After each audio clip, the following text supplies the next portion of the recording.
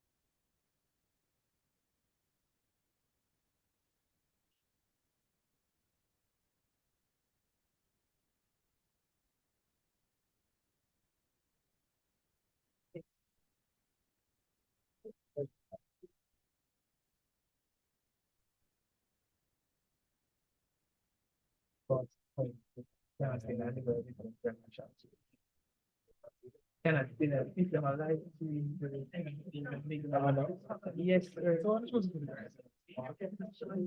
Byron, nobody was supposed to be right. Eh?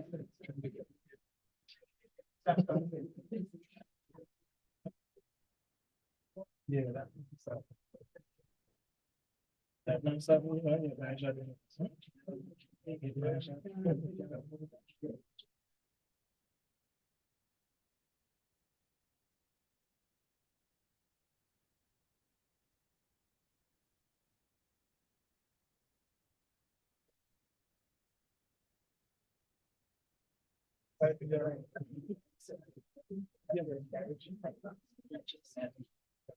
thing is, it's a gentleman, I say, no, live stream. So I don't think, yeah, we have not had live stream.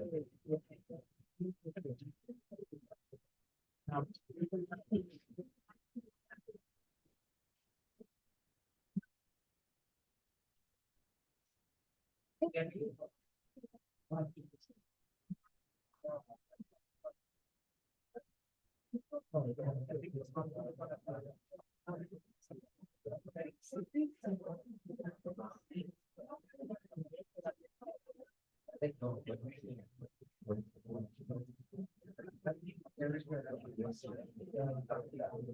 think so.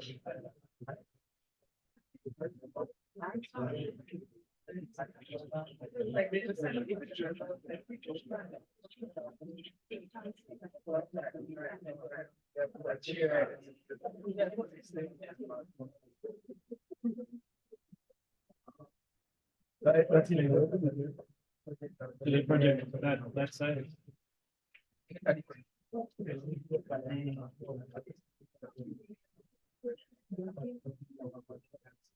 The stream stuff. Yeah. So, yeah.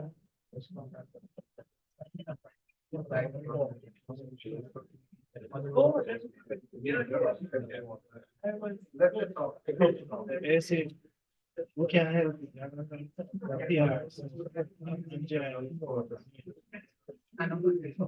understand production. The money costs me every day. We have to take it.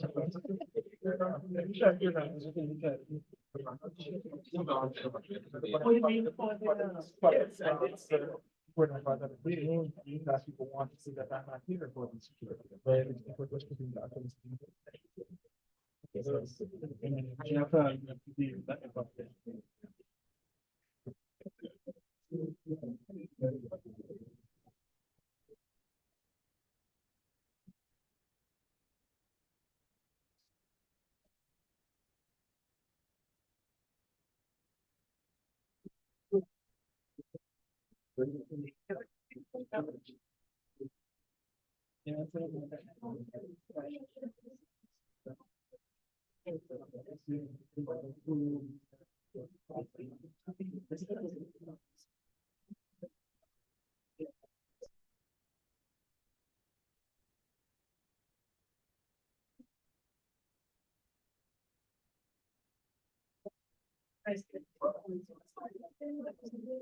Oh, read.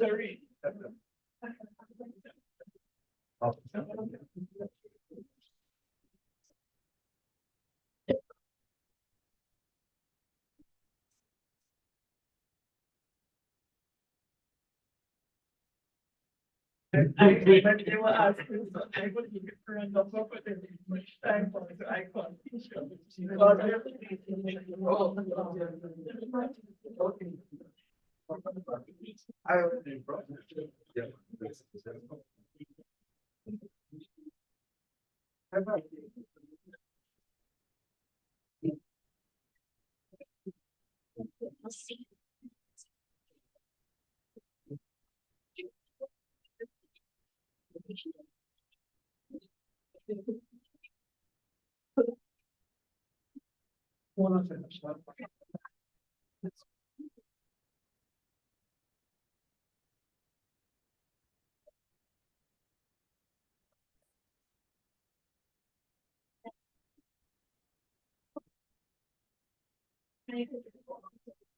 Hi, good morning. So we will be beginning in a few minutes. So we'll be beginning at 10:50. To ask persons to just give us a moment. We will be beginning at 10:50.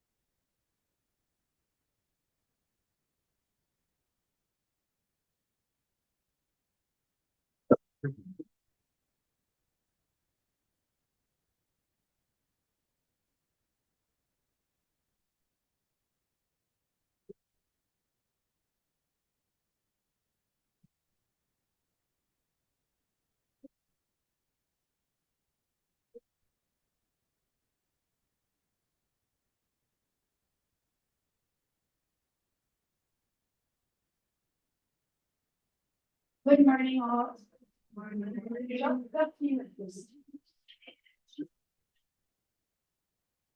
Just a few things before we actually begin. Could everyone turn off their cell phones and don't turn it off or put it on silent.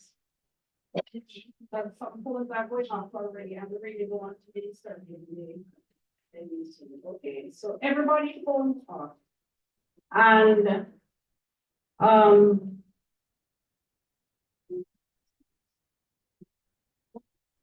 we'll start in a minute, just 1 minute. That's why I need to do it.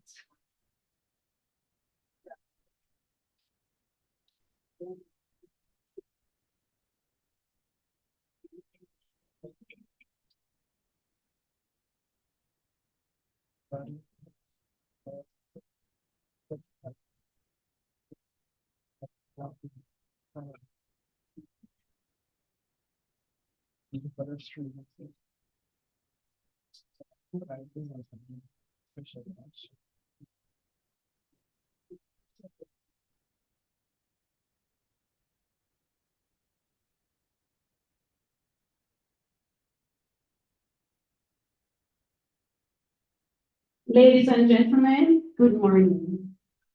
We are going to start with the national anthem. And something that doesn't happen often these days is people actually singing the anthem. So we're going to all stand and sing the national anthem and try to sing louder than me because I don't have the greatest of voice, okay? Eternal Father, grace on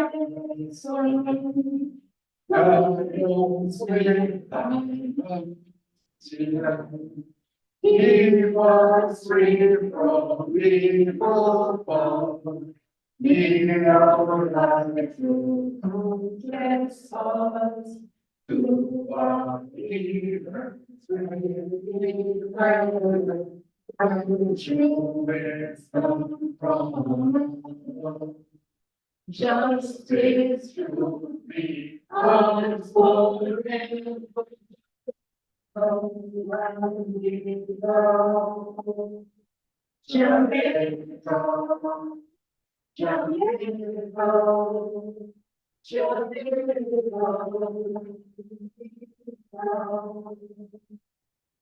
Teach us to respect for standing response to duties for strength of us to cherish. Give us vision lest we perish. Knowledge and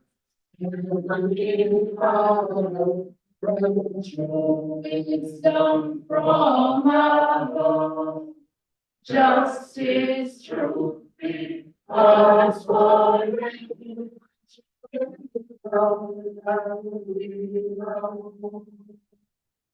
Jamaica, Jamaica.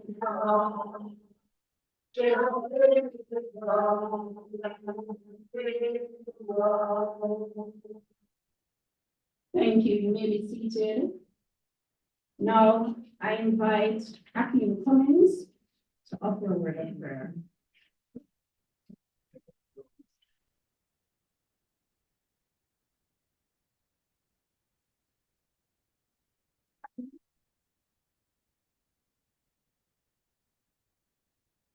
Good morning. Let us pray. Most righteous and eternal Father, we thank you for this another day, so that we can gather in this fashion. Lord, discussing critical matters that concerns the community of persons with disabilities. Lord, you have seen the hard work you have put into this conference. Lord, many have come from even far. We ask, oh God, that your presence will be with us over these 2 days, that you bless the proceedings, oh God, and that all will be done to the glory of your name. And it will be the 2 days of productive engagements. These and other mercies we ask in Jesus' name. Amen. Thank you, Hakeem. And let me begin by acknowledging those at the head table.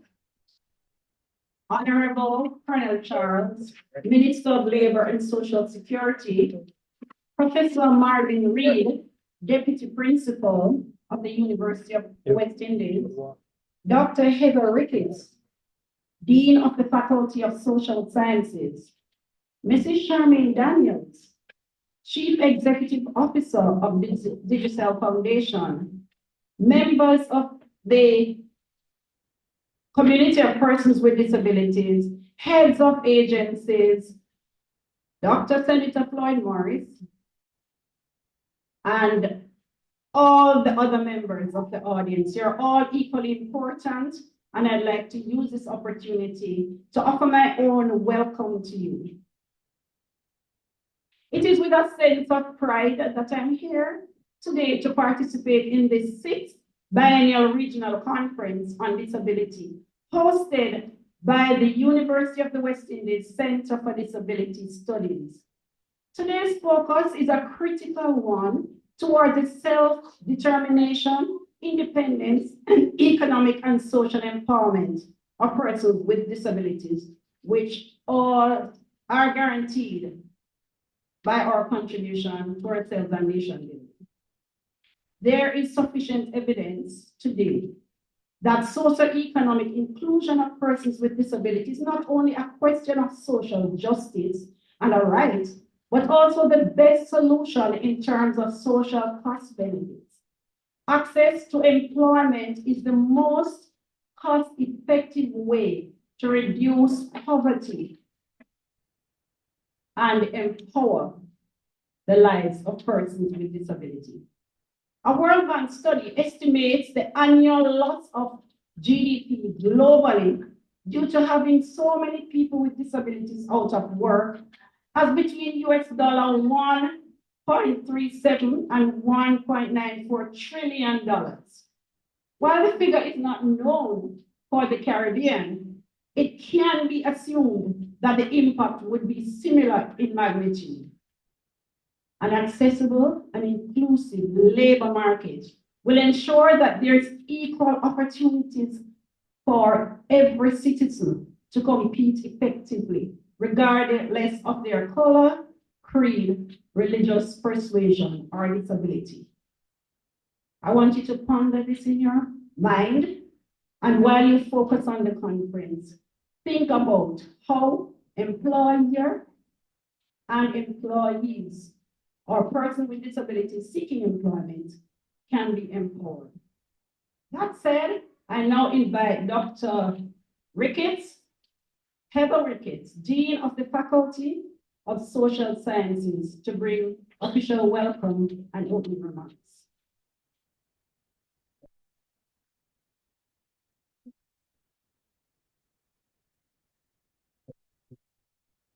Madam Chair, Gloria God, Minister of Labor and Social Security, the Honorable Colonel Charles Jr., Acting Deputy Principal, Professor Marvin Reed, Senator Dr. Floyd Morris, Director of the UWI Center for Disability Studies, Chief Executive Officer of the Digital Foundation, Mrs. Charmaine Daniels, Conference Chair, Mrs. Chevelle Gerson Robinson, Mr. Akeem Cummings, First Class Graduate of the Faculty of Social Sciences, colleague members of the Faculty of Social Sciences and the wider UWI community, members of the community of persons with disabilities, conference participants, including, I see two colleagues, one from Five Islands campus and the other from the St. Augustine campus. Students, distinguished ladies and gentlemen, good morning to you all. It has always been my pleasure to participate in the UWI Center for Disability Studies Regional Disability Studies Conferences. And this year, it is an honor for me to welcome you on behalf of the Faculty of Social Sciences, the home of the Center for Disability Studies, and the progenitor of the Office of Special Student Services and the UWI MONA policy for students with disabilities. The Faculty of Social Sciences has had a very rich history of teaching and engagement with persons with disabilities, the overwhelming majority of whom have gone on to hold high office, mostly in the public sector and the NGO sector. Last academic year, we sought to improve the governance framework of the Center for Disability Studies, and so we were pleased to receive the approval of our Finance and General Purposes Committee to establish an advisory board, the primary objective of which is to offer guidance about the Center's strategic direction and the plans for its continued growth improvement, and effectiveness of its academic programs, its research and outreach initiatives, and also public advocacy. And I want to highlight, sitting in this room, one of the distinguished members of the advisory board, Professor Emerita Marlene Hamilton, sitting at the back, former Deputy Principal of the Board of Campus. Ms. Gloria Goff is also a very distinguished member of the advisory committee. In the new 2024-2025 academic year upcoming, we will be moving to offer a minor in disability studies, and we hope that in a few short years thereafter, we will be able to offer a full major in disability studies.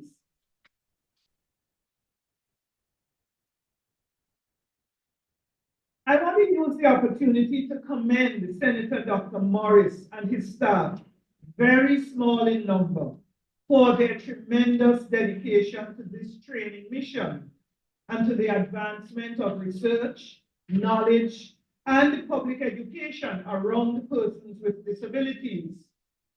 As UWI staff members, we have been the recipients of sensitization sessions around the Disability Act and our role and the work of the Jamaica Council for Persons with Disabilities, the chair of which is a colleague who teaches in the faculty, and that's Dr. Sharon Priestley. I also want to acknowledge Senator Morris's large profile as an academic involved in teaching, research, and publishing, and involvement as a policy and legislative champion and a fierce advocate, and whose work has brought significant recognition to Jamaica, the UWI, and the Caribbean region, and also tremendous gains to the persons with disabilities in the Caribbean region. This year's conference theme, Employment Creation, the Path to Sustainable Development of Persons with Disabilities in the Caribbean, couldn't be more true in its espousal of the fact that it is through employment and its precursor, education and training, that persons with disabilities will enjoy sustainable growth and development and realize their full potential. In a 2018 UNICEF report on the situational analysis of children with disabilities in Jamaica, prepared by a colleague of the faculty, Dr. Shakisha Wilson Scott, it is noted that, and I quote, globally, persons with disabilities are disproportionately represented among the poorest, unemployed, low-waged, and those with low health status and lower levels of educational achievement. The same holds true for persons with disabilities in Jamaica, as issues of stigma, discrimination, marginalization, and social exclusion continue to force the population to live in the margins of society, end quote. It is embarrassing that in this modern era, characterized by a society labeled as being more woke and enlightened, that persons with disabilities still struggle with access and inclusion, and that marginalization is a real experience. As our education sectors in the region seek to broaden and deepen access to persons with disabilities, there is a commensurate duty by employers and labor market operatives to open up more opportunities for the employment of persons with disabilities. Recognition must therefore be given to the European Union for its enabling opportunities for persons with disabilities project. We appreciate that the state cannot do it alone, and that development and advancement require partnerships with the international development agencies and other critical stakeholders. I acknowledge that there has been progress. For example, the NGO sector continues to be a key state partner. and more companies and programs are embracing diversity and inclusion. The Digicel Foundation and Digicel have spearheaded the drive for workplace inclusivity in corporate Jamaica. In the last 2 years, Red Stripe opened its multi-purpose facilities. The cement company, in partnership with the Colombian Embassy, recently piloted a workshop for the employment for persons with disabilities. And there has been the very recent announcement of the inclusion of persons with disabilities into the overseas farm work program. And we credit the minister. But I believe that progress is still too slow. We must step up the pace to achieving a more inclusive and civil society. To repeat some of my recent message to the faculty on the occasion of International Women's Day, I quote, "Without consistent and concerted efforts at inspiring inclusion, our societies will never realize the benefits that can be derived if every citizen is able to manifest their talents and potential. Access and opportunity must therefore be available to all. So in whatever corners or spaces we find ourselves, let us not only inspire inclusion, but also commit to inclusion, advocate for inclusion, and practice inclusion," end quote. I trust that over the next 2 days, inclusive of today, the deliberations about the general and labor market situation of persons with disabilities will move the needle and also the disability index much further along through positive behavior change about how we think about persons with disabilities and their abilities. As alluded to earlier, a key factor in the employment of persons with disabilities is access to education and training, but also is disability sensitization and the dismantling of bias and biased self-assessments by persons with disabilities themselves. Far more opportunities are needed for persons with disabilities, along with financial support.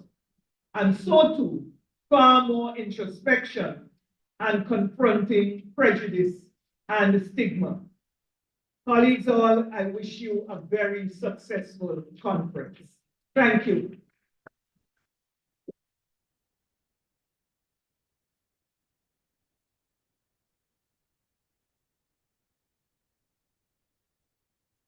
Thank you very much, Dr. Ricketts. And those words are spoken, I know, with passion and meaning, because she has been around the disabled community here on campus and outside of the campus for a very long time. And she really has bought into our vision that she spoke about a while ago. Now, we invite greetings from Mrs. Chevelle Gerson Robinson, Conference Coordinator.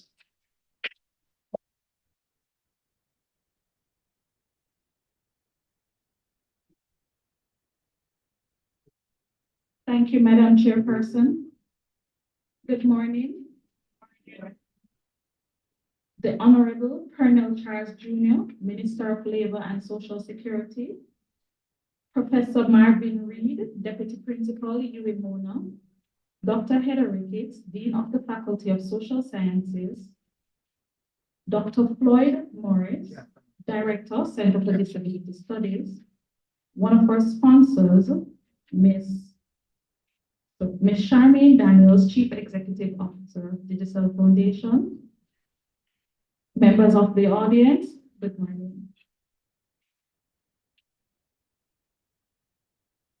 I am Chevelle Gerson Robinson, and it is my privilege today to bring greetings to you all at the UWI Center for Disability Studies 6th Regional Disability Studies Conference. This biennial conference is being held under the theme Employment Creation, the Path to Sustainable Development for Persons with Disabilities.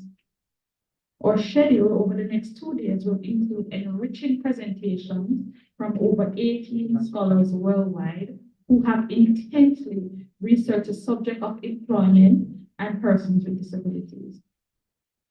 Stemming from this conference, the Center for Disability Studies will select the best papers presented for a peer-reviewed manuscript to be published in 2025. We are looking forward to your valuable discussions over the next 2 days of this conference, and thank you for taking the time to attend and enhance the mission to build a Caribbean disability identity that is inclusive, participatory, and non-discriminatory. We're so glad you could be here today. Thank you and welcome.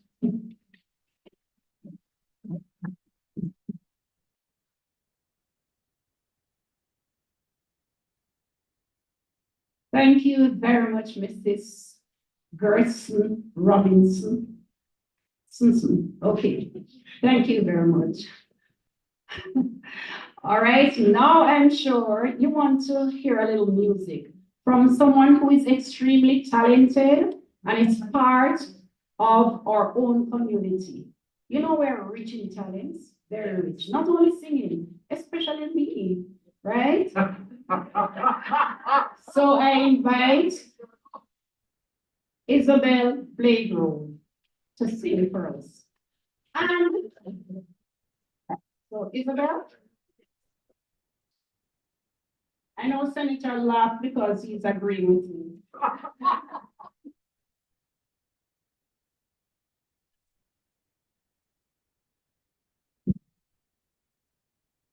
Good day, everyone. I'm so privileged to be here today. The song that I will be doing is You Raise Me Up.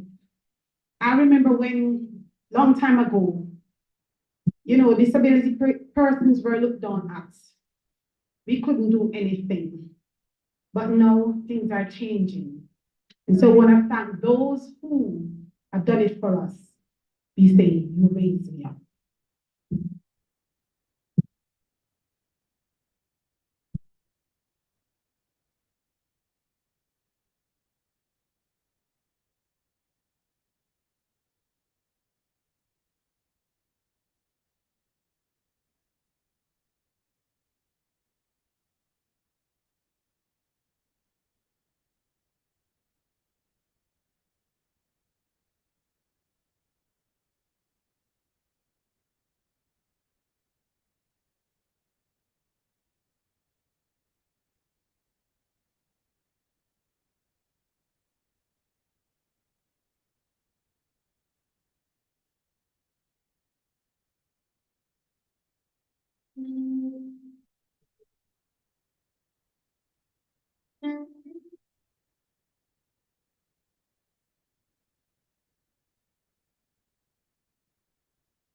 When I am down and know my soul's weary, when troubles come, I have burdened, then I am still waiting in the silence until you come and say while remain. You raise me up so I can stand on mountain. You raise me up to walk on stormy seas. I am strong when I am on your shoulder. You raise me up to hold on to you.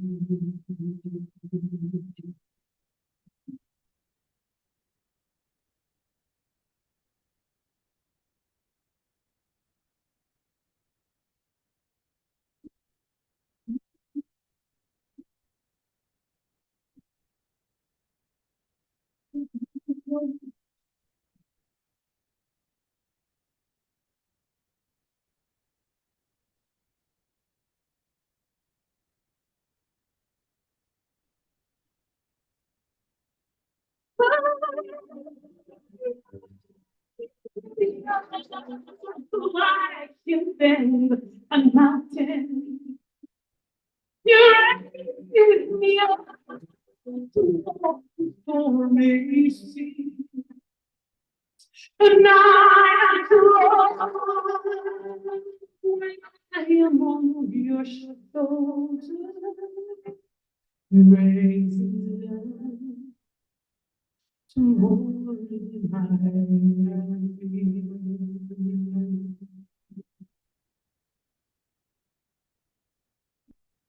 Beautiful eyes, life without a hunger.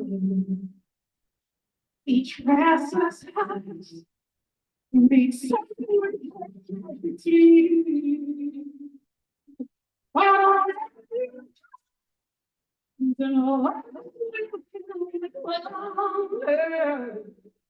sometimes I glimpse eternity.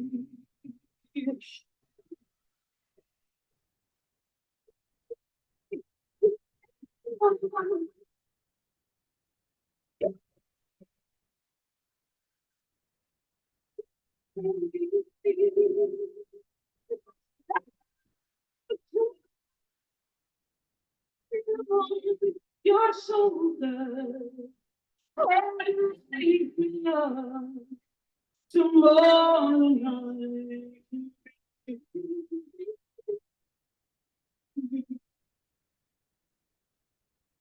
You raise me up to more than I can.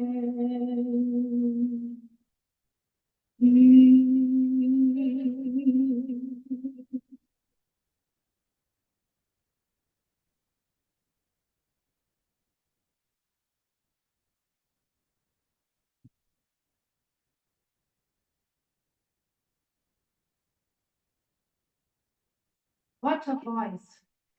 What a voice. What a song. What an appropriate start for us here. We need to raise each other up, and employment is one of those things that can lift you up. Thanks very much. Let's hear it again.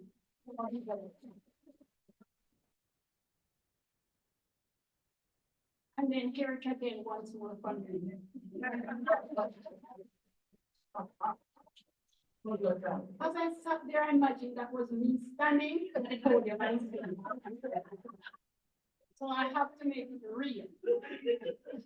Now, we invite Professor Marvin Reed, Deputy Principal of the UWI Mona, to bring greetings. Let's hear it for the Deputy Principal.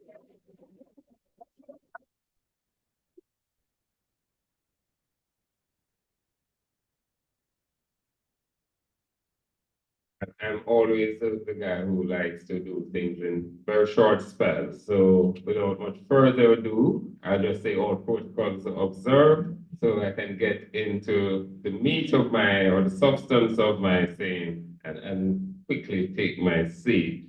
In my former life, I also envisioned myself as a classic singer. But my daughter, who I've christened and called her Queen Ntumbe, insists that I only practice when I'm in the bathroom. Colleagues, ladies and gentlemen, it's indeed my pleasure to represent our principal, PDC Williams, at this function. But before I actually get into the meat of just reading his message, I just want to say that when I read the theme of this year's conference, one thing came to my mind, and that is a little saying that I heard growing up, and it is, one hand can't clap. That's a very profound saying, because what it actually is trying to exhort us all is, or to recognize, is that as a society, we need each other. We need each other if we're going to achieve our full potential. The other thing that struck me, Senator Floyd, is the word disability. I'm a physician by training and by practice, but I also like to dabble in the field of statistics. And one of the things that we recognize in statistics is that for many measures, it is a continuous variable. There are always any attribute that you can think of in terms of human endeavor, human characteristics. Nature usually classifies it or describes it in a continuous mode. That is, you will have individuals at the extreme, but the vast majority of us will tend to be in the middle. And therefore, I'm just wondering about this term disability, and perhaps it should just be just ability. It's just that we have different spectrums of different abilities in different areas. And so, you know, labels is a thing. My English colleagues always tell me that labels sometimes are for the good, sometimes are for the bad. But generally speaking, as I said, I look at individuals more from an inclusive lens, and certainly from where we sit at the University of the West Indies. In addition to the policies that we have as it regards to our colleagues and friends who may have less ability in a particular area for most times no fault of theirs, the issue is that we also have a policy framework which involves equity, diversity, and inclusion. Because one of our strategic goals is, of course, access. And we take our role here at the university very seriously, where it is that we are chartered to ensure the maximum human capacity development of our peoples. So with that said, that preamble, let me now move to reading the message from our principals. First and foremost, we'd like to congratulate the UWI Center for Disability Studies under the leadership of Senator Dr. Floyd Morris for hosting this 6th iteration of the Disabilities Conference under the theme Employment Creation, the path to sustainable development of persons with disability in the Caribbean. And not only for the persons with disability, but also for the countries, the individual countries themselves. The theme is quite apt at this time when Jamaica is showing historic low levels of unemployment. But on the contrary, when the data is disaggregated, it shows a high level of unemployment amongst persons with disability. This has to be reversed, for persons with disabilities still make contribution to the productivity of our nations. And as such, excluding them from our labor force will no doubt have a negative impact on our productivity and economic growth at the macro level as well. I'm pleased that our Center for Disability Studies, being an advocate for scholarship and public education, is hosting this conference not only to highlight the issues around unemployment for persons with disability, but will be seeking solutions to reverse the high level of unemployment within this subgroup. I'm confident that with the high caliber of persons who are indeed attending this conference, that the solutions will be robust and relevant to advancing higher levels of productivity amongst the population. My best wishes for a successful conference, and I do look forward to the reading of the outputs over the coming months. And I gather that you're going to be producing at least the best paper as a peer-reviewed publication in the future. And as a scholar and an academic, at least I try to be, we certainly look forward to digesting that and sharing that amongst our colleagues. Thank you so much.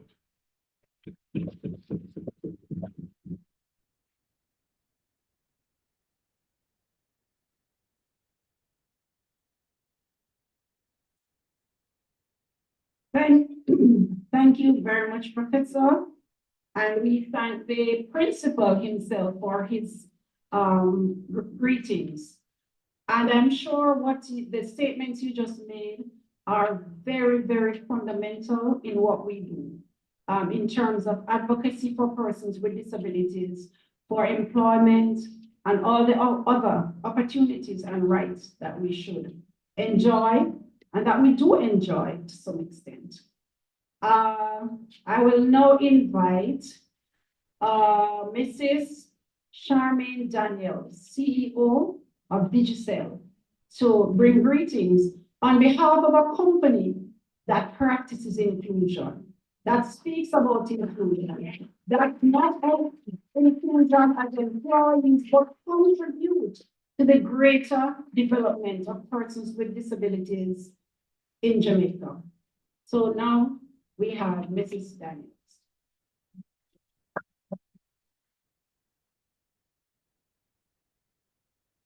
Good morning, good morning. I am the CEO of the Digital Foundation. So I just clarified, you said Digital.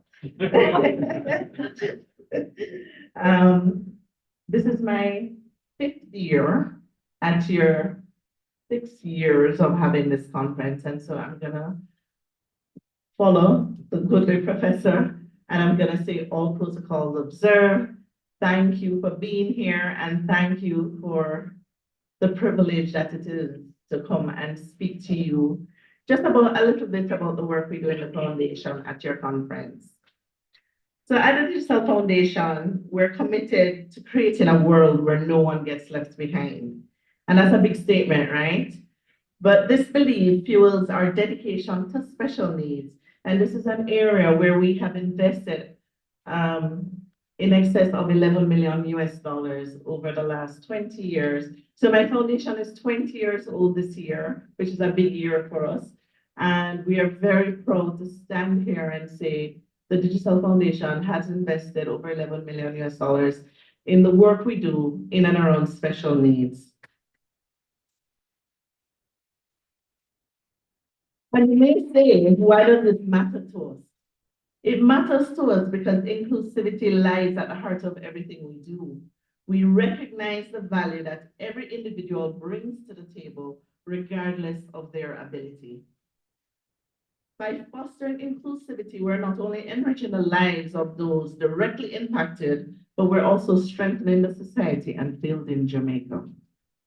Our approach to special needs is comprehensive and encompasses a three-pronged approach.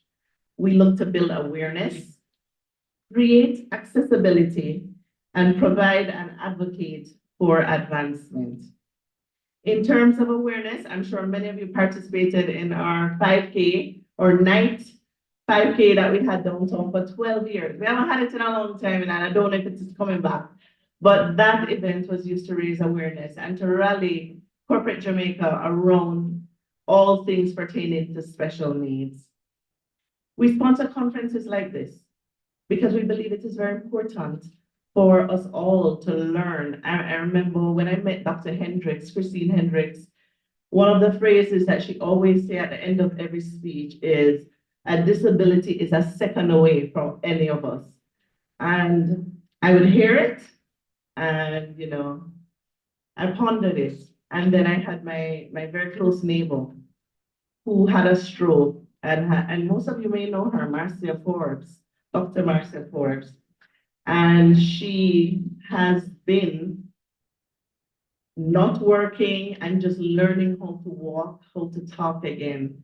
And it has been a struggle to just walk alongside her for the last 2 years. So it has come home very real. So sitting here and hearing a song like You Raise Me Up, it has so much meaning. And you know, I can't tell you enough just what being in the presence of people who have to struggle with things that I take for granted every day, what it means to me and my team, and why we're so passionate about the work we do. And of course, Dr. Marcel, he doesn't let us forget, you know, he's always there calling and saying, hey, you need to do more here. And we really appreciate him. And we really appreciate Ms. Gloria, who participated with us in our Brill campaign, which I'll tell you a little bit more about. When it comes to accessibility, we have taken proactive steps to ensure that persons with disabilities have seamless access to schools through the RAMPS program that we have done. Critical spaces like the blood bank. If you've been to the blood bank in the last 2-3 years, you'd have seen that we put ramps there for you. And then our offices, we have made sure that our offices are inclusive. And, you know, I want to talk to some corporates out there. You know, sometimes it seems daunting. That is so much infrastructure work that you'll have to do, but all it takes is one step. One step brings you closer to employing persons with a disability. And today we gather here to focus really on advancement, and that is a cornerstone of our mission. Later, you'll have the privilege of hearing from one of our colleagues, DK. She's sitting right there, and she'll offer firsthand insights into her experiences as a person with disabilities at Digicel. And we're in no way perfect. I'm just saying it straight before you hear from DK, but we are in no way perfect, and it is a learning curve that we're climbing every day. When we, our building downtown, we have 10 floors. And for every time we had a fire drill, we had persons assigned that would help our persons in wheelchairs to get down all those stairs and to get outside, and we had to do it in a specific time, right? And over the years, we have now found assistive aids that will help us to do that quicker. And so we continue to learn and we continue to evolve in this space. Our approach to inclusivity is not only to enhance our understanding, but also promotes a culture of respect and acceptance. Earlier this year, with the help of 42 corporate organizations, and I want you to pick them up, we were able to donate 107 Braille machines and 2 embossers to the Salvation Army School for the Blind. That's massive. That's corporate Jamaica responding to your needs. This demonstrates our commitment to facilitating access to education and opportunities for persons with disabilities. We would have also built 3 inclusive classrooms from ages 3 to 6 with sensory rooms to also help. And this was in association with and in partnership with the ECC. I'm happy to share that in our 20th year, we will be supporting a special needs school with a smart room. And this is at the primary level. And this room is equipped with 12 laptops, 12 tablets, a MIMO board, and it's really there to enable them to learn coding and prepare them for the jobs of the future. Additionally, beyond the workplace, we actively support special needs organizations like Deaf Can Coffee. And I want to say to any corporate out there listening, Deaf Can provides coffee and pastries, and all we do is we invite them to the office and we guarantee a certain number of cups of coffee to be sold, and they come and they have a good time. And it's really interesting to see the staff really interact with them. And so for you out there, I'm encouraging you to do the same. Just invite them in, guarantee them a certain amount of coffee, and they will come in and they will serve your staff, and you'll be able to see that interaction and build that awareness between Deaf Can employees and your employees. As part of our 20th year celebration, we're taking our commitment a step further by inviting special need organizations into our HQ to host a couple of workshops. And so sometimes you think it's all about money, but it's not. Sometimes it's just about how do we sit, how do we listen, how do we learn from persons who have to live and operate in the same space we do, but who have to approach it from a totally different angle.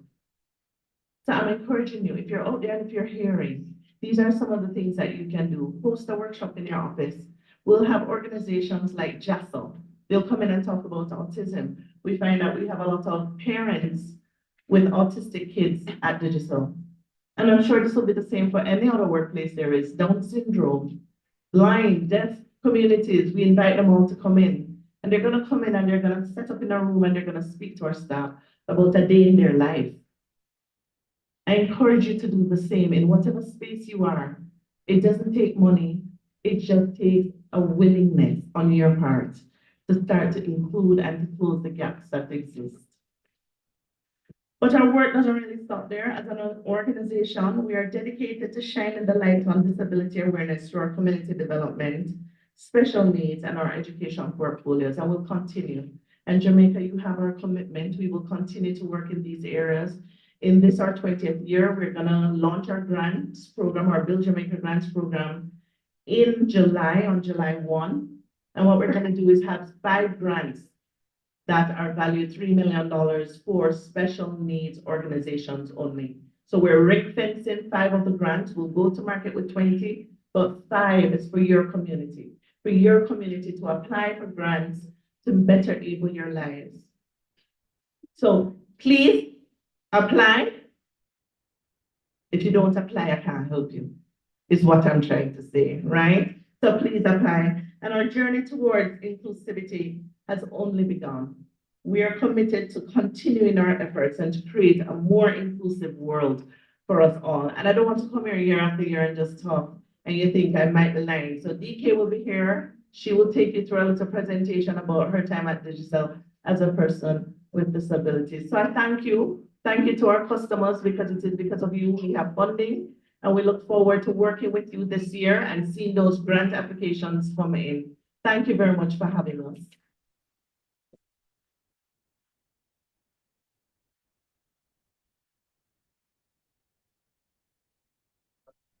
Thank you very much, Charlene. I know she doesn't mind. Thank you very much for that. I mean, it's so wonderful to come to conferences like this because we learn so much. I'm sure some of you sitting in the audience say, boy, we never know that. And that's a one when we say not one. Okay, so that's a one from what a one. So things are happening, but it needs persons with disabilities to appreciate it and join the fight. The younger generation, you have to follow the old people in footsteps, but create your own path, because you don't necessarily have to do it the way we did it. But it has paid dividends, so you can learn from us and we can learn from you, because especially in this technology age. Thank you very much, Digicel. Okay, so now we have the introduction of our guest speaker by Laurianne McCoy. And I will not tell you who is our guest speaker, as I know some of you have seen him everywhere now. Once you say disability and you invite him, he's there. So I will ask Laurianne to come and tell you about him. Oh, I forget. It has to do with the age. I totally forget it's on the program. So let me tell you.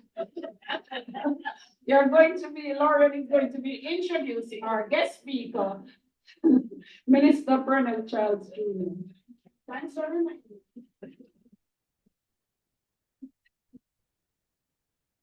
Ladies and gentlemen, it is indeed an honor for me to introduce our guest speaker for today's function, the 6th Regional Disability Studies Conference.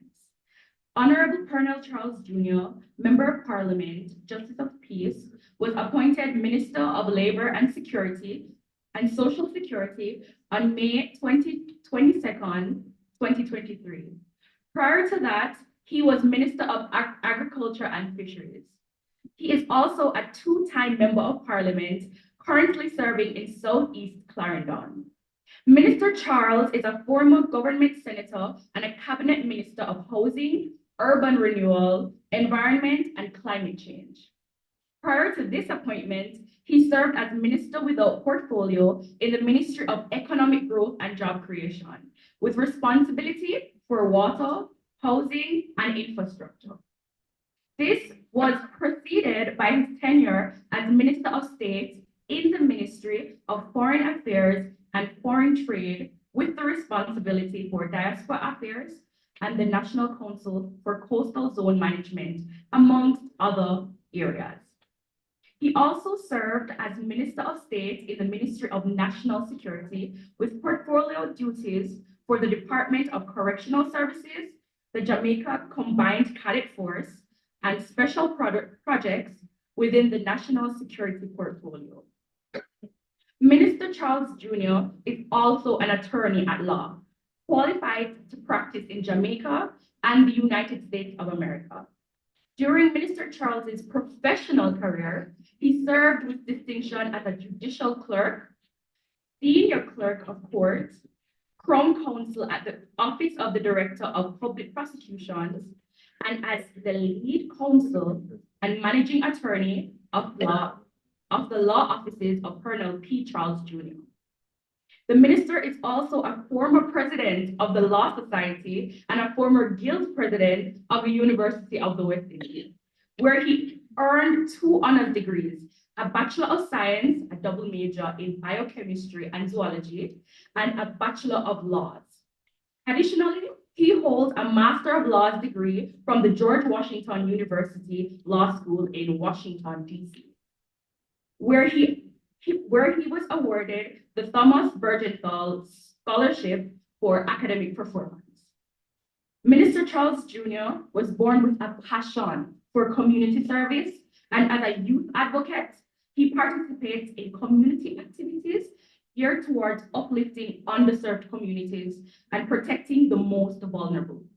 He also continues to serve as the chairman of the UNESCO Youth Advisory Council. Ladies and gentlemen, please help me welcome our esteemed and most distinguished guest speaker, the Honorable Minister Colonel Charles Jr.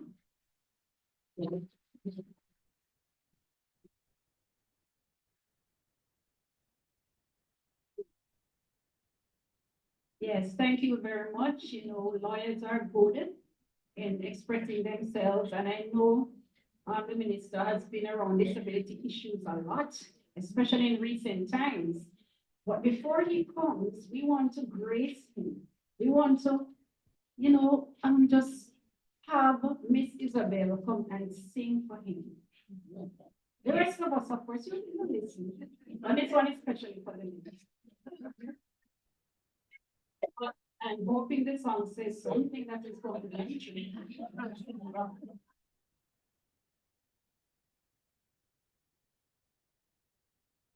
Yes, I know his father, He wanted to sing with me, but when he started, I told him to stick to his ego.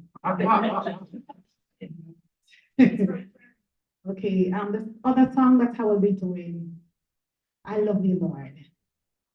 Because God is really doing something wonderful for us disability people. And so we can tell him how much we love him. And we want to thank God for what he has been doing for us, because God is truly, he doesn't have favorites. He loves everyone. So he's not going to look at the ones who can see or who can walk and do things and say, okay, because they are full body, I'm going to look out for them. He looks out for everyone. So we just want to thank him for this.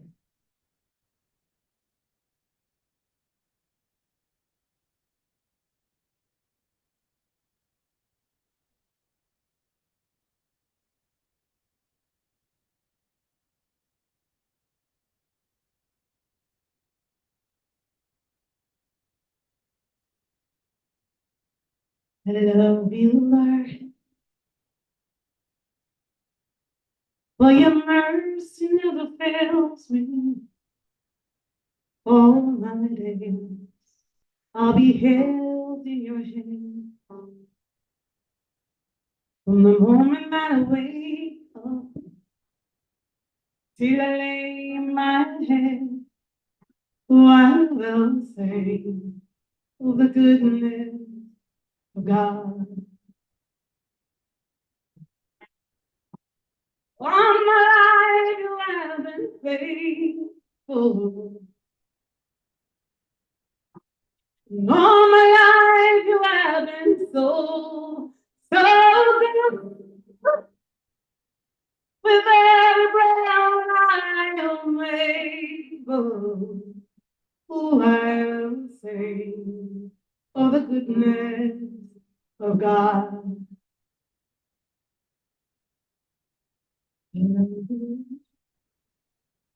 Your words have never failed me. Oh, my days, I'll be held in your hand. From the moment that I wake up until I lay my head, and I will live in the goodness of God. Hey! All my life you have been faithful. All my life you have been so good. Oh, every breath I am able, oh, I will sing of the goodness of God. Hey! Your goodness is running after. Your goodness is running after me. But my life is on the surrender. I give you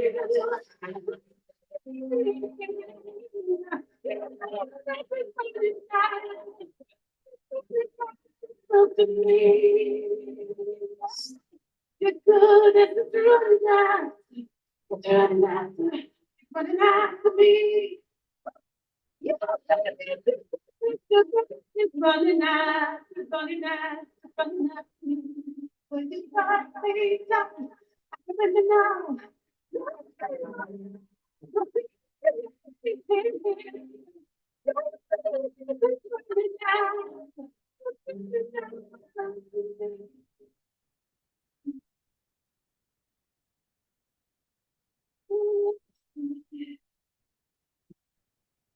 My life, you haven't been.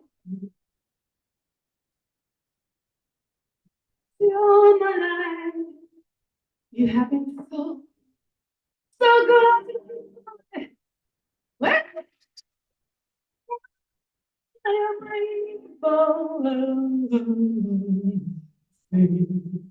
of the goodness of God. Your goodness is from God. All my life, you have been faithful. And all my life, you have been so good. Now the breath that I am able, oh, sing of the goodness of God. Oh, sing of the goodness of God. Sing the goodness of God.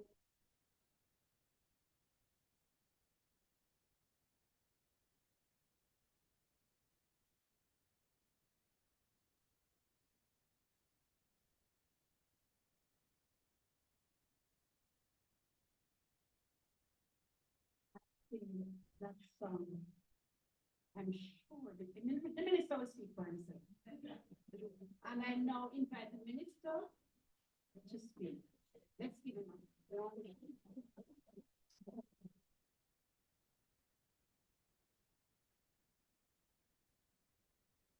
Wow.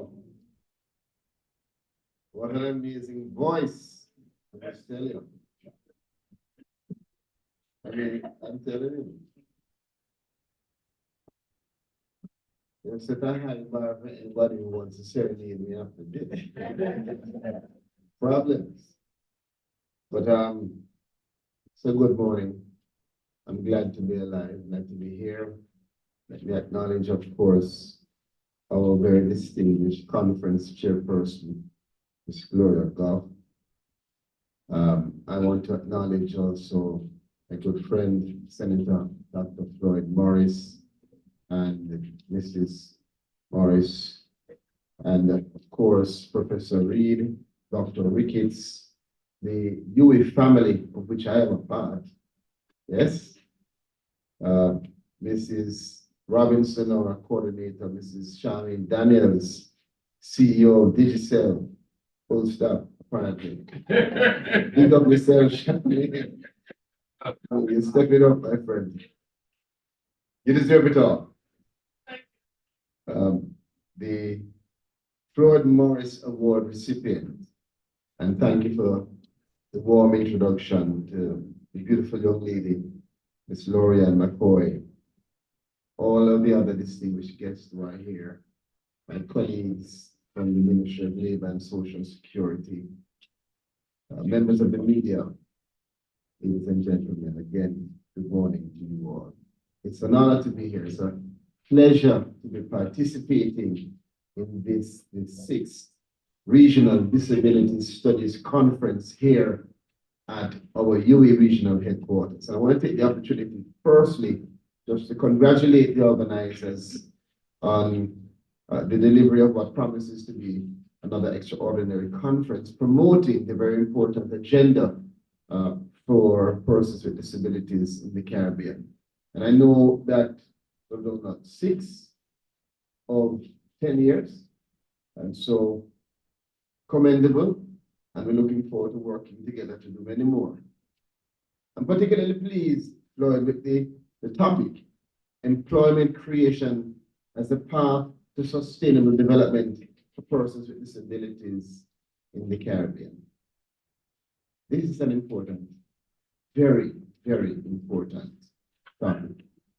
And it speaks to several issues. It speaks to the issues relating to rights and also to that of inclusivity, particularly for persons who, in my view, are fit, ready, and will be able to do better work than many who take things for granted.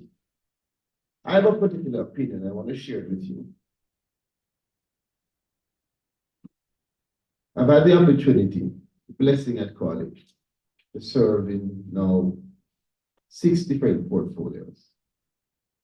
And in this ministry, with the responsibility for this cohort, I've sat down, had conversations, not just at conferences or in public events, but one-on-one detailed discussions with elderly, with persons with disabilities, with our young children at the early stimulation program. You know what I found? I found that far too often, as a people, we take things for granted. We don't appreciate that we don't have to be here and didn't have to make it here this morning.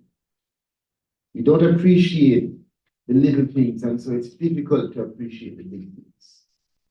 However, when you are in a situation, in a circumstance where you have challenges, whether it is sight, whether it is mobility, whatever it is, you know that inherently you are more likely to appreciate what's around you. It is almost in you, it's taught for you to know how to make the most or more of each moment. And so in my conversations with persons with disabilities, I almost get the feeling that they are, I don't just use the word enjoying, but they are understanding life more because everything means something and nothing's taken for granted. And if we can all have that kind of insistence, imagine what Jamaica can be. I went to school and I can recall colleagues who now looking back, I know that they had disability, but then it was just your bridging. You never even recognized it. But in my conversations with them now, they acknowledged it. They pushed through. They challenged themselves. And ultimately, they achieved.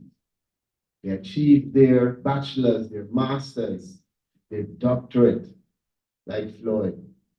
And they appreciated every moment of it. For me, I think that it is excellent that we have invested in the Center for Disability Studies. I think that it is important as a country that we continue to invest in ensuring that accessibility is not just a word, a phrase, or something that sounds good, but that it becomes integrated into our very existence, into how we formulate and construct our buildings, into how we formulate policy. I've been fighting for a long time to ensure that inclusivity is streamlined, that it becomes a part of our journey towards prosperity for this nation. And I believe that the world across, with 1.3 billion persons, 60% of our population experiencing significant disability, the world is now at a stage where you can't underestimate, you can't push to the side.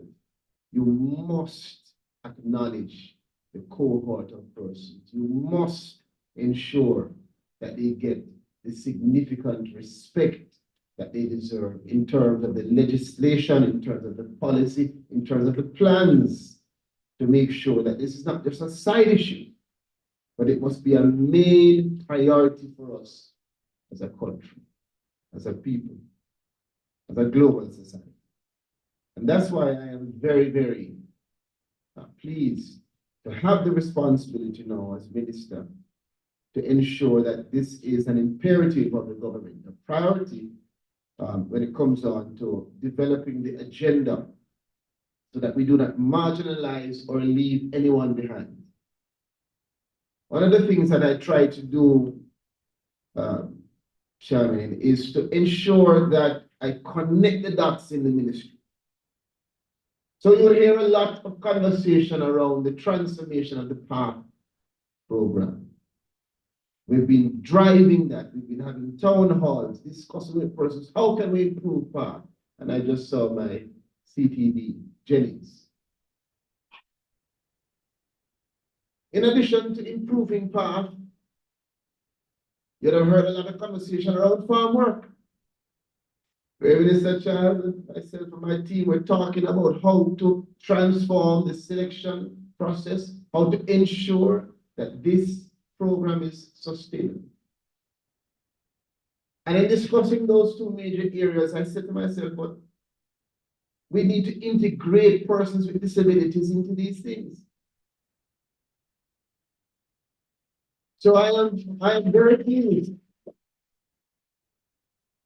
as was mentioned by the Dean, and for the first time, I can say that we have integrated persons with disabilities into our overseas program. And one of those young ladies that will be going, if she's not gone already, is also a participant in the Abilities Foundation's horticulture program. So, I say that because we have to connect the dots to achieve more for this country. And there is a lot more to come. Because when I think about even the PATH program, just being disabled does not permit you to go on path, but that's not the reasoning. Right. However, there should be some kind of, I would say, differentiated or perhaps more specific criteria that acknowledges a disability as some kind of component to be considered. Because our goal must be to make sure that we are providing support for the most vulnerable. What kind of society are we if we don't wake up in the morning and say, how can I help those who need the help the most? And I'm going to tell you this. Based on the research that we have, when you increase the support, when you drive towards an equitable society, do you know that it has a natural positive impact on the growth of the country? These are parallel trends.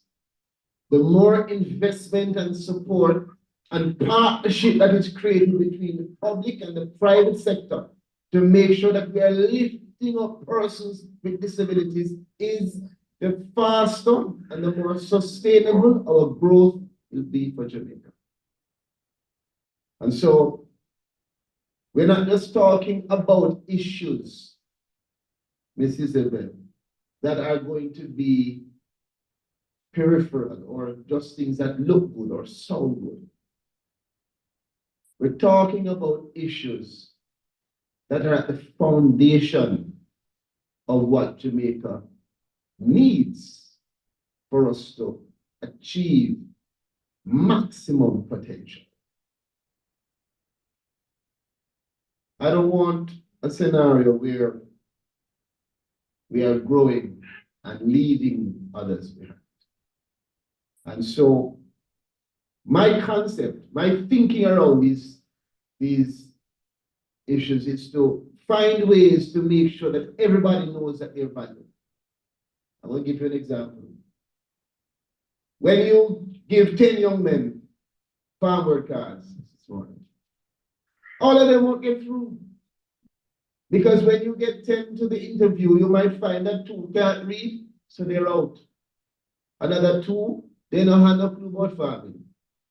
A security guard, but a Floyd friend, so he would send them in. Right? And you call him friend Bernal, and he get 2 cards.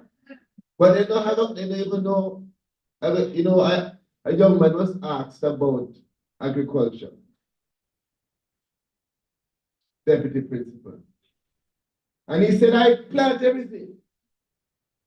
And the lady said to him, so what you use to plant? You have, you know, any process that you utilize, what kind of tools, what kind of fork you use? The man said, no, I use my fork to eat. He don't even know the tools they plant.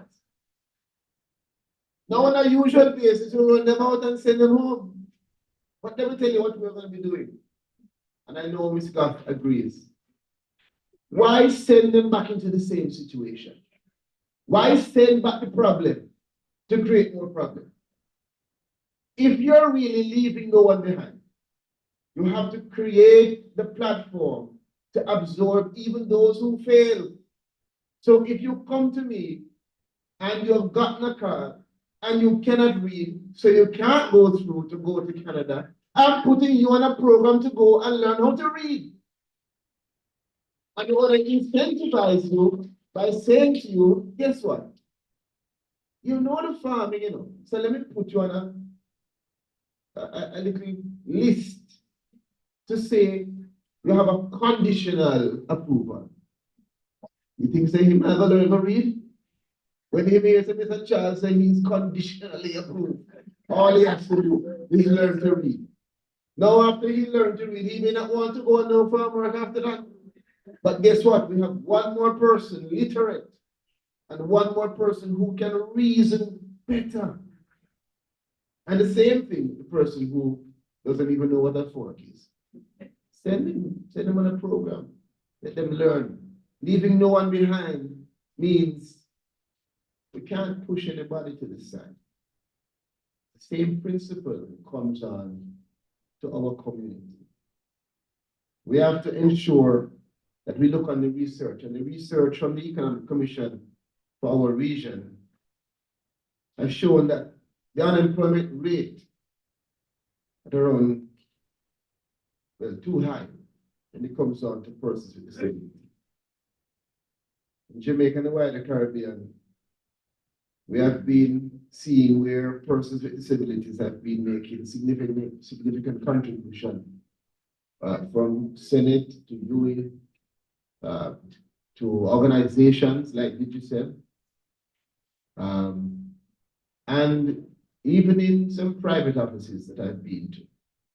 You see where more and more it has become not just an issue where you're helping out somebody, but more people appreciate the talent and the value that is brought. As Minister of Agriculture, I remember meeting several of my farmers, one who is here from St. Elizabeth. He's here too. You want to make him stand? Big farmer. You know.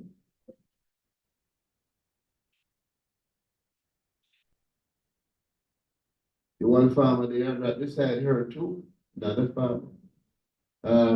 You can't remember the name. But you have so many farmers that are with some disability. But can I tell you that they're doing the best? Again, I think we need, Dr. Morris, maybe you need to do a study on it, connecting it, but from healthcare to education, sports, entertainment, a host of other areas in our society in Jamaica, we have seen where persons with disabilities have excelled. And if you pause to consider, for example, I remember watching Fab 5 for the first time. And they've been around now for more than even my age. Fab 5 is older than me. And they've been one of the most successful musical bands in the Caribbean. So you'll understand the impact and the magnitude that they have had. Notwithstanding all of that influence, I still think we have to acknowledge that a significant proportion of individuals experience unfortunate marginalization. And it is attributed, I think, to the limited education opportunities, sometimes the poor health outcomes, high unemployment in some respects for this cohort, and also there's a general negative social attitude that some people have, particularly those who are ignorant of the realities. The fact is that for years, the rights and dignity of persons with disabilities has needed to be amplified. More is needed. So we believe that we have to change the perceptions. We have to alter how some are thinking about persons with disabilities. You have some people who believe they must be confined to home, stay home, or work with the church. And it is our responsibility to get out there and to spread the message and to ensure that there is a different approach that is adopted. And thankfully, we have been seeing a different approach being adopted globally, regionally, and here in Jamaica. This new approach has seen persons with disabilities as their own right holders with rights and fundamental freedoms, which are deeply entrenched into the conventions on the rights of persons with disabilities. And you should know that Jamaica was the first country in the world both to sign and ratify that in 2007. A round of applause.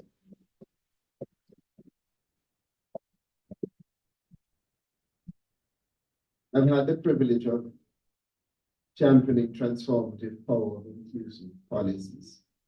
And glad to say that in Jamaica, we passed the Disabilities Act in 2014, came into effect in 2022, way too long, but it came into effect on Valentine's Day. No.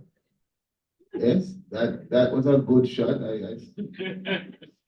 You can't forget that. February 14th, 2022. And the Act mandates the implementation of measures to promote, to protect, and to ensure the fundamental rights and freedoms of all persons with disabilities living in Jamaica. Inherent in our conference theme is a recognition of that, the recognition that employment is preeminent to the sustainability of persons with disabilities. You know, persons with disabilities don't want to be a bother. You know, when I talk to persons with disabilities, as much as possible, we want to do it ourselves. Yeah, I'm working on what struck me the most is when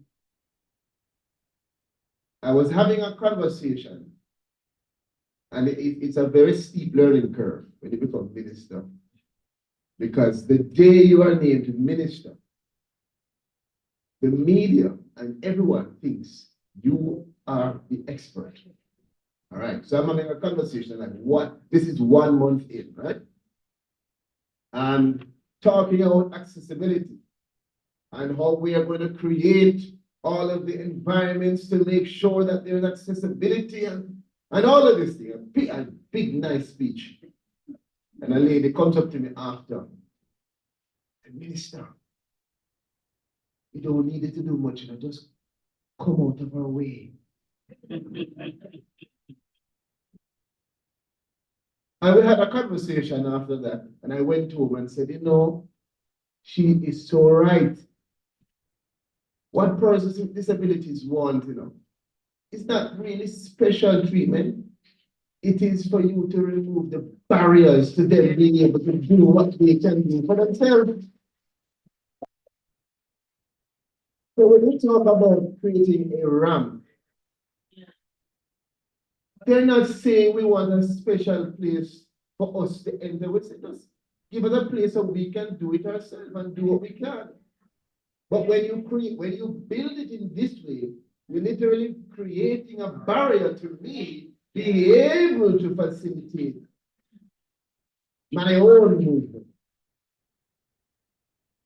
So we have to change the way we are having the conversation, not just changing the conversation. And as your Minister of Labor and Social Security, and the one responsible for this portfolio, now I am doing what I can to make sure that the narrative is accurate. I'm very concerned about the high reports of high unemployment in this group. And so I know that for this next year, we're going to have to do some work to ensure that there's a very deliberate approach to removing those barriers. Our country is now experiencing historically low levels of unemployment, 4.2%, lowest ever. And so it means that more and more there is going to be the need for persons who are employable, persons who have any disability and are employable, to ensure that you are not left behind. We don't want an unfortunate situation where we're discussing unemployment, but then it leaves out this very important cohort. We're seeing reports of labor shortages globally, not just in Jamaica. And I think that that is a gap that we will have to fill and can fill by making sure that we are looking at all Jamaicans, including persons with disabilities. Several of whom, I must tell you, will be excellent at the work that they do, because for whatever reason, the level of commitment and the attitude that is put out by most persons who I've spoken to in this family is at a different level. Whether it is because of the challenge, whatever it is at a different level. There is more passion and desire and determination to get things done. And I can tell you this, you could be as competent, as physically fit as Superman. If you don't have the right attitude, right? What is that phrase? Attitude, not your aptitude, determines your altitude.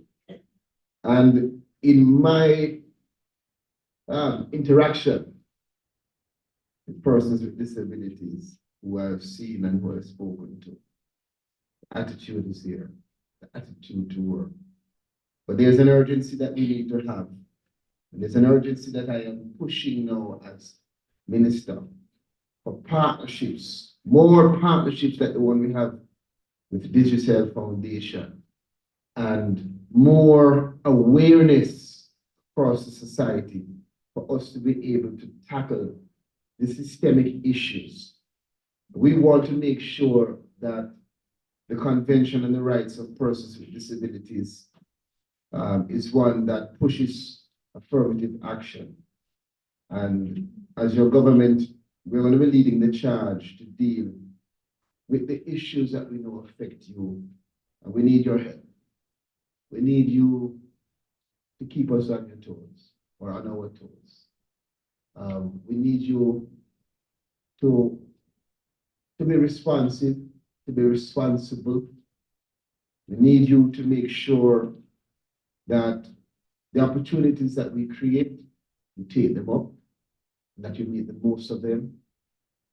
And we are going to continue to open doors, like I've opened with the overseas employment, and in a very strategic and deliberate way.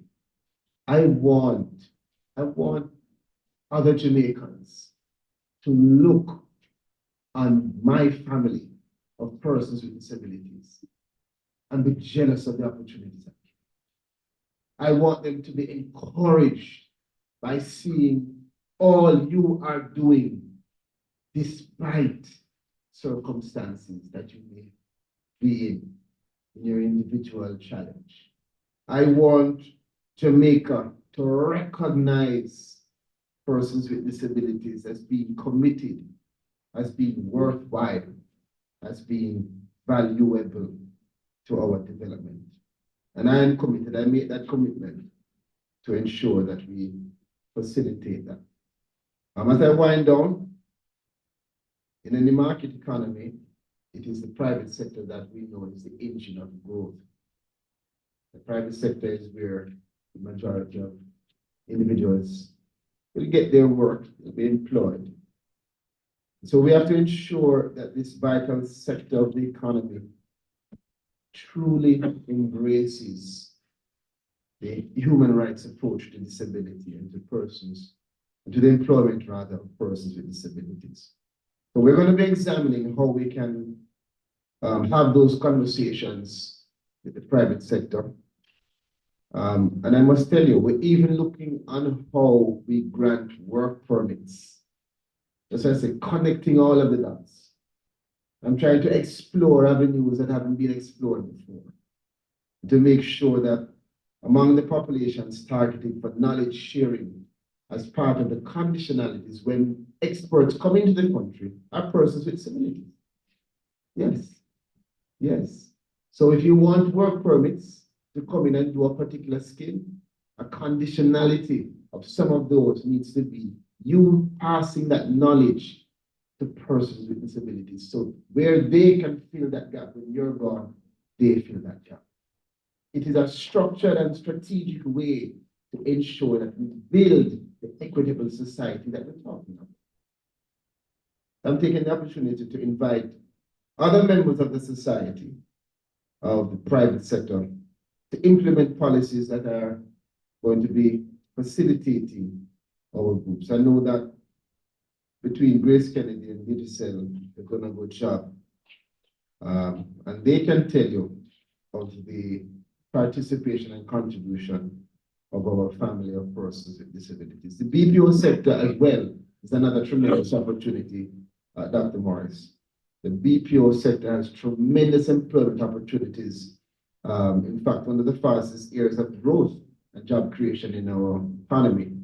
And I want to make the call to operators of the BPO sector to ensure that they look closely at supporting the increased employment of persons with disabilities. These are areas where we can be doing more. We can be doing more for persons with disabilities. The rapid development of modern technology makes it highly advantageous now for persons with disabilities to stay at home and to participate effectively in some of these areas and in our labor market.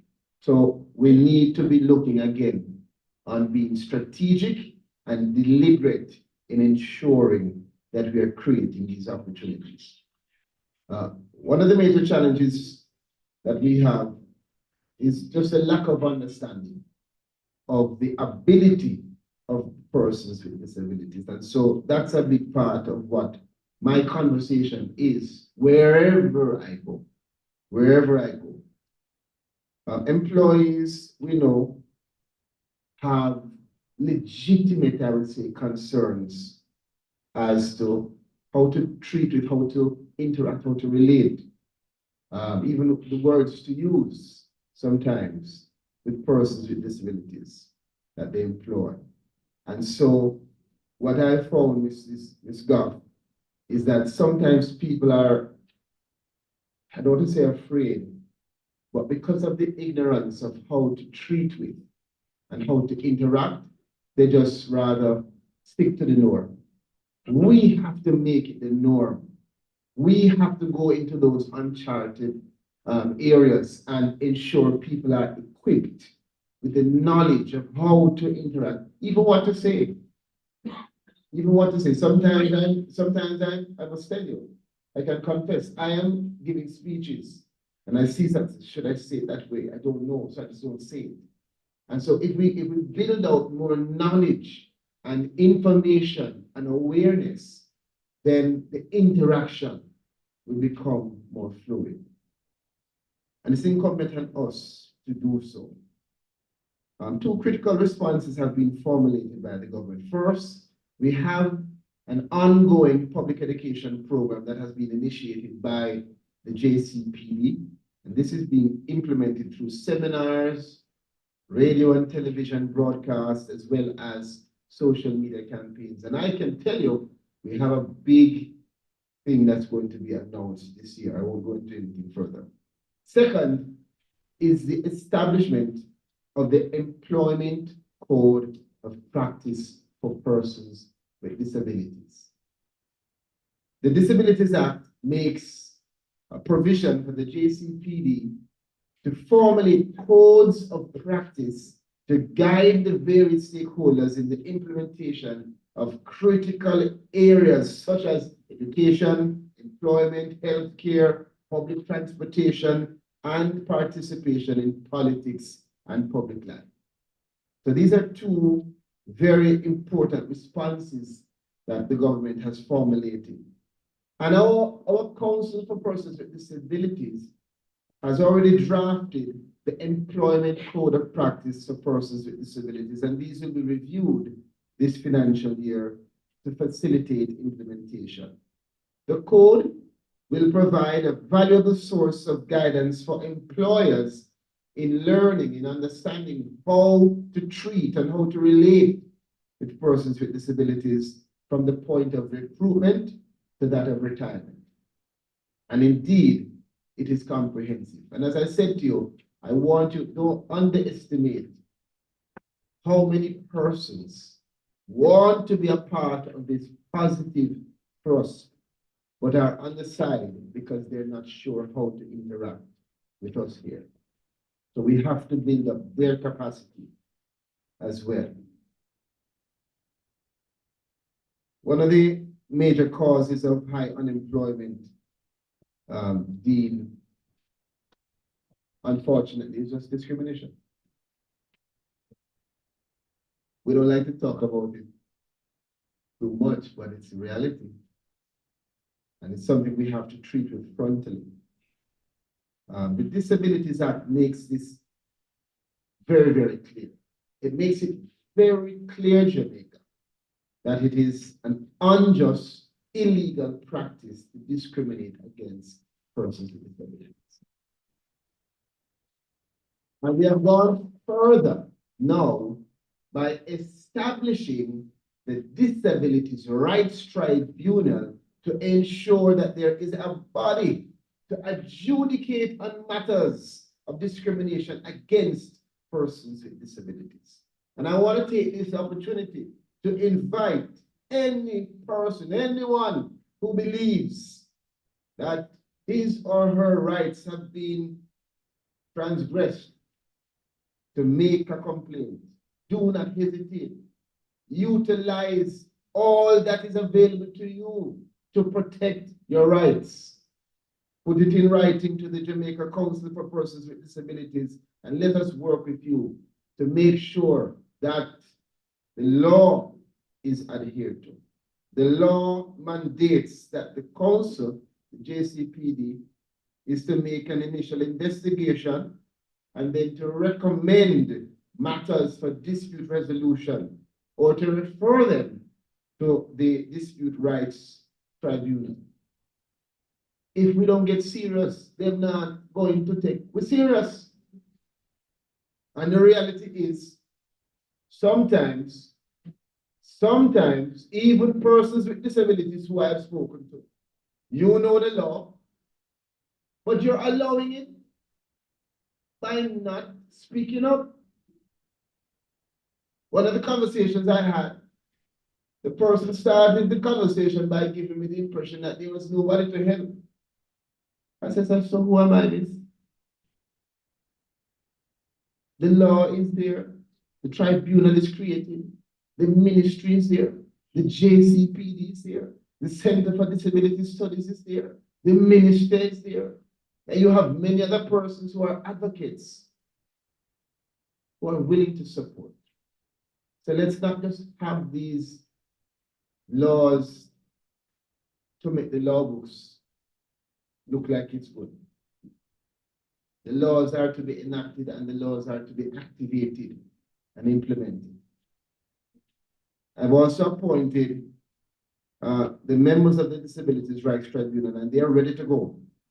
So if you believe that you have been discriminated against at the workplace or denied employment on the basis of a disability, we stand ready at your service to intervene. Remember, you are right holders, and under the new global and national normative, we need to make sure that we protect ourselves.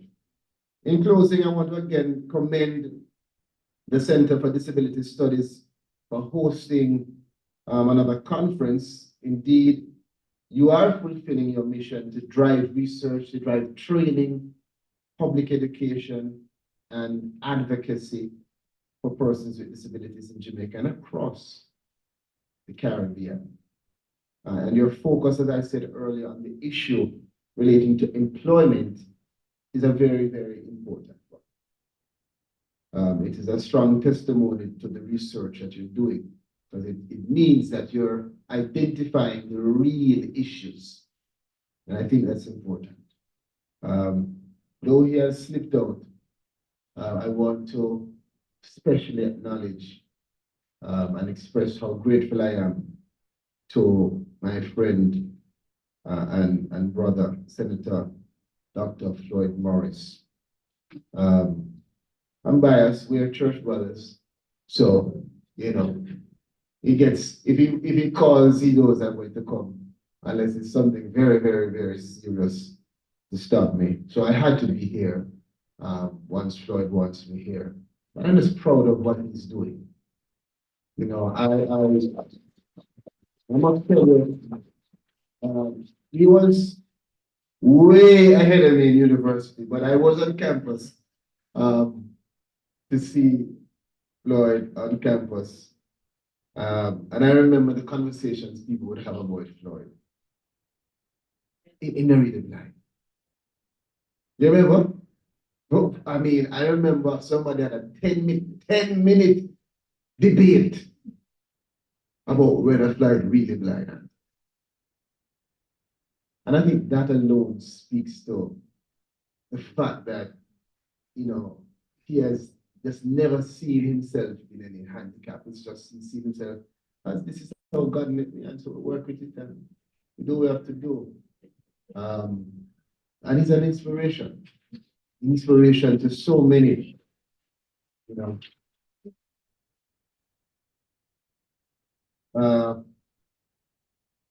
I just like him to be on the right side of the political debate, but besides that, everything else about him is good. I had to throw that out there. And I do it while he's not here to defend himself. And his wife is my good friend, so she's not gonna say nothing yet, you know. Tell him when I'm gone, please. So again, proud of him, proud of the work he's doing as a director, as a senior lecturer, and just an advocate. That's who he is. He's an advocate, a true advocate. We worked in Senate together, on opposite sides, but together, you know. And that speaks again to what I think is best about Jamaica and what we have as an opportunity to disagree, but to agree on what is important. And you, this family, you are what is important. So together we pledge to work to build a better Jamaica for you and for all citizens of this country that we love. And so I close by simply saying, thank you to you for hosting. Thank you to you for coming. Thank you for the invitation. God bless you. God bless Jamaica, that we love.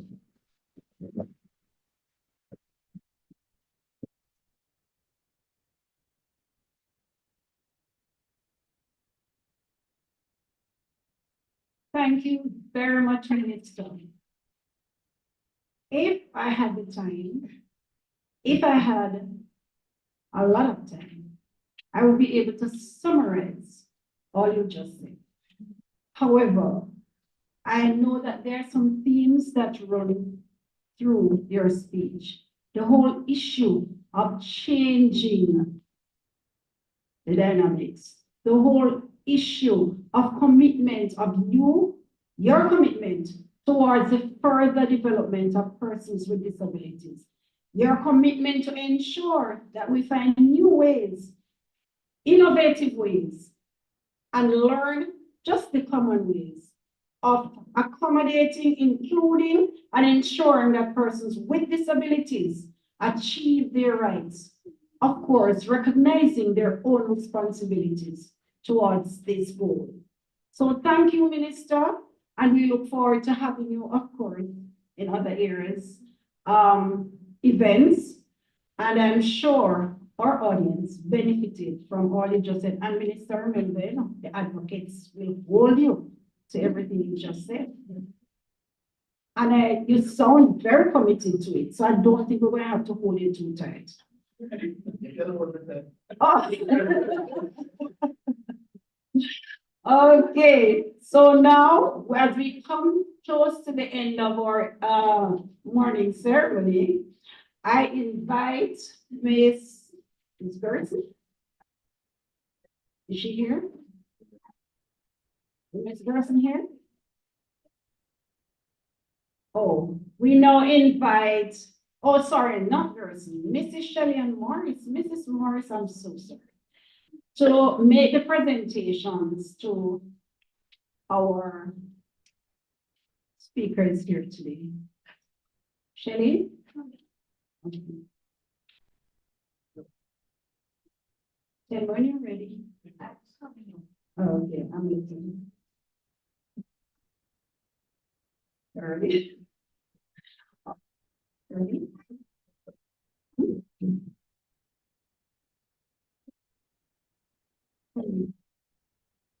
All right, first we'll make our presentation to our guest speaker, Minister Colonel Charles. Put your hand together for me.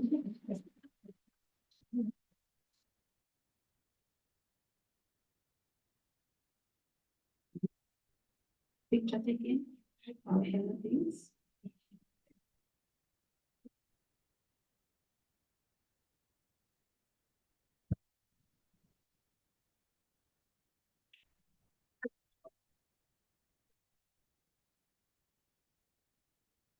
Minister, thank you so very much for coming to grace us with your presence. It was a personal and professional address. We thank you for weaving your laughter, your experience, and your commitment to the community of persons with disability. And yes, you are a church brother, so we will forgive you for mentioning anything about the political divide. And yes, I can attest that they are very good friends. We see each other almost every Sabbath at Andrews, and they do work well together. And so we pray God's richest blessing on your ministry, and that you will be indeed able to generate so much employment for the persons with disabilities that the able-bodied person will please you. Thank you. So very much, Minister, and God bless you. Thank you. And yes, Floyd believes in giving living gifts. So he will give your close protection. We'll probably have to assist to take the palm to your vehicle. But thank you so very much for coming. Let's applaud Minister Colonel Charles.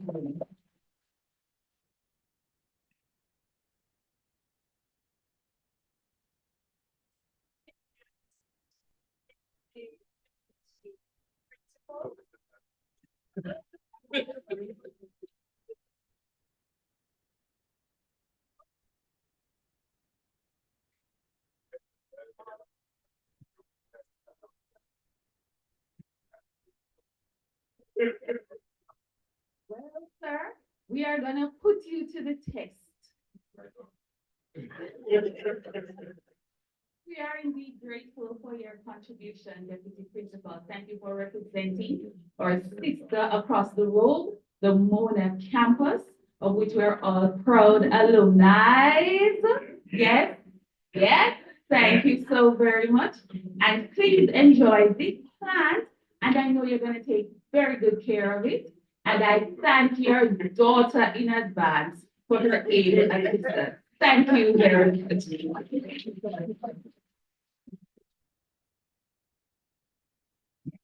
Awesome. Our next recipient is Dr. Dean of the faculty. Sorry, can't stay there. Yeah, right this one. Good morning, Dean. It is my honor to be speaking to my husband's boss. This is my husband's boss, the Dean of the Faculty of Social Sciences, of which I'm also a proud alumni. Yes, thank you, Dean. So thank you for coming, for gracing us with your presence. Thank you for always making the time for Floyd. He does tell me that you are a wonderful and gracious boss, and he's pleased to work with you. So thank you for being here this morning. I know you will take very good care of this plant. Yes.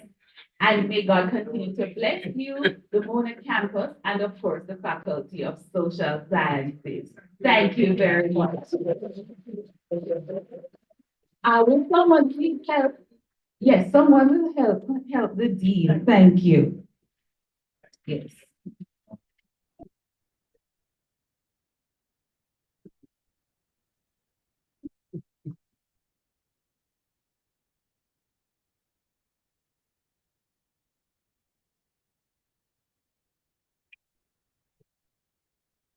Our next recipient, or final recipient, is Mrs. Charmaine Daniels.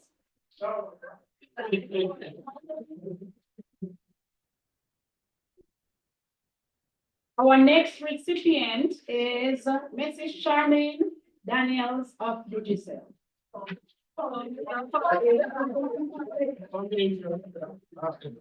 Good morning, Miss Charmaine Daniels. I'd like to say welcome to my former co-worker. Yes, from Digicel, we were co-workers for many, many years. And it has always been a privilege to watch Charmaine work. She has a huge heart, a genuine heart. She is the beautiful and capable face of the foundation. She gets it done. And we've always had an amazing foundation. And thank you for doing an excellent job. Thank you for championing persons with disabilities long before it became popular to have persons with disabilities as an agenda. Because that is just the Digicel way, and that is just the Digicel DNA. Yes, it's a big plug. So thank you, Miss Charmaine Daniels, and may God continue to bless you and the foundation. Say hi to Jean Laurie Chin for us, and to all the other members of the team who are here, who make it all possible. Thank you, Digicel, the bigger, better network. Thank you. Yes, you will be assisted to your vehicle. Thank you so much.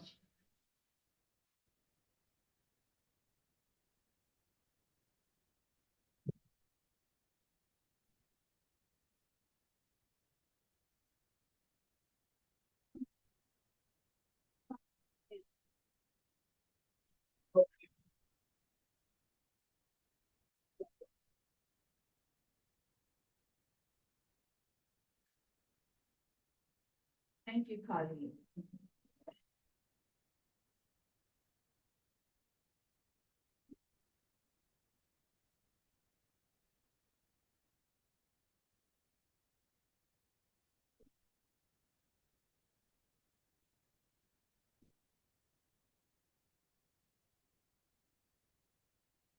So now we have come to the end of our opening ceremony.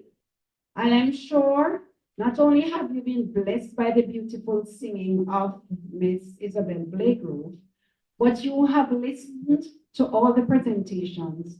And I'm sure you're leaving with a heart full of energy, a mind full of the prospects of what is in the future for persons with disabilities. And I don't mean the distant future, the today future. All right, we have to begin today. So as I'm going to hand over now to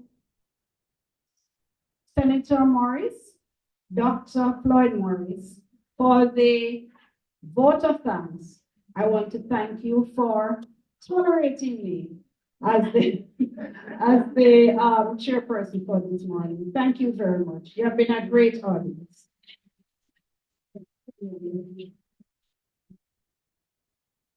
Thank you very much, Gloria.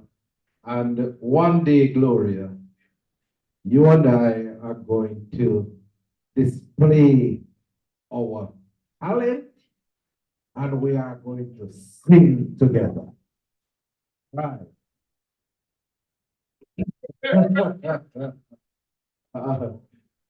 Honorable Minister,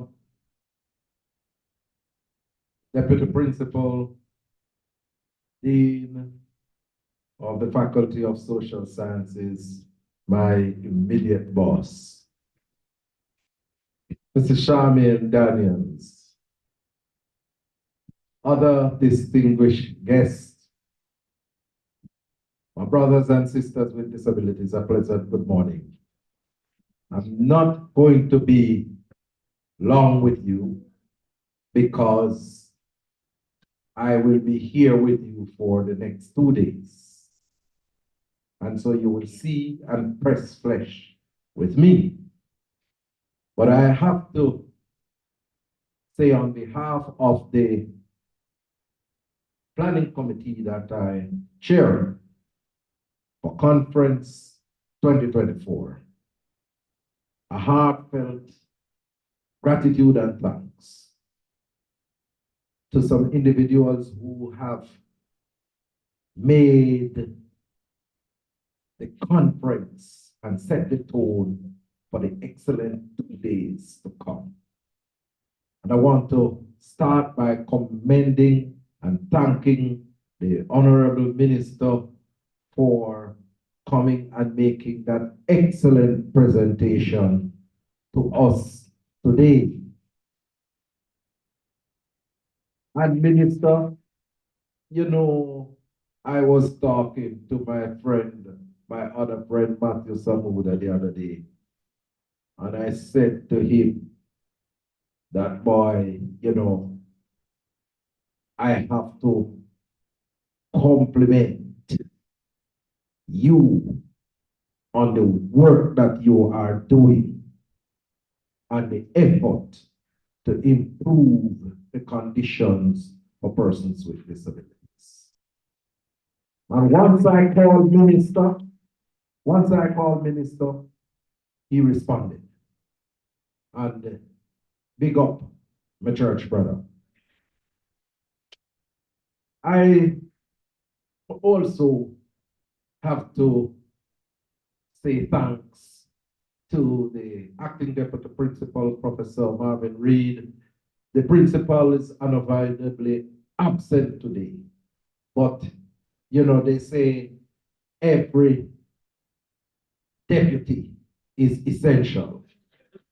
And so Professor Reed came and he did represent. And I want you to know, colleagues, I'm working here at the University of the West Indies. And nobody here treats me like somebody who they just give something to occupy a space. And I feel that way right from the top, all across. And the executive of the university displays that respect. And even more so, my dean, Dr. Frederick. And, you know, whether it be at faculty standing committee, wherever, She is always responsive and supportive. And, you know, both the deputy principal and the dean should be an appointment committee today. And they are here to represent the faculty and the university. So commendations. And you know, Minister, this is the 6th conference that we are having. And from day one, Digicel Foundation has been with us. And I know that I can put on my pot in when it comes on to Digicel Foundation and this conference, because they are always ready to support anything from the Center for Disability Studies. Thank you very much, Johnny. And as you talk about that grant that will be available down the road, watch out for something from the Center for Disability Studies, because we need to intensify our research agenda to make sure that when we are advocating for policies, that it is research-based, it is data-driven. And so we're coming for a portion of that pie. And, you know, I mean, Digicel, National Health Fund, Chase Fund, when we tell you that we are going to be publishing a manuscript from this book, this conference, Chase has always been responsive in terms of our publications coming out of our conference. And we look forward to, you know, that support down the road. The National Health Fund, we are very much grateful. Grace Kennedy, another big company in terms of support for the community of persons with disabilities, and you are going to hear from them. I want to thank all the volunteers. I want to thank the members of the media. I want to thank the technical team from the Faculty of Social Sciences and here at the regional headquarters. And most importantly, I want to thank all of you who have come out thus far to participate in this conference. And we wish for you 2 days of enriching dialogue and discussions on the subject of employment creation, the pathway to sustainable development for persons with disabilities. I thank you.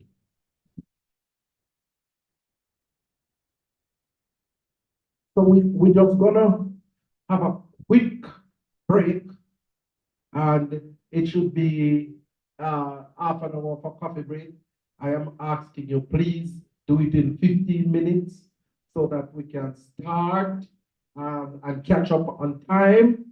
All right, we're gonna have to shave off some of the time dedicated for the sessions, but it is all in an attempt to try and catch up on time. And we're not going to compromise the quality of the conference. Thank you very much, and we look forward to having a good 2 days.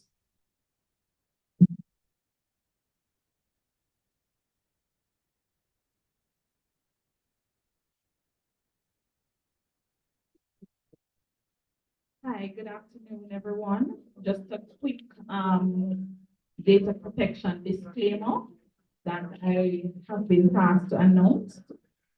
As we all are aware, the Faculty of Social Sciences, UWI, would like to inform you about their commitment to data protection and privacy. In accordance to their media release form that was issued downstairs, attendees grant permission for the capture and use of their likeness, voice, and other attributes during the event unless otherwise stated. Those who do not wish for their likeness to be captured are asked to wear a sticker that reads "No pictures, please." The tags are provided at the registration desk outside, or the tags are provided at the registration desk outside. We thank you for your participation. While we strive to protect individual privacy, please note that in any public event settings, complete privacy cannot be guaranteed. And thank you.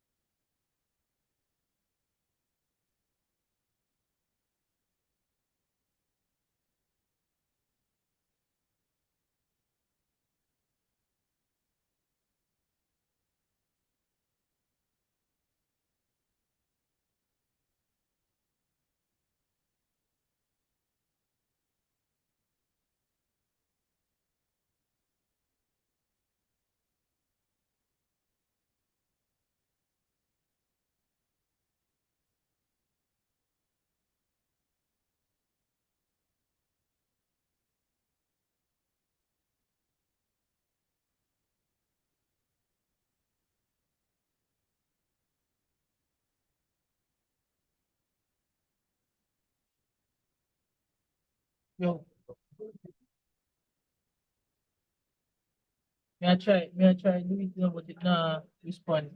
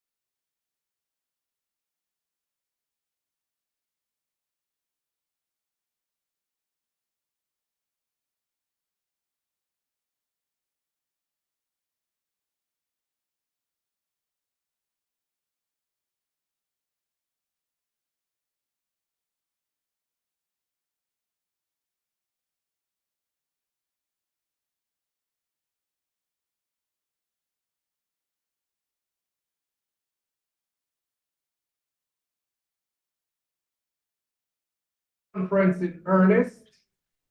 And as you would have seen in your folders and heard from the discussions this morning, that we are focusing on the subject of employment, the theme being employment creation, the path to sustainable development for persons with disabilities.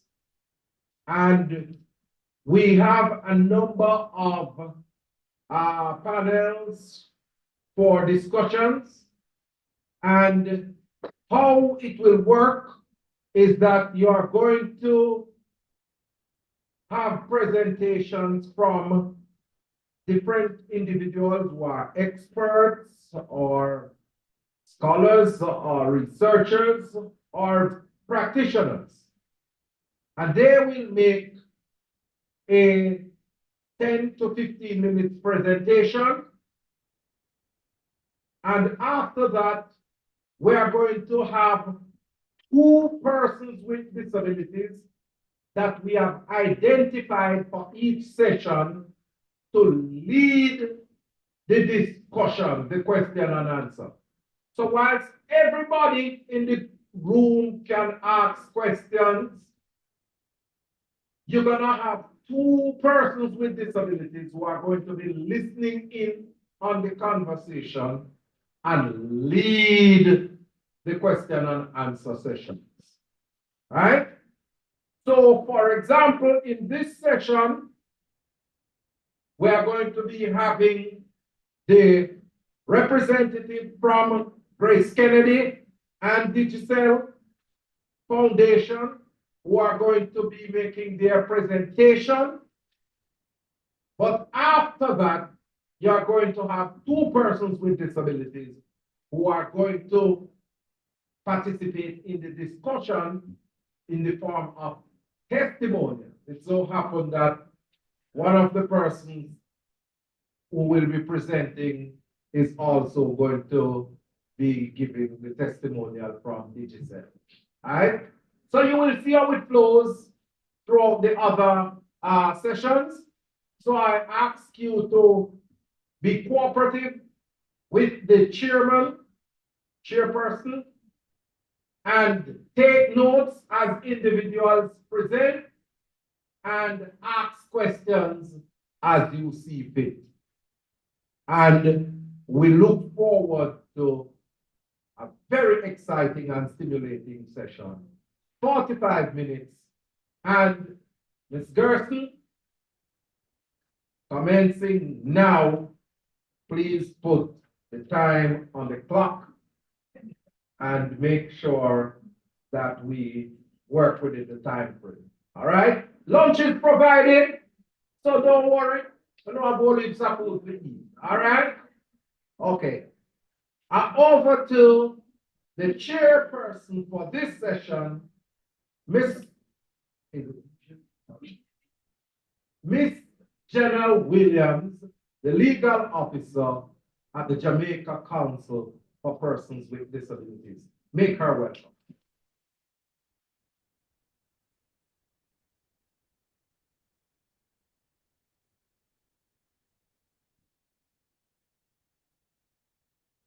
Thank you, Dr. Floyd Morris. Good afternoon, ladies and gentlemen. And so, as we have heard, we are now considering the topic, employing persons with disabilities, perspectives from employers. At this time, Ms. Annette Morrison from Grace Kennedy Limited will come. Ms. Morrison is the Group Chief HR Officer at Grace Kennedy. She is a distinguished graduate of the University of the West Indies, and she has employed persons with disabilities across jurisdictions. We put our hands together as she comes and give us a 10-minute presentation.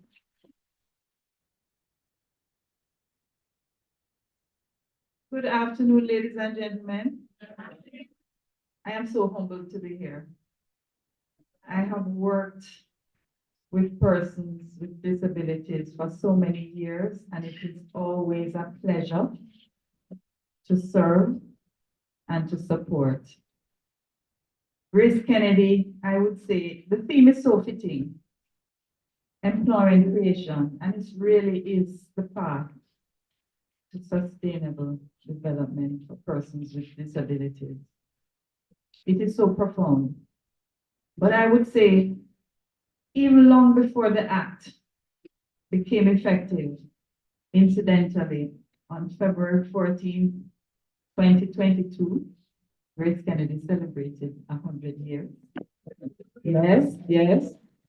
So we can understand this is a date that will always resonate with us and we will never, ever forget. We have always honored persons' right to employment, emphasis on right and privilege. I will tell you that we currently employ 28 persons in Jamaica. Outside of Jamaica, in the UK, the USA, Canada, and even across the wider Caribbean. There are other persons, but I'm focusing on Jamaica today, 28. And later you will hear from a colleague who is here, who has served 35 years, but I'll leave him to share his story with you. He is celebrating 35 years with Grace Kennedy, so you can understand how long we have been employing persons with disabilities.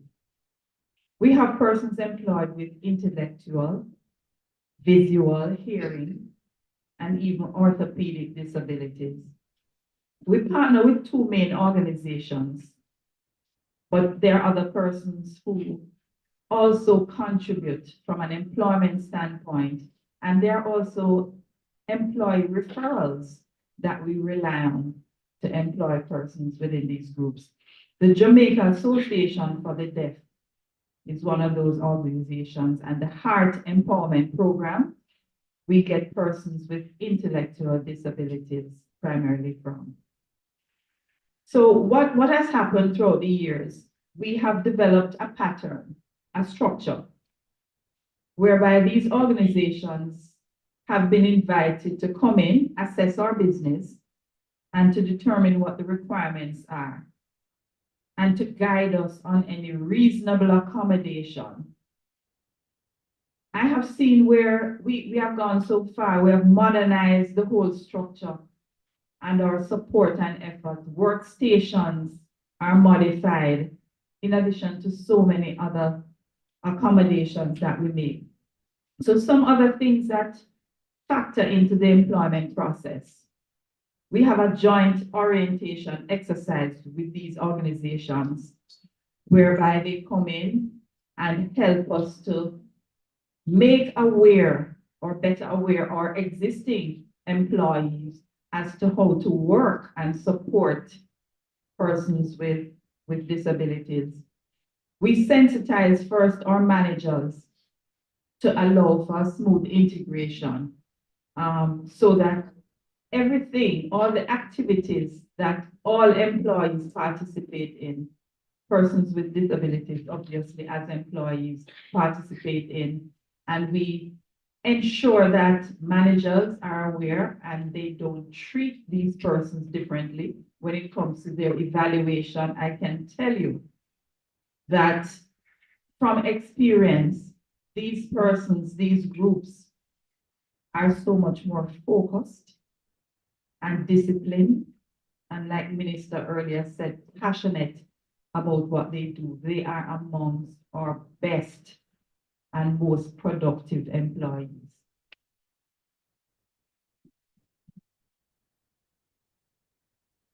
I'll share something else with you. The minister spoke earlier about the global talent shortage. And I will hear some of my HR persons within the fraternity speak to shortage of resources and talent in Jamaica. And my response to them is simply this: it is because you're not tapping into untapped resources in Jamaica while there's a shortage. If we really begin to tap into some of these resources are available. and plenty in supply. There are skilled persons among the talent pool, within the pool, who are employable and can fit the bill. There are no limitations Grace places on anyone's ability. And so different subsidiaries across the group employ persons. Case in point, at our retail subsidiary, we have persons in our produce area. We have persons in meat cutting. We have persons in the bakery. We have receptionists at our corporate office. We have persons in our communications department. So that just demonstrates how wide and far-reaching these employees' skill set range. We provide interpreters, and so we have had to go above and beyond, but it's worth it. It is a way of life for us now. We provide interpreters, for example, when we have large team meetings for those who are hearing impaired. And so these employees participate in all of our learning, social, recreational activities that all employees participate in. They are one of us. They're part of the Grace Kennedy family, and for years. So I can't wait for Dr. Sweeney to tell you his story. As I said, he has been here for over 35 years. We are so blessed to have him. He is the first visually impaired psychologist in Jamaica.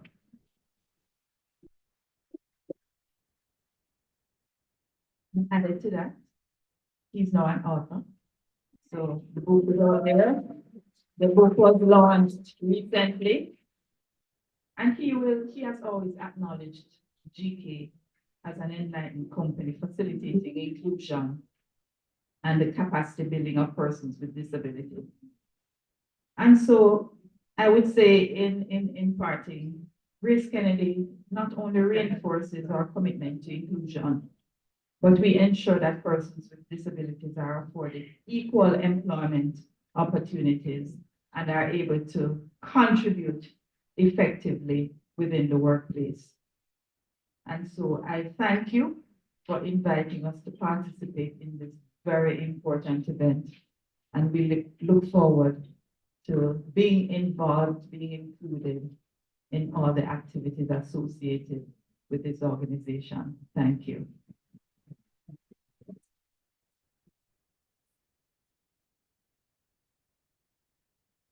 Wow, let's keep a round of applause going. Wow, GK has been such an equal opportunity employer.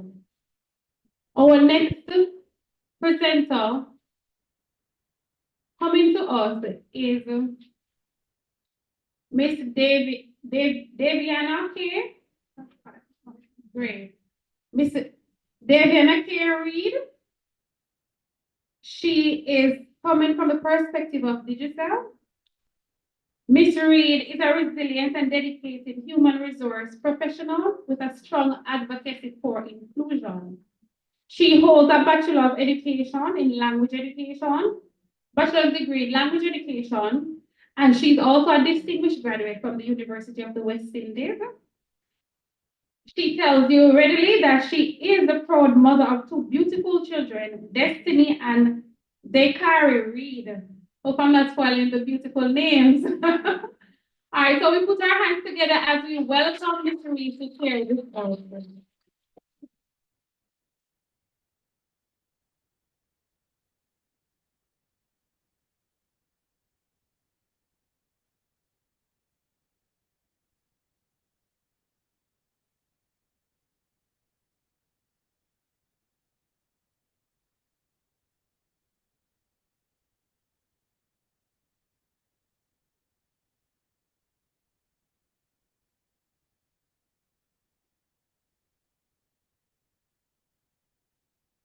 All right, good afternoon, everyone.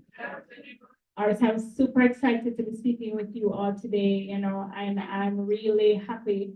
I'm not just speaking on the perspective of the employer, but I'm also able to speak on the perspective of the employee. As what's your name again there? as Ms. Williams just said, you know, a member of the digital team.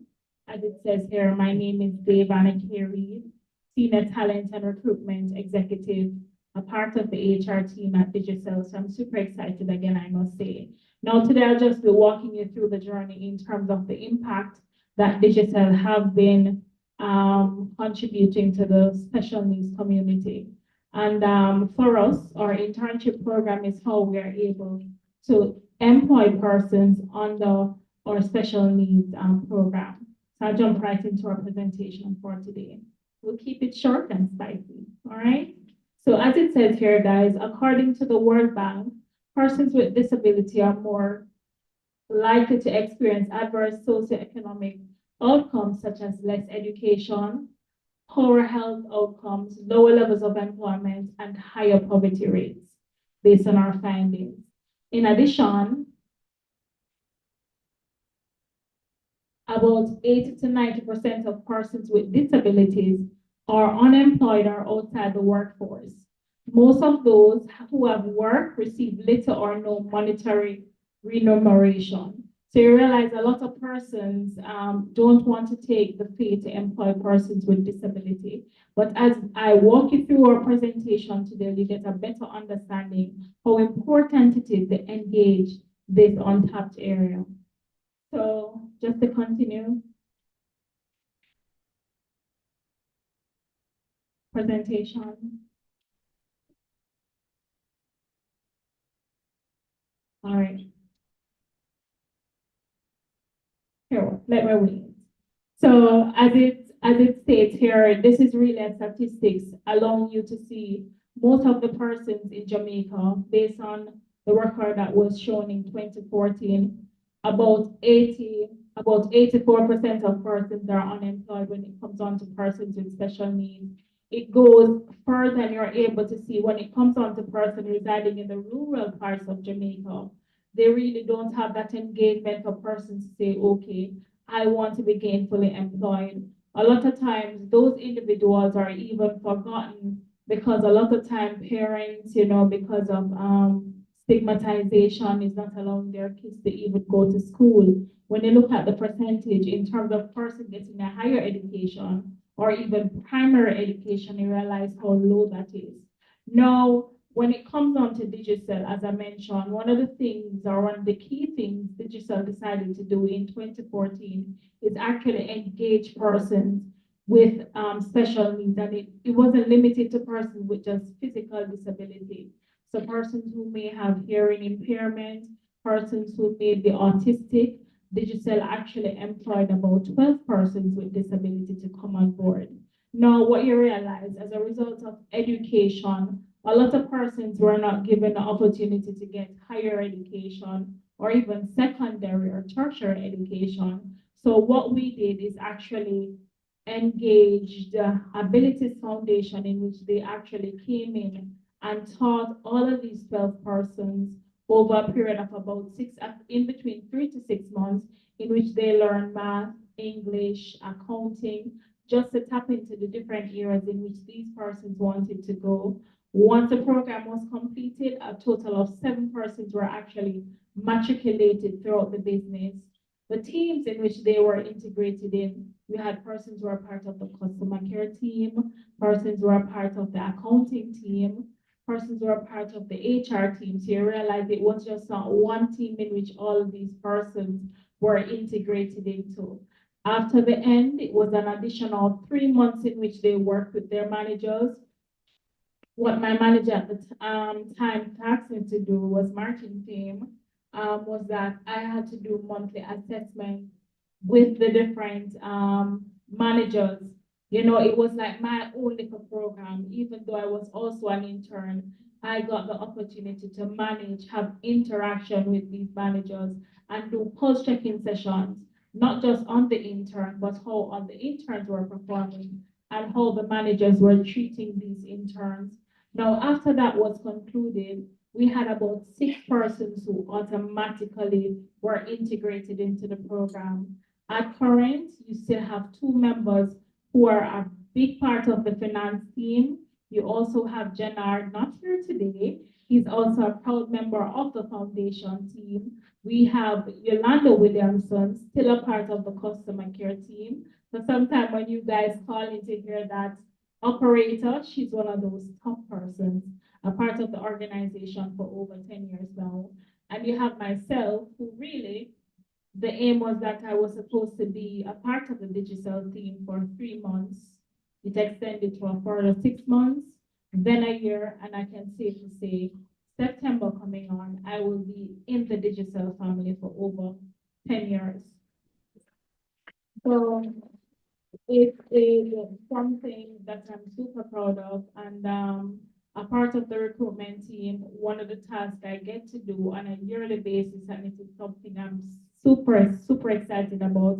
I get to go to the universities, interview persons, and get them to become a part of our internship program, which is still active. I must say, as a result of our COVID, few years ago, that has daunted our program a little, but I must say we are back in full force. We will not be able to employ all the persons in terms of the special needs community, but even to start with 2 or 3 persons just to get them integrated back into the regular workspace and providing real life opportunities for individuals, I think that's a plus. Something I must also laud my organization about, listen, we don't see disability. So I'm right here, I'm working, and then I'm going back into the office because I have stuff to do. And for me, I feel limitless. You know, there are no boundaries. I'm not barred by anything. If somebody comes to me to say, DK, listen, I need assistance with this, and if I have 10 or 15 different hiring managers working with, they're not going to say, oh boy, you know, she do a lot. I don't take time with her because she don't want to wheelchair. That will not be the case. I feel equal.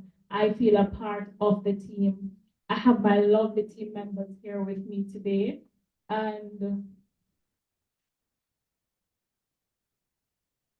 I also have a member of my immediate team, Ashley Allen. She's in the crowd somewhere. She was recently promoted as the Human Resources Operation Manager. She decided to take the track, and she's right here with her baby, you know, showing the support and showing that we're a team, one dream, one team. So I'm just super excited that she's here. And I know that my other team members, though they're not here, they're also cheering me on. And I'm saying that to say, listen, don't allow your disability to define who you are. You will have days that you decide to say, yeah, man, I can't do it. And you will have down days that you decide and say, listen, I can't do this tomorrow. I'm going to take this for me. But something that you need to know, a lot of time when you enter an organization, person say, let's just come for work and go home. Don't make that be the case. You will not agree with individuals, but you need to have your own community. Because at the end of the day, no matter what happens, you need to have that person you need to lean on. You need to have that person to say, listen, I can't do this anymore. So even when you feel like falling, you have someone to hold you up. So I'm going to implore all of you today, just take the step. Stop looking at yourself and stop allowing your disability to define who you are. Stop listening to the naysayers. Stop listening to the voices beside you. What is it you want? So is it that you're going to make a mandate for yourself or put down 3 key things that you want to achieve within a year or within 2 to 3 years? And you may fall down and realize, boy, I can't make it in 3 years, you know, expand the goal. You know, and what I want persons to do, what is your passion? Until you find that passion, as I said, you know, when you find something you love, you don't work a day in your life. I love what I do. You know, and I was speaking to one of my team members yesterday, Giovanni Fisher, and he's one of the IT persons, and I was calling him regarding a laptop for one of my starters, and he was like, you know, DK, I'm on it, but guess what? I recently got promoted and I'm now a senior, whatever. And I was screaming because guess what? I contributed, and that I'm sure of. Because each day I get to contribute. I'm the one who gets to include persons in the organization. I'm the one who's able to watch them grow. You know, I'm the one who's able to guide them along their journey. So allow yourself to shine and shine in your own corner. Everyone's shine is different. So don't allow anyone beside you to define who you are. Be your own person and stand on your own 2 feet. I'm standing right now, right? So guys, thank you so much for your time. I know that you're the teaching with you.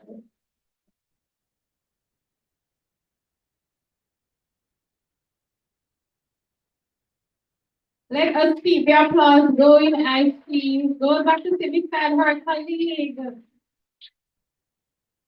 I mean, Miss Reed has given us so many gems. I just want to give me a gem. What did she just say? What's the last thing she finished with? Shine, shine your own light. And there was another one. Do not let your. All right, a bright one in your front. Good stuff. Thank you so much, Miss Reed. All right, so as we go along nicely, right, in keeping with the time, we are now inviting Dr. Curtis Sweeney from Grace Kennedy to come and share his testimonial with us. Let us put our hands together as we make the way.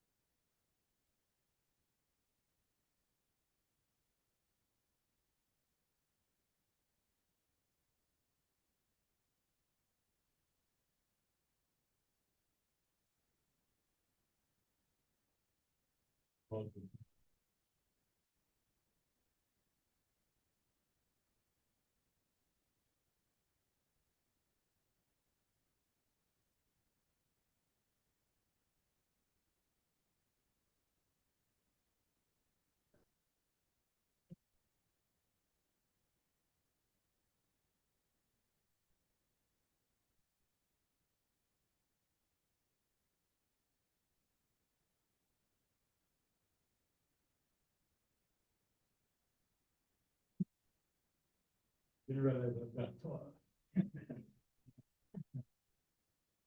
Distinguished guests, everybody is distinguished.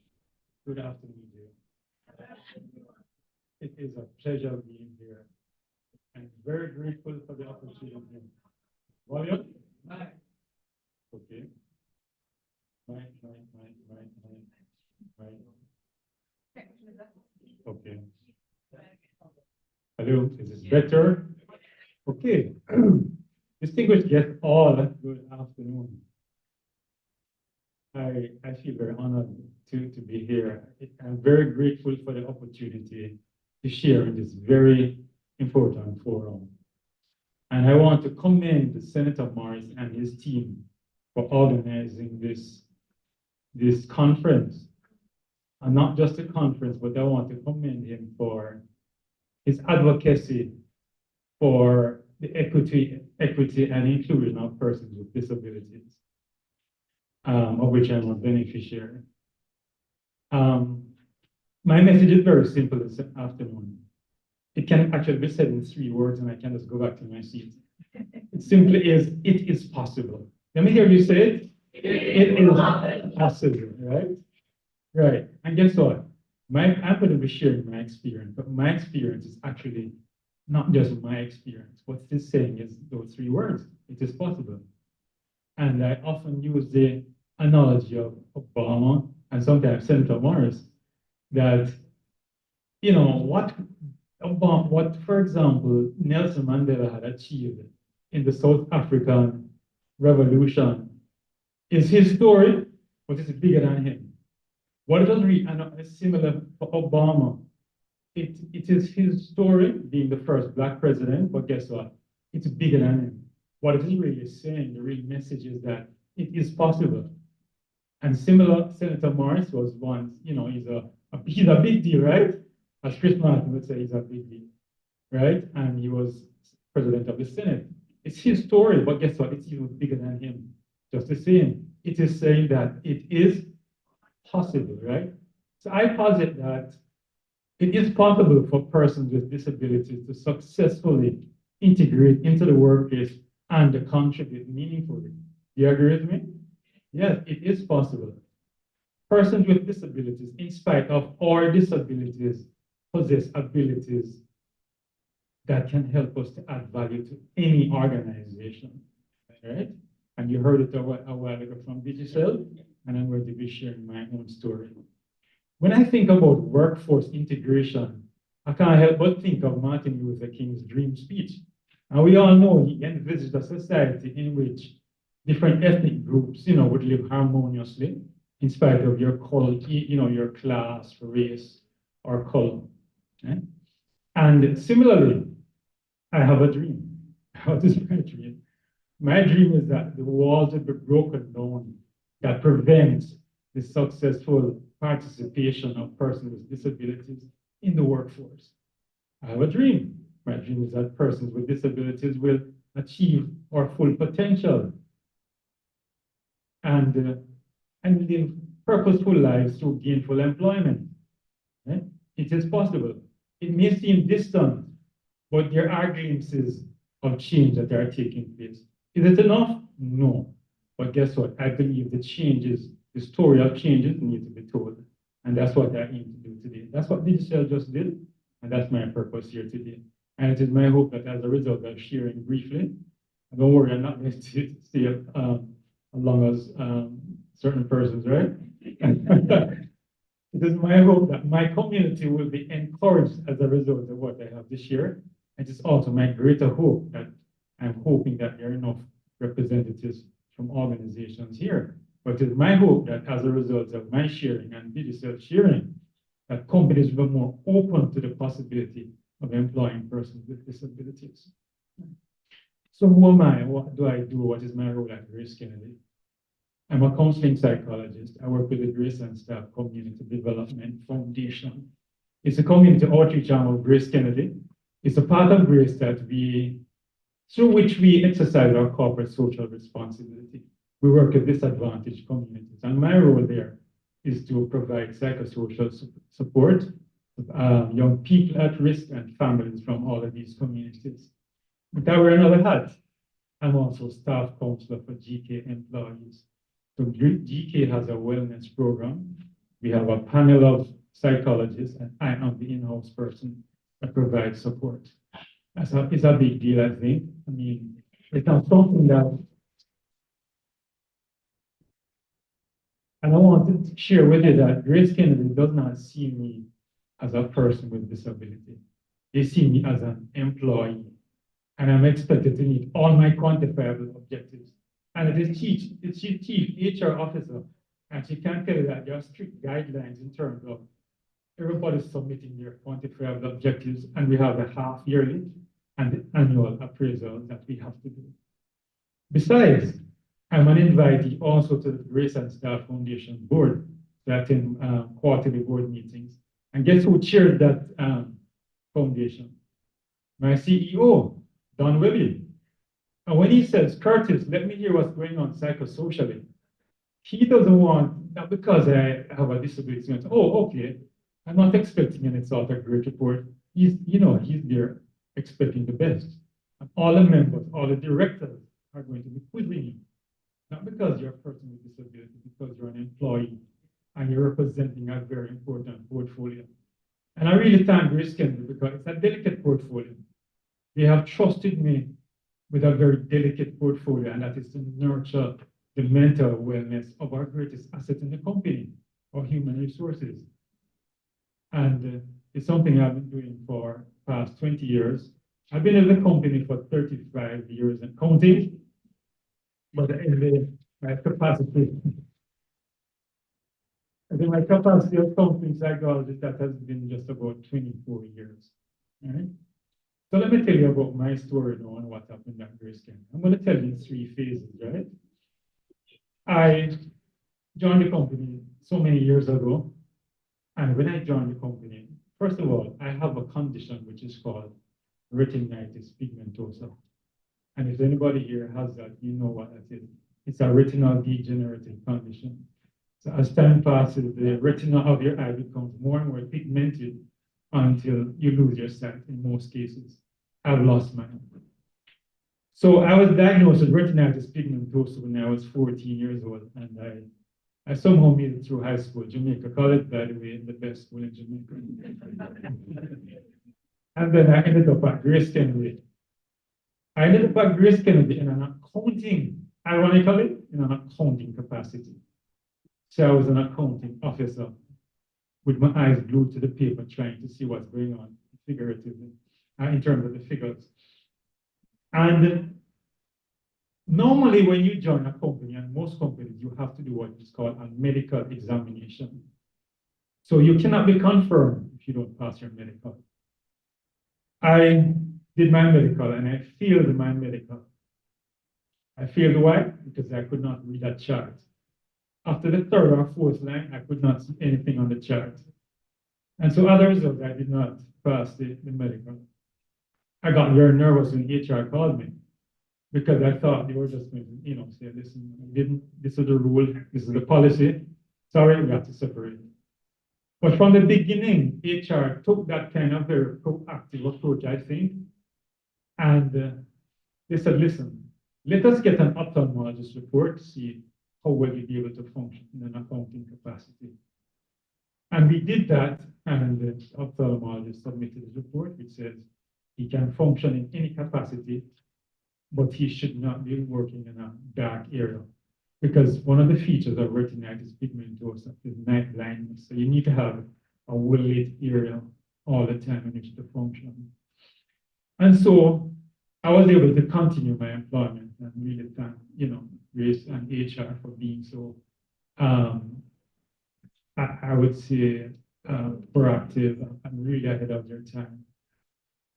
And, but what do you think happened? A few years after, I really started to do myself rapidly. It started to go really rapidly. And so my functioning on the job became impaired, which was my greatest fear. And what was going to happen to me now, I really wasn't sure what was going to happen. I got nervous. I got really very anxious about what my fate would have been. Then we had to call for HR again. Fortunately, I was doing some studies, and then they shifted me to another area in marketing, and I functioned there for a little while. But then I had to keep, improving the font on every document I got so I could see it. And it got to a stage, even the largest print I wasn't able to see because of how rapid my eyes were going. So what would happen next? Then again, our HR department was just so proactive. They contacted a place called the Jamaica Society for the Blind. Conrad Harris here, big up. Because Conrad was one of the first person I met when I went to the Jamaica Society for the Blind years ago. And it was a watershed moment for me when my HR officer took me there. I reluctantly went because at the time, my whole concept of disability was a negative one, right? But I went, like most of us, until you come to terms with it. So when I went there, it was a watershed moment. Because not only was I losing my sight, but I was losing my self-esteem as well, my sense of self. And when I got there, there was a renewed hope that was stirred in me. I met Conrad, and Conrad was going to university at the time. And I said, whoa, how can you do that, Conrad? I couldn't fathom it. I didn't understand that could happen. I met Virginia Woods, who was the executive director at the time. She gave me so much encouragement. The Grace Kennedy took it a little further. They said, okay, listen, we have a problem here. We don't know where to place this guy, but we don't want to send him home. So the Society for the Blind sent a team in and they did a job assessment. Okay, thanks. And they did a job assessment, and what did they come up with? Telephone operator. Whoa. Was I excited about it? Yes and no. I mean, I was moving from accounting to marketing assistant to telephone operator. If you plot that on a graph, it looks very interesting. Right? And people would come and say, oh, you're here, so what you sit down here to do? You know, I say, well, I'm the operator, no one had to explain that painfully to everybody who knew we were work. You know, and so I realized that's very important, no? That's a very important function. And I worked at the exporting department of the company. So 90% of our calls came from overseas. And because I had worked in other divisions, it helped me so much in terms of handling the calls and queries that came in. But it didn't end there. So I'm looking at my experience in 3 fields: my vision loss, and my adjustment to vision loss, which is where I'm at. And I'm going to look now at my post vision loss. It didn't end there. I was at the switchboard working, and I felt more secure because I had a job.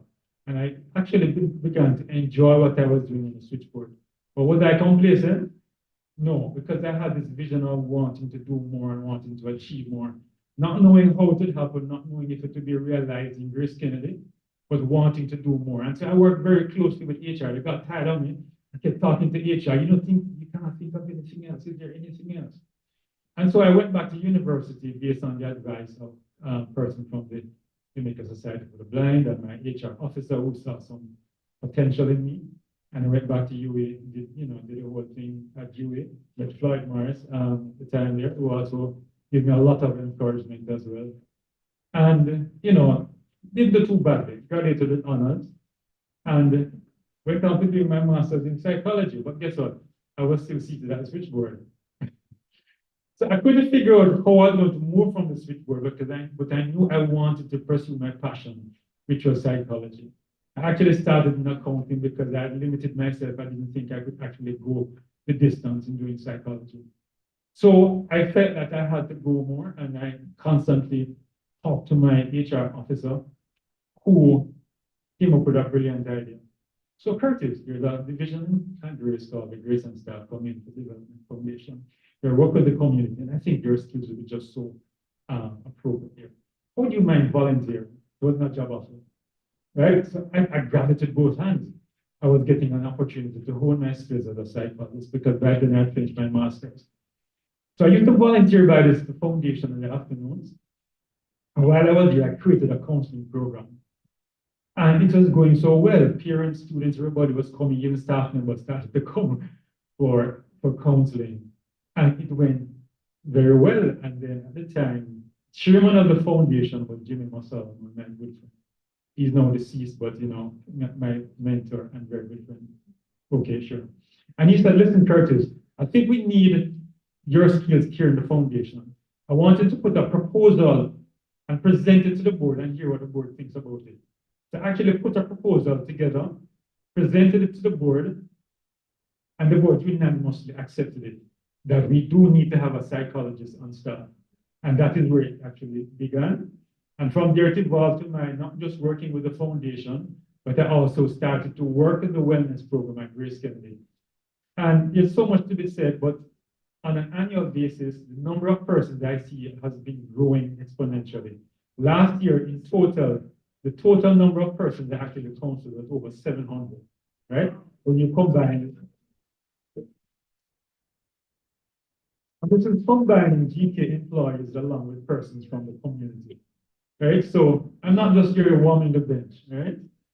And because, and I've also won some awards which are external to Grace. So it shows that it's not just Grace kind of patronizing me, but other persons outside recognize, hey, I'm doing not so bad. Maybe we should, recognize some of what he does. So actually, I was awarded the SARA Award by the United States Agency for International Development. And also the Eternal Father Paul Bogle Award in 2022 for mentoring. So the work that I do at Grace is not just recognized at Grace, but it's recognized externally, and it has been, awarded as well. So I give thanks for the opportunity. Grace didn't do a lot in terms of retrofitting the place. I mean, I have the technology, which is very important. I remember one day I was charging down this corridor, which I am accustomed to going through, and I collided in a door. And that's the one time I can remember they actually did something. I didn't realize somebody saw me collide in the door. And I just went on to the bathroom like there was nothing wrong. But the next day, somebody contacted me and said, listen, we're going to open the door on the inside so it doesn't. But the final thing I want to say is that all of this is good. The company has been very good to me, but guess what? There had to be a certain level of personal responsibility that I took for my own growth and development and personal development. I had the creative vision for myself, knowing what I wanted. I had to upskill and reskill, retrain. I had to learn to market myself effectively. I had to learn to grasp the opportunities when they're available. I had to meet my objectives when they were given to me. I had to learn to use the technology that was given to me. And why is personal responsibility important? They're not going to give us a blight. We have to prove ourselves. And when we get the opportunity, we have to demonstrate that we have the capabilities. We can do it. We have to increase the awareness around the persons around whom we work. We have to help them to recognize that, hey, you know, we can function just like in the body, we can deliver, right? And that's what I had to do. So I recognize that it's my experience, but you know what, and I have some level of responsibility, but I also have a sense of responsibility for my community as well. And what I do at Grace can help to build confidence in my employers. What happens at Digital can help to build confidence in the employer there, so that it can create hope for other persons who have a disability. So my responsibility is not just to myself, but it is to my community. And I hope I'm doing that very well as I'm representing my community, so that other persons will have that opportunity. So I think there are three players in the mix. There is the employer, there is the unemployed, but us, the employed, have a responsibility to represent the employed. You know, they come into so well that so that the unemployed can also become employed. So the employer, the unemployed, and the employed have a role to play. Thank you very much.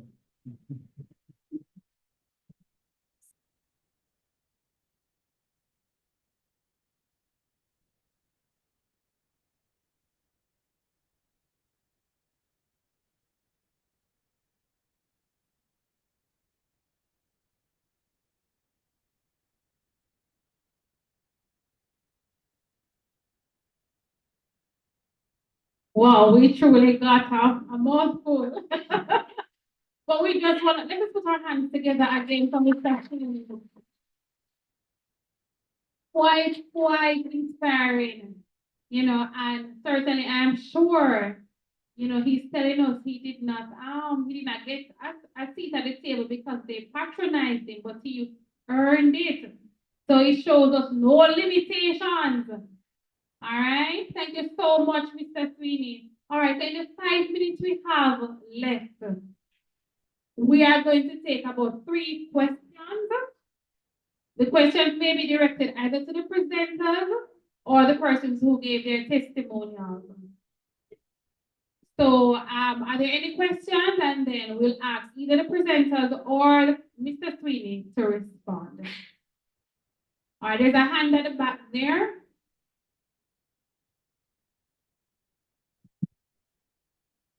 All right, we're going to have a roving mic.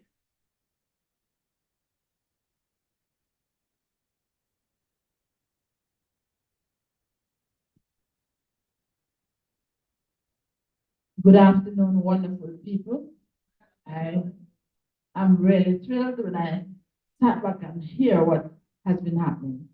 I really enjoy the fact that this young man did not sit down. He moved, and he allowed his movement in his brain to go.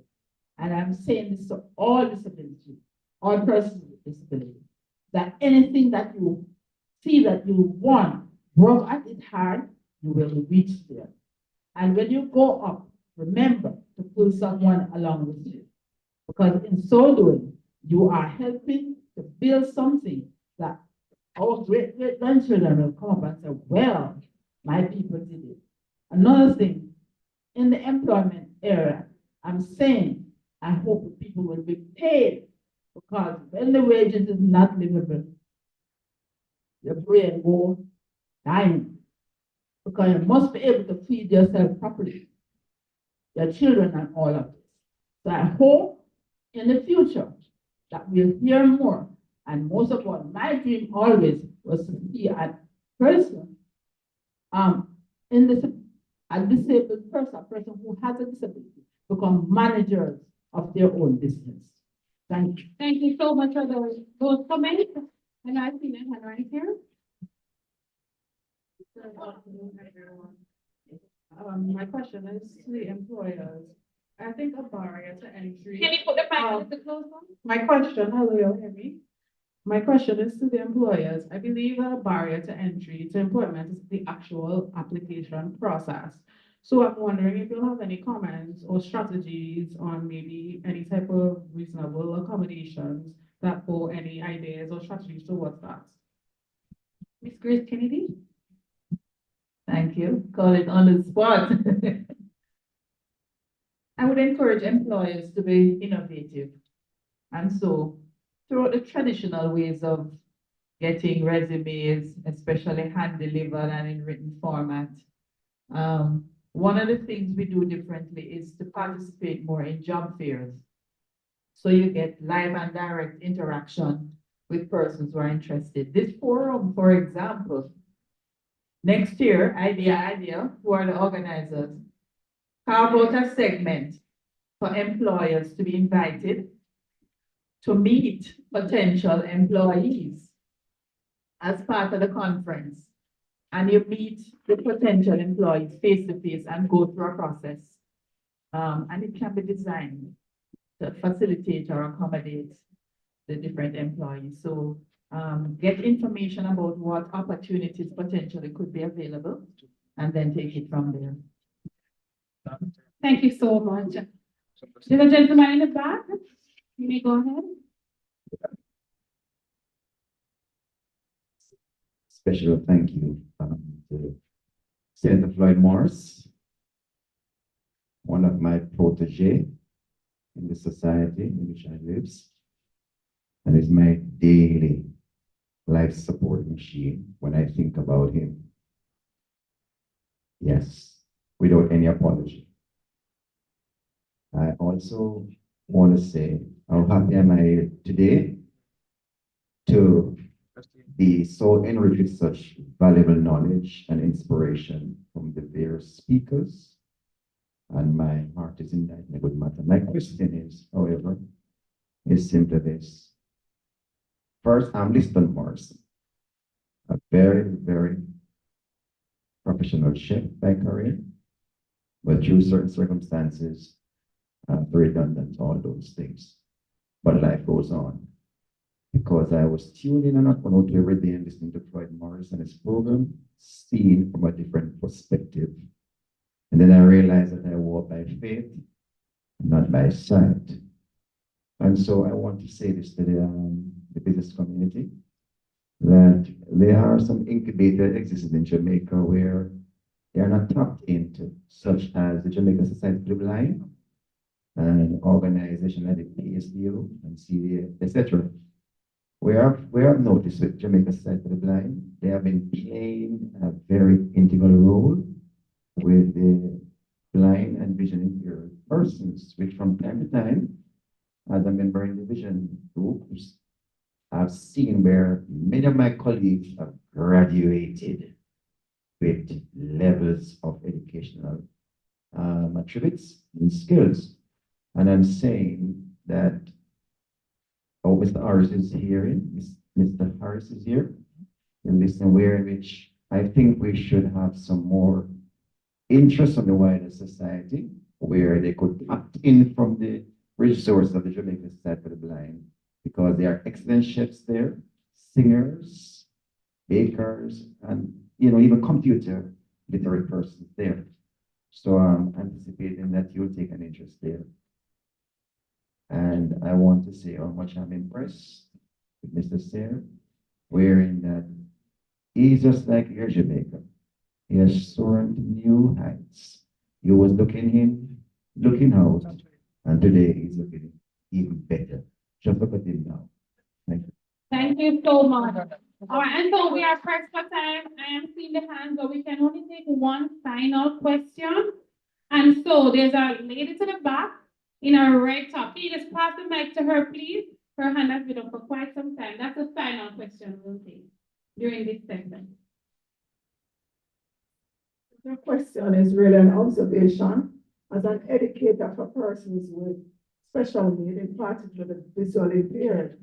What I observe is that in some companies, even the government sector, you will have some other disability, like a physically challenged person getting jobs. But the persons who are totally blind, they are marginalized, even in the government sector. And I know the other session is going to talk about legislation. I think there's a need for the council to have a campaign, and I agree with the HR person from Digicel that the next conference should have persons who actually are doing recruitment of persons. I can count how many persons that graduate from this noble institution, of which I'm a part also, with their masters, and they are still unemployed. And I'm not talking about persons who do not have the capacity. They have the capacity, but nobody is recognizing them. So I'm saying we need to do a campaign about the legislation. We also have to talk about coaching for persons within company, because it's not only about the adaptive technology, we also have to put in place coaches to get the persons to be adaptive. I know at one time, the Japanese government was trying to fund some aspect, but I don't hear anything about that funding anymore. But what is critical for adaptation and for employment is that we should have coaches. I don't know if it's at the government level. We should also, for the government sector, I know there was a policy that you should employ 5% of persons with disability. I don't think, if we check, it's not 5% in the government sector. So those are some, we could have quotas. So the private sector, PSOJ, I hope if they could get PSOJ in the room tomorrow, it would be good, because they represent the employment sector. Jamaica Employment Federation, it should not be only the converted in this room, but person. I also laud Digicel and Grace, and I hope you take on some of my past students. Thank you.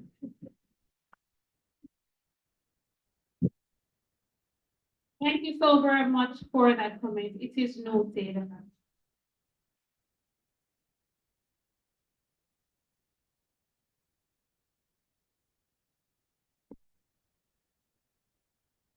All right, so colleagues, I'm sure we would all agree that this has been a session that has been well spent.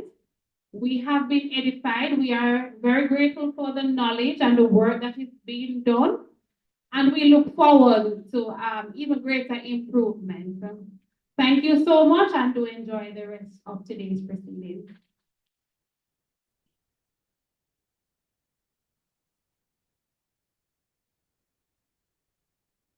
All right, so I'm sure that was a very enriching session. I know we're all looking forward to the next session, preparing persons with disabilities for employment in the labor market. But at the same time, we have recognized that we are a bit running behind. So we are going to break for lunch, and then we'll have that session after lunch. So lunch will be served in the downstairs canteen. For persons who are unable to venture downstairs, just let us indicate to one of our volunteers, and we'll have the lunch taken up to you. We'll take our lunch now, and we return at 2:30.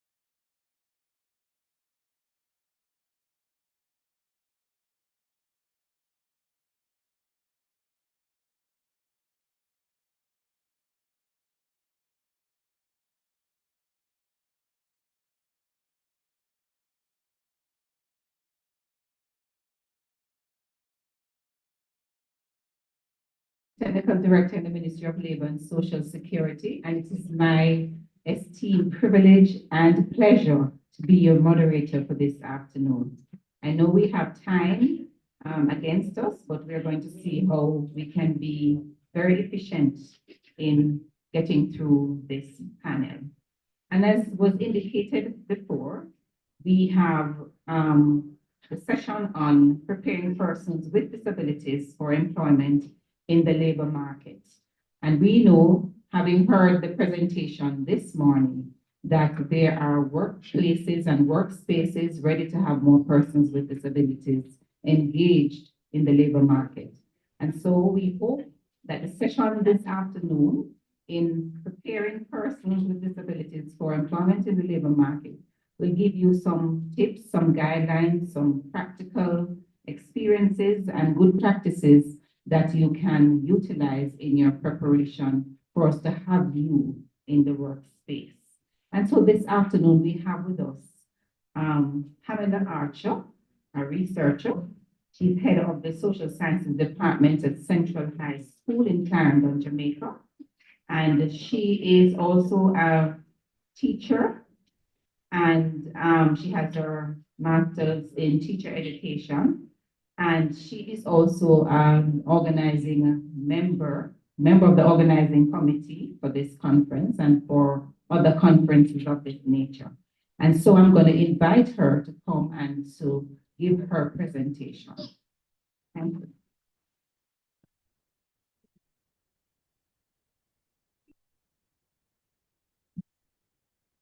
Thank you, Mrs. Jennings. Good afternoon, everyone. Good afternoon. And I do hope that we have all been enjoying the session so far.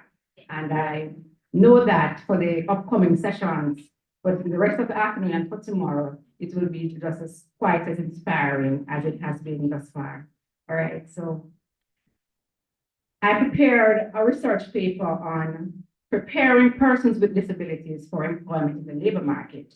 And so my presentation will be a summary of this research paper. This is the background to my research. Employment creation is vital to sustainable development for persons with disabilities. Preparing persons with disabilities for employment in the labor market is therefore of paramount importance in ensuring social and economic development in any society.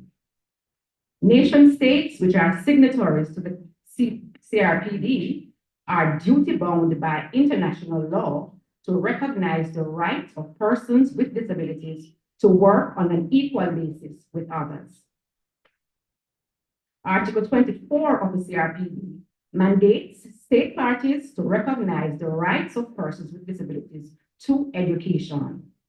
These rights are reinforced by Sustainable Development Goals 4 and 8, which address education and employment, respectively, as part of the United Nations 2030 Agenda for Sustainable Development. In order to suitably prepare persons with disabilities for the dynamics of the job market, it is imperative that great emphasis be placed on education and training as a key element to their development as set forth in the SDG 4. In the same way, if adequately reinforced or adequately enforced, SDG 8, which promotes decent work for all, can contribute significantly to the social development and general standard of living of persons with disabilities. Consequently, outside of inherent political will, the mutual reinforcement of the CRPD and the SDG should serve as a binding force for nation states to treat with readiness the rightful inclusion of persons with disabilities in the labor market. Despite these enshrined rights, in many Caribbean countries, persons with disabilities are underrepresented in the education system and in the labor force. The underrepresentation of persons with disabilities in the education system inadvertently leads them to having lower rates of employment than non-disabled persons. A United Nations Department of Economic and Social Affairs Development Disability Report 2019 indicates that globally, 36% of persons with disabilities are employed compared to 60% of non-disabled persons. The report further states that employment statistics for Latin America and the Caribbean are comparable in much the same way, at 31% employment for persons with disabilities and 58% for non-disabled persons. This then indicates a strong correlation between education and training and employment prospects for persons with disabilities.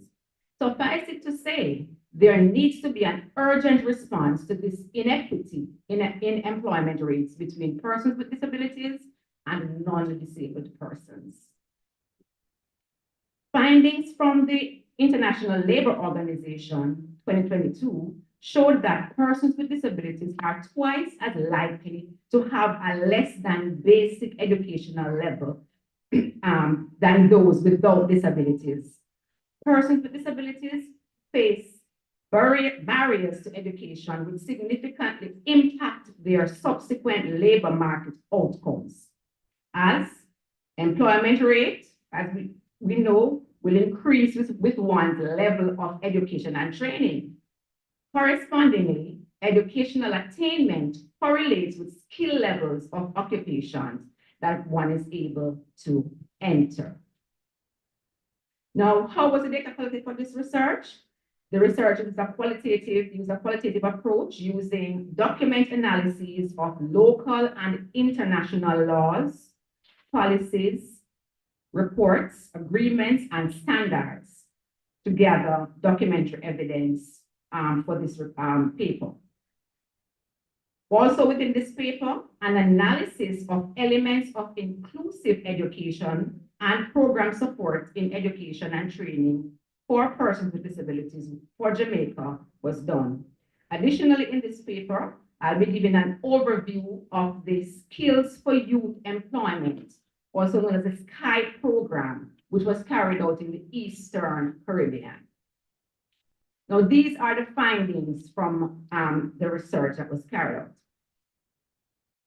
For Caribbean countries, education for students with disabilities continue to be in a state of transition towards greater inclusivity.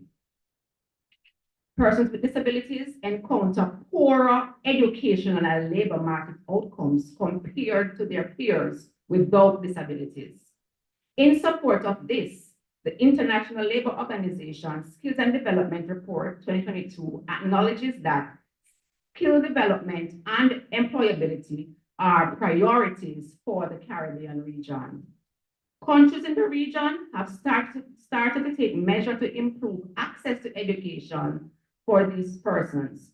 More countries have enacted laws that prohibit discrimination against persons with disabilities. However, shortcomings exist. Caribbean students with disabilities are less likely to complete their studies when compared with their non-disabled counterparts. Students with disabilities often attend schools which are inaccessible, that do not meet their needs, and are socially hostile.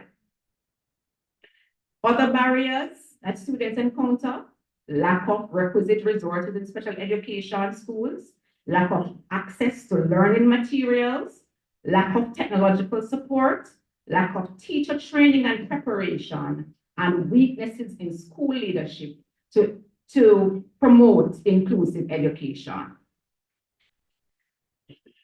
Now, apart from education and training, it is also important that persons with disabilities, in preparing them for the workplace, that they be aware of their rights as employees, so their rights in the labor market.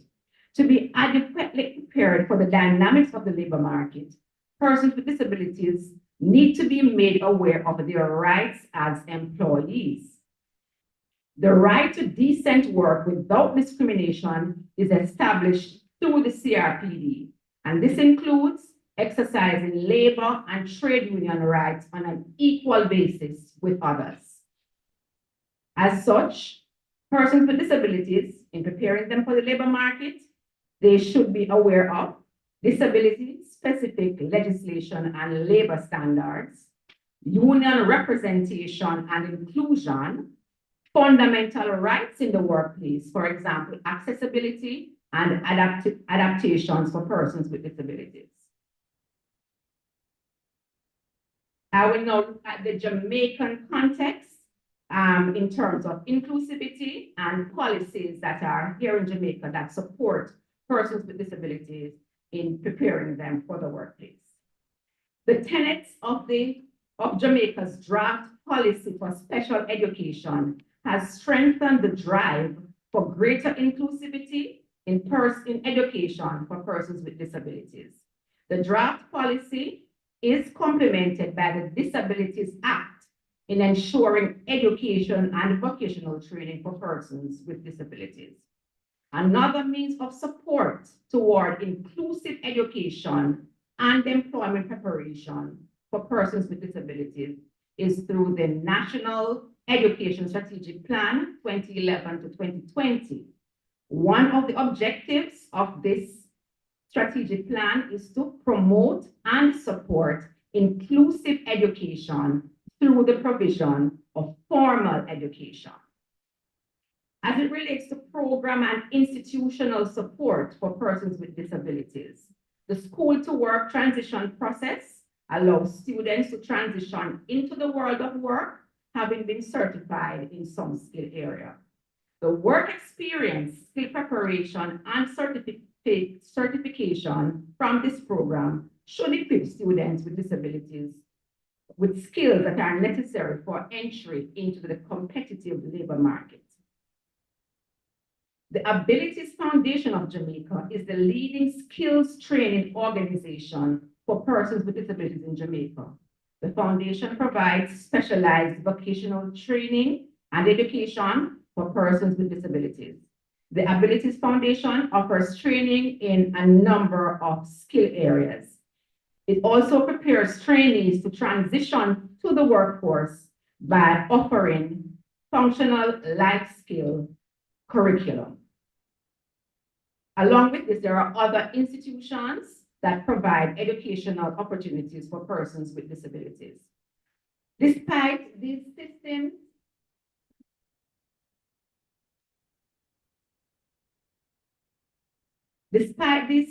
and structures which have been established to promote and ensure inclusivity and accessibility in education, shortcomings remain.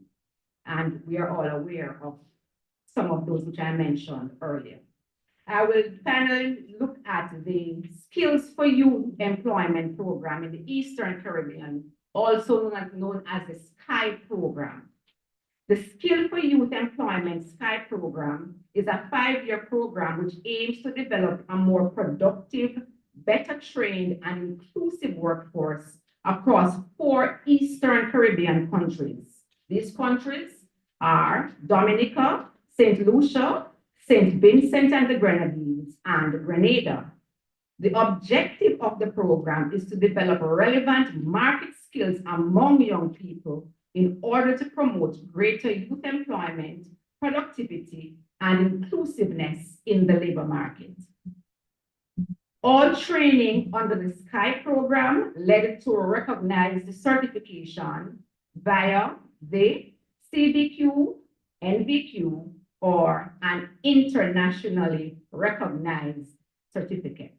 These certifications amplified graduates' chances of employment as the qualifications were those that were preferred by employers. The SKY program delivered training to over 6,000 young people across all 4 participating countries. And the program delivered a certification rate of 83% overall. The SKY program has accomplished a more productive, better trained, and inclusive workforce through recognized certification in skills required for priority economic sectors. Out of the SKY program, these are some recommendations that were made, and these recommendations can also be applied to other Caribbean countries, Jamaica including. Recommendations as to what government can do. Government can train teachers in inclusive teaching and learning, establish a task force to align policies. What can training providers do? Training providers can develop greater expertise in training students with diverse needs and abilities, and they can form partnerships with schools and employers. What can the employers do? Employers can learn more about disability and inclusion. They can offer work placements in partnership with the training providers and ensure their premises are accessible to all. Finally, inclusivity and accessibility are two of the main pillars on which the right to decent work and education and training stands with respect to employment of persons with disabilities. These rights are entrenched in the CRPD and are reinforced by the SDGs. Education and training are essential in preparing persons with disabilities to become meaningfully employed. And in light of this mandate, the CRPD acknowledges inclusive education as a right geared towards developing persons with disabilities to their fullest potential. Governments, state agencies, NGOs, and all other stakeholders are therefore obligated to direct policy and implement systems and structures that will adequately prepare persons with disabilities for employment in the labor market. And in the words of our esteemed chairman, Senator Dr. Floyd Morris, policymakers must move to make the necessary adjustments to make the education system more responsive to the needs of persons with disabilities. I thank you for your time and your attention. Do enjoy the remainder of the conference. Come on, do better than that. Thank you so much, Ms. Archer, for this stirring and very informative presentation, showing us the nexus between education and training and employability, and also to highlight some of the areas that we can concentrate on in ensuring that persons with disabilities can participate in the labor force productively. At this time, let me welcome our second presenter. Her name is, you guessed it.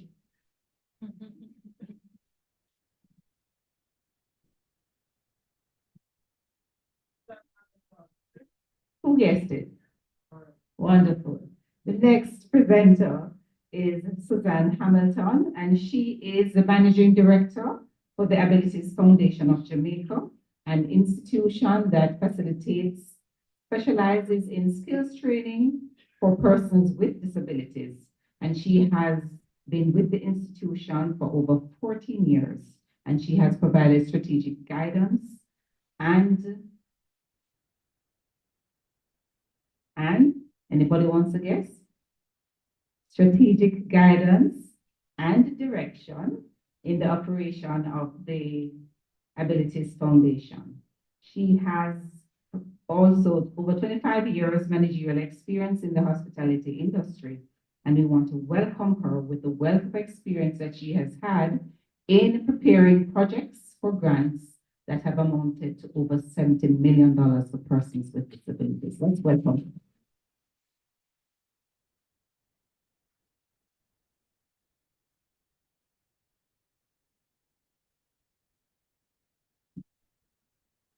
Good afternoon, everyone.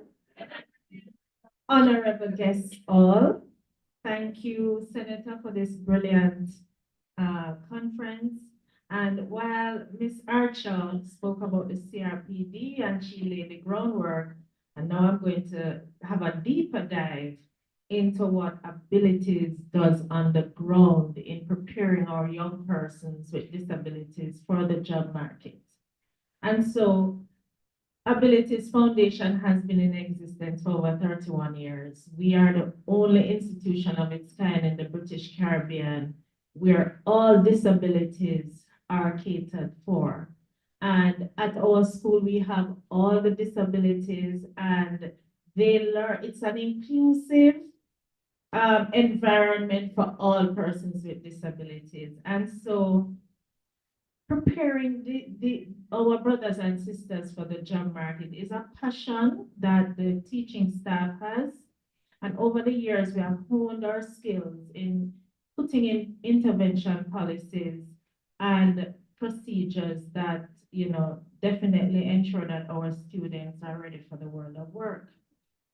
So, this study that we're looking at between the years 2014 to 2023, where we wanted to see if the strategic interventions that we were implementing, were they bearing fruit?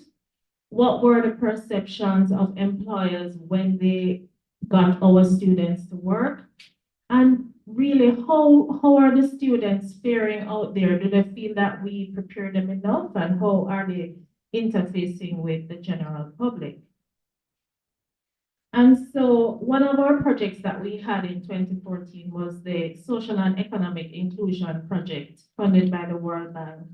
This was over $25 million, and it was routed through the Ministry of Labor and Social Security.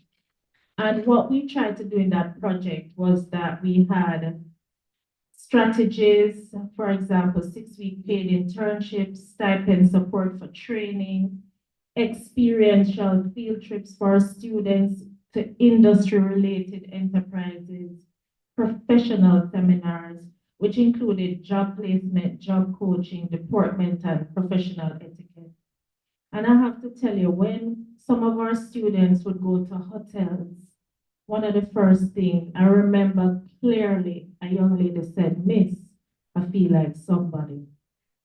That even made us want to work harder to expose our students to the hotel industry, to banking, to the BPO services. And so when we did study, before I tell you what we found, was that we looked more at qualitative data. I wanted to hear from the students themselves, so we did focus groups, interviews, and we also reached out to employers about the performance of our students in the workforce.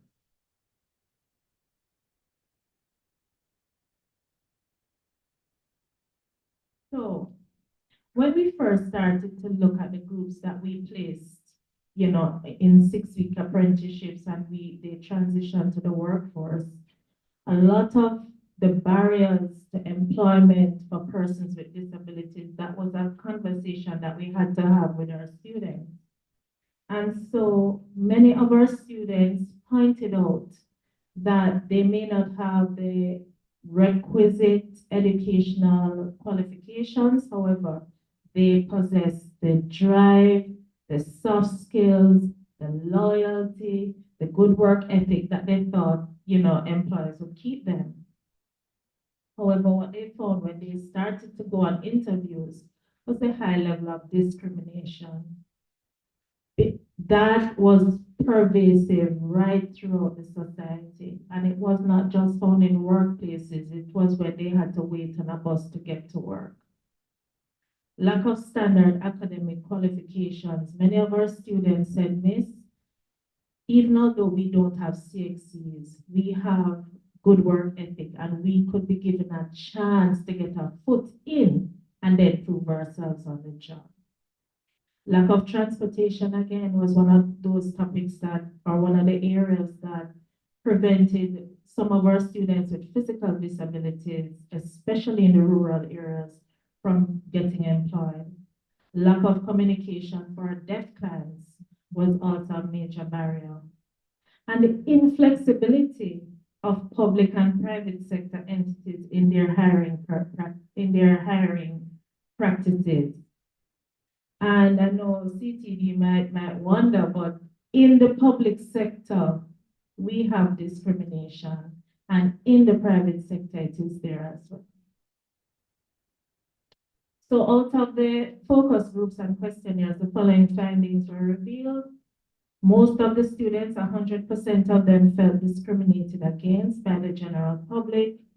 Deaf clients said that when they were on the job, they felt alone and not understood on the job. Blind participants especially revealed that they were underemployed and only kept a job for a limited time. 3 physically disabled students reported not being able to maintain their employment as a result of transportation challenges. And mild intellectual disability, and even those moderate who had an intellectual disability, felt discriminated against and preferred not to work as they feared being treated cruelly based on their experiences. And I just want to read a couple of responses from our students, and this is from a blind graduate. I did a stint at a high school in Jamaica through National Youth Service. It was horrible, and they treated me like trash. They felt because I was blind that I was not capable of doing my job, which was entering data, helping customers, and answering the telephone. I went to the vice principal and told her I do not see myself as less than anyone else, and I expect to be treated fairly. She spoke to the staff, but the treatment continued. And so, as we went through all of the responses of the students, we realized that we had work to do. And then I want to just read you one more response. And this is the uncomfortable discussion. I know that I'm qualified and I will get the interview, but once them see my face, I know them not hire me. And so we had to have discussions like that with the employers. So when we got the responses from the students, we actually went out to sensitize employers about hiring our students. And what we realized that employers were not averse to learning about the Disability Act and about how they should treat persons with disabilities. So a big strategy or a most effective strategy that you can use is sensitizing the employer. So the summation of our work transition strategies that we use, that we implemented, were empowerment sessions for our students. They had to feel like they matter. A lot of persons with disabilities, when they come, they are coming with abuse, they are coming with baggage. And so they don't see themselves how we might see them. So they have to see who they are before they can enter confidently in the job market. It is important for us to empower our students and persons getting ready for the job market on the Disability Act and the CRPD. Sensitization sessions with employers on the types of disabilities and how they must be supported on the job. Our blind students would say that, Miss, they talk to me as if I'm deaf and I'm blind. Or if they see I'm deaf, they think I'm stupid. And so some of the persons in the workspaces, they have no idea on how to treat different types of disabilities. Stipend support is also another area that they need. The GOJ or public companies need to look at. Persons with disabilities fall below the poverty line, or at least I would say about 70%, and need support in the beginning of contractual employment to have stipend support. Independent living workshop for both the parents, guardians, and students are critical. Some of us are parents of persons with disabilities and we constantly hover over them. They call us, and I'm a parent of a son with autism, so they call us helicopter parents. So we constantly want to, pick them up from work, and we have to go with them to the bank. We have to teach them independent living. That's the only way they will transition successfully. I think you agree with me? All right, so we looked at 5 employers, mainly from private sector, how they viewed our trainees that were placed at their organizations once they got the requisite training. All 5 employers reported surprise at how well the graduates performed, indicating that they really had some form of perception of persons with disabilities.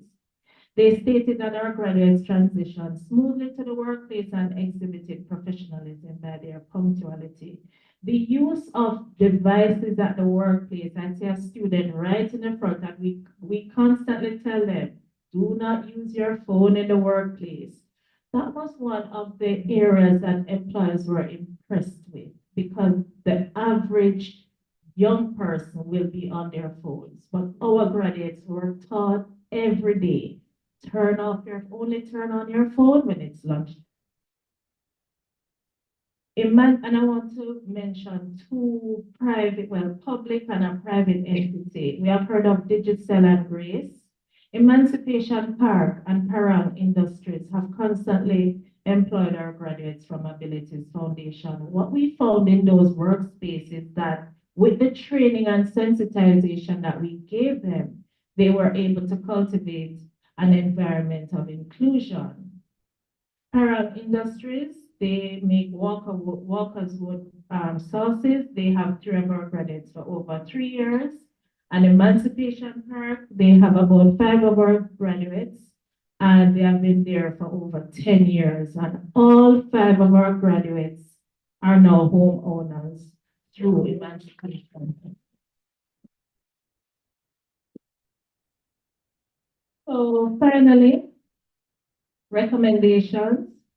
We have to provide support for both employers, employees, potential employees with disabilities. We need to give them support with transition officers, job coaches. Vocational and academic institutions must have knowledge of the Disability Act and its provisions for employment and education. Talent professionals must look for soft skills and adaptability of the potential employee in the work environment and be flexible in their hiring practices. Employers need to implement, place, then train strategies with persons with disabilities. Intentional implementation of professional development workshops in academic and vocational institutions is critical for normal students and even more so for students with disabilities.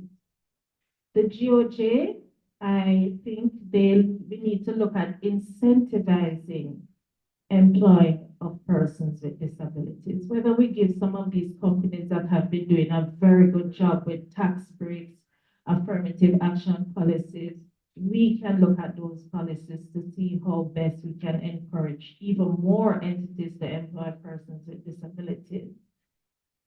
Deep reflection is needed for us as Jamaicans on how we perceive persons with disabilities. And we must have inclusionary policies from the early childhood level to create a more caring and empathetic society. It is critical as well that we have a values and attitudes curriculum. That is something that I truly believe in, and that's something that we do at Abilities Foundation. And just a final thought from Louis Braille, we must be treated as equals, and communication is the way we can bring this about. Thank you for having me, and thank you for being such an attentive audience.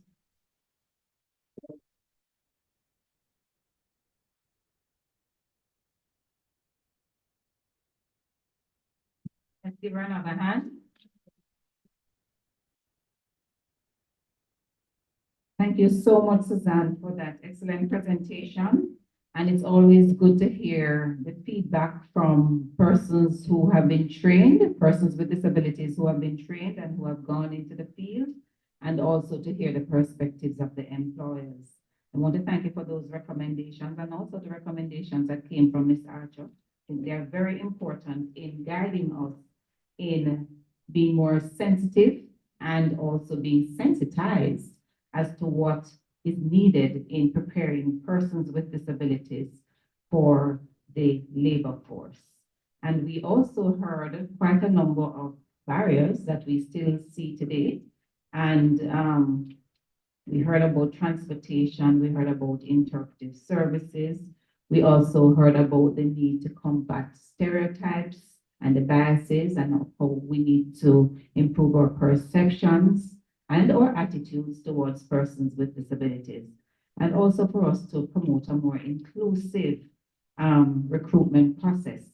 And I know the JCPD has developed an employment charter, and I think even though it's in the draft stage, is something that will guide the organization in promoting the need for more inclusivity in the workforce, and the codes of practice that was mentioned earlier on employment is something that the council is working on to ensure that it can be tabled in the parliament in this financial year. And so those are some of the avenues that we see that are in place. But one thing I'd want us, especially for persons with disabilities, to think about is how you can build that self-efficacy, that belief in yourself and resilience in yourself, to know that these are crucial characteristics to help you to build yourself up and to prepare you to be more confident in entering the workforce. And of course, the values and attitudes campaign, I think it's very important, and doesn't even have to be done by government and institutions, but I think if we start in the home, if each family starts that in the home, then we can always promote the good values and attitudes that are necessary to embrace equal opportunities for persons with disabilities in the workforce. So thank you so much, Ms. Archer and Ms.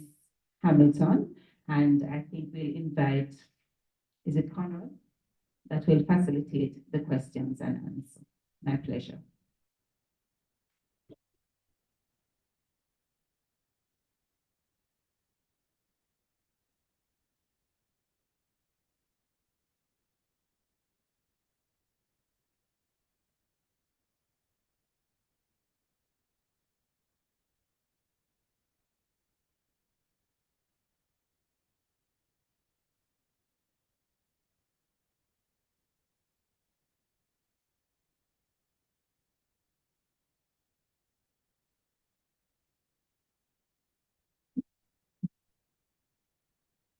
Okay, good afternoon, everyone.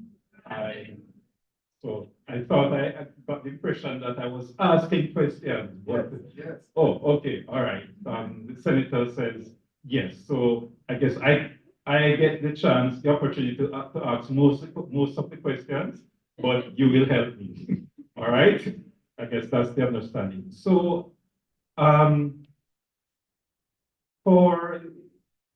I have an initial question for Ms. Archer, and one of the things that you mentioned, Ms. Archer, was that there are countries that have laws relating to discrimination of persons with disabilities, and I wanted to find out if your research allowed you to get any idea of how effective the laws were at preventing discrimination.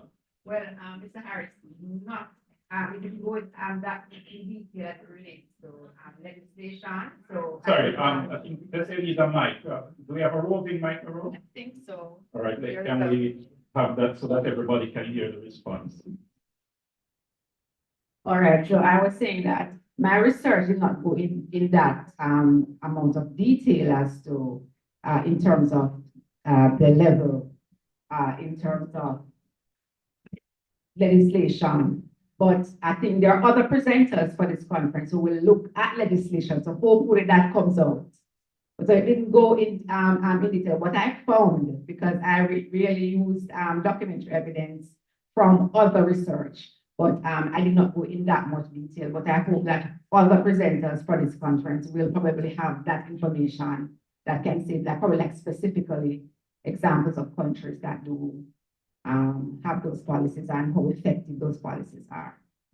All right, and then I have a question for Susan, and then I will open to the floor. For one of the things mentioned was the fact that there is a 6-week internship, and I just wondered if, in terms of 6 weeks, if you found that that was enough to meet the goals that you wanted, and also probably you can extend your thoughts to see whether or not it would be may be beneficial for outside of abilities, the ability setting, if persons, persons with disabilities entering, employment, if some kind of support system, at least initially, would be, useful for such persons. Yes, very good question. Definitely the 6 weeks was not enough. We found that the students needed more time, and I think it was just budgetary concerns why we limited it to 6 weeks. But for the future, we're looking at least 8 weeks. And having other persons with disabilities accessing those services that we offer in terms of getting them ready for the world of work, we would definitely want to be able to expand those services to other persons in the space. All right, thanks for that. So, do we have any questions from the audience? And I must emphasize questions because we have limited time. So, the discussion will have to wait for another time. But any questions, willing to take? Any hands? Yeah. Comment relating to specifically to this presentation? Yes, if it relates to the presentation, you can go ahead.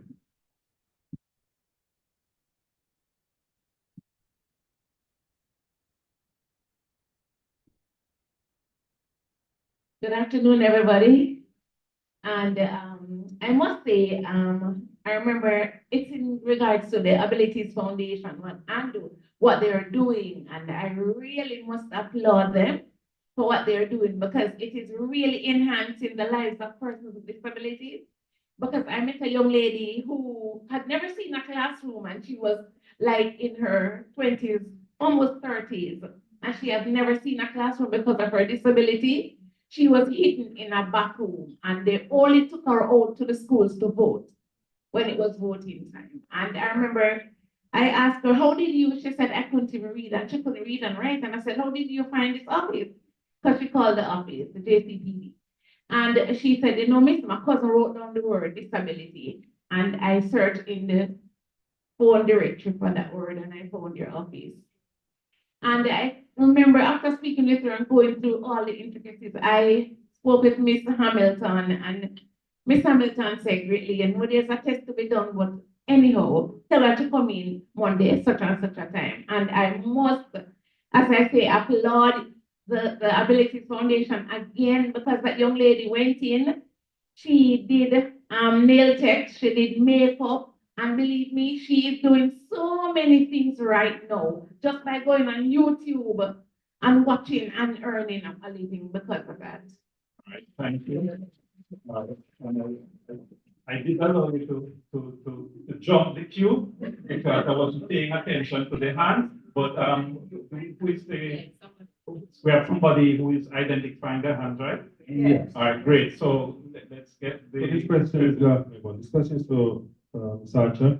So you spoke about the SKY program that you did in the Caribbean. So, and you mentioned a few countries. Now, I'm from Antigua, which is in the Eastern Caribbean.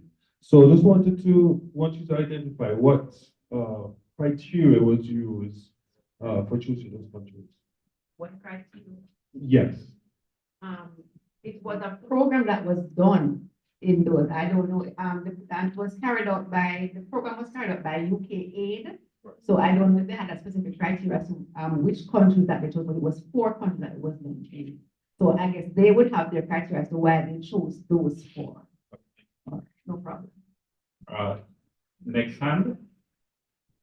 Thank you.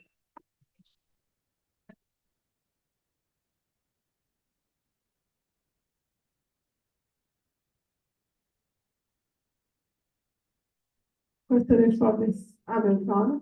Just want to find out whether or not when the young persons go in for the internship at the different places, if there's a coach that goes with them, or they go by themselves, or you have some sort of preparation of the organization. Yes, so they had coaches, job coaches that would go with them for the first week. The coaches would interface between the student and the employer, and then they would check in intermittently on those students and how they were performing. So at least if there were any complaints about behavior, we would withdraw the student, give them additional training, and then replace them in the environment.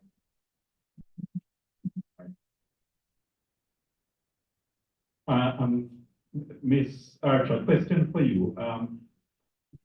Did you obtain any results from the Skype program as it relates to the employment uptake, the actual employment of persons who went through the program? Certainly. Could you talk about? Yes. So there were 6,000 young people that were trained, and certification, 83% of them overall were certified. There were other benefits that were given that they got out of the training as well. It boosted, as some of them said, it boosted their confidence and their competence, etc. The bigger study would have had more specific details, which I don't have with me now in terms of statistics, and I don't have that with me now, but for the most part, from what I can recall, is that many of those who would have gone through the training, the SKY program, most of them that got employed, most of them that were employed, the persons with disabilities, they were more persons with disabilities were employed than persons, but there were other persons that were in the program, like disadvantaged youths. So more persons with disabilities got employed than those persons, than the disadvantaged youths who were non-disabled. So the program itself overall benefited more persons with disabilities than it did for those other persons that were in the program that were not disabled. All right, other hands? Yeah, we have to finish. Right, one more.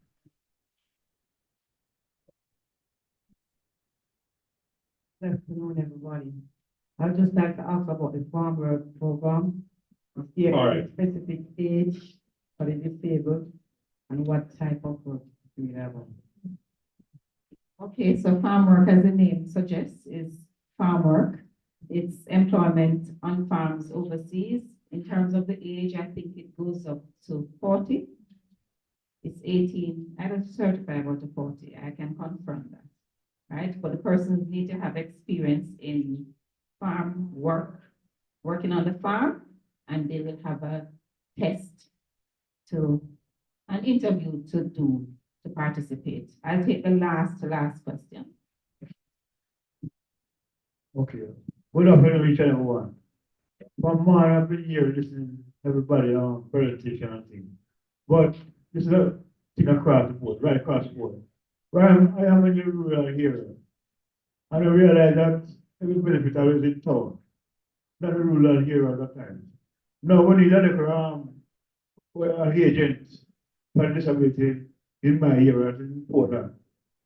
So I don't know how can we go about that, because we can go and buy some fuel here instead of coming to town, because it takes a lot of time and cost us to come to town at times at the end of the season. So I don't know if anybody can comment on that, please. Let me say that that's a very good question, and we want to ensure that persons with disabilities are catered to across the island. We lost the representative who was, well, from the JCPD, who was assigned to the Portland office, but we're now in recruitment. So even if there are persons with disabilities here who are qualified and want to participate, certainly, but we will ensure that that is fixed. So we are doing the recruitment. The JCPD is doing the recruitment of the social workers in the area, and we hope to see some improvement from that. All right? All right, thank you. for participating. And I guess we are out of time, so we move on to the next section. So I hand back over. Yes, thank you, Conrad. Please, Conrad, a hand, please.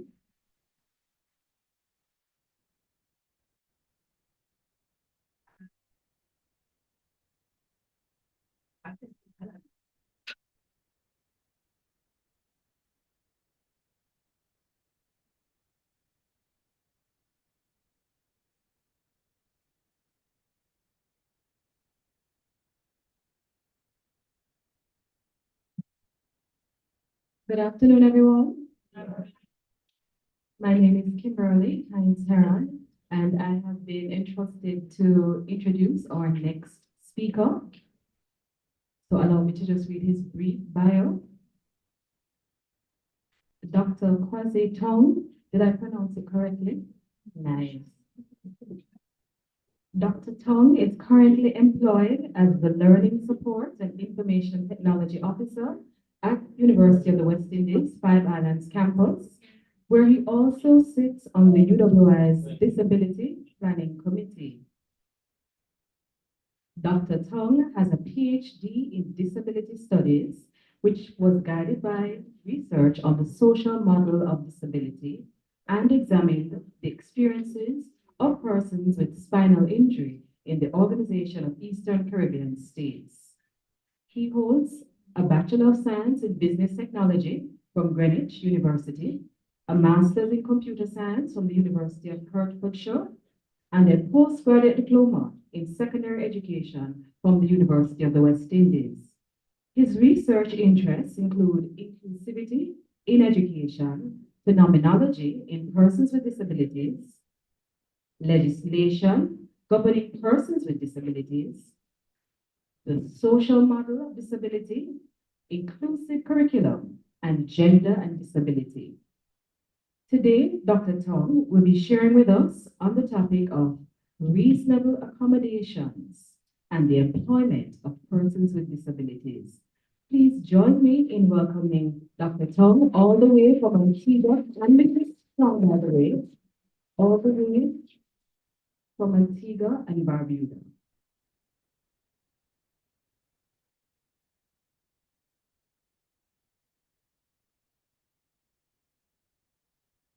One second, please. Housekeeping. Just a little housekeeping. Is Sean, Harvey, and Andre East in the room? Andre East? Okay, no problem. Thank you. Please make him feel welcome.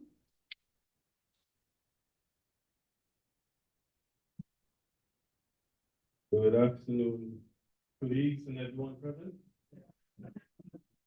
I bring greetings from sunny Antigua and Barbuda and from the principal of Five Islands campus, Justin Robinson. So I'll be as brief as possible in the 10 to 15 minutes that I have for you today.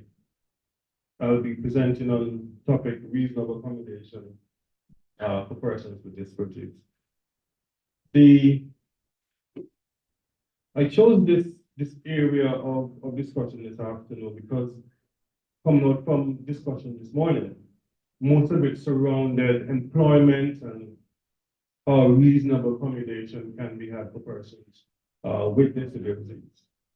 So most of it, according to studies from the United Nations, that there are approximately 50% of the global population that's disabled. And if you take 15% of our global population, that's a lot of people. Notwithstanding, out of that global population, between 785 and 975 million people of working age. Now, from our discussion this morning, we can see how many of that are individuals who may have a disability. So, our short discourse this afternoon will be examining the legislation in Antigua and Barbuda, making comparisons to other legislation around the globe. Looking at legislation from from Canada, Japan, Australia, and even here in Jamaica. And I'll be making some comparisons to those as it relates to reasonable accommodation and how those are accommodated. So and also to look at some common employment practices and some of these measures that can be mitigated. So just to give you some employment statistics, there are a lot of the limited research as it relates to employment and employability of persons with disabilities are primarily in the Eastern Caribbean. And a statistic shows that 51.3% of all disabled people, 53.1% of all disabled individuals in the European Union are employed. However, in Canada, the rate of employment for persons with disabilities of working age are between 25 to 65, which is about 49%. In Haiti, our neighbor, only 17% of disabled individuals are employed. In Trinidad, Tobago, and Jamaica, the numbers are 49 to 28% respectively. Now, focusing on the Disability Bill of Antigua and Barbuda, which was enacted in 2017, and that is consistent with the UNCRPD. It makes mention of reasonable accommodation. And generally, when we hear the term reasonable accommodation, we hear or we understand that to mean an accommodation that is made, again, reasonably. The persons with disabilities can be sort of either catered for or be comfortable in the environment in which they're employed. So this includes enjoying equal opportunities and equal pay. And someone early on alluded to that. So it is absolutely necessary. What is reasonable accommodation is necessary for appropriate modification and adjustment. So those are the two words that are bandied about in legislation: modification and adjustment. But we ask the question, are enough modifications made for persons with disabilities when they are seeking a job? So when we get further down in the discussion, we'll see what that means. So reasonable accommodation in the workplace, from research, shows that it starts with the recruiting process.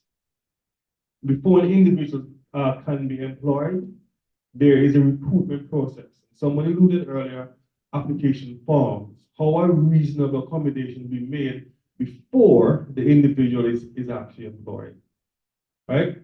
So if we look at legislation in Antigua, and our legislation in Antigua was copied, I would say, or looked after the one in Jamaica, all right?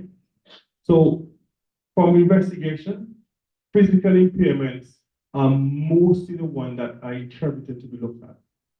Not necessarily impairments that are, we have a visual impairment, sensory impairment, etc. So it is interpreted that when we speak about reasonable accommodation, look at legislation as it presently stands, it stands to reason that we're looking at an impairment that is physical. But we also look at the bill made mention of an undue burden. And that was not very clear coming out of what undue burden means. And I think that needs further clarification within the legislation. And I think mostly employers at times look at the loopholes in the legislation and they say, all right, this is not very clear, so we're not going to do this, all right? And it is very uncommon for low and middle income countries to sign and ratify international convention. A host of countries within the OACS and in the Caribbean region signed on to the UNCRPD. But how many of them have actually ratified it? A few. But how many of them have actually enacted a bill? I know Antigua has, Jamaica, but Trinidad, Guyana, but Barbados has? No. St. Kitts? No. So there are a few countries within the Caribbean that have signed on to the UNCRPD, but they have not enacted the bill. And these are some of the loopholes that employers lose. So in other words, they're saying they are not mandated by law to do this. Okay? So in seeking employment, when we look at the the Disability Act of Antigua and Barbuda, it doesn't take into consideration 3 suggested steps as it pertains to reasonable accommodation. The first one is the process of competing for the job. Are individuals with disabilities disadvantaged from their non-disabled counterpart when they're competing for a job? In most instances, yes. All right. The second process, the process of performing the task, that is, they are already employed now. So what measures are put in place for persons with disabilities to be accommodated? Now, if we actually look at the present act of Jamaica and the one in Antigua, it can stand to reason that most of it speaks to persons who have a physical impairment.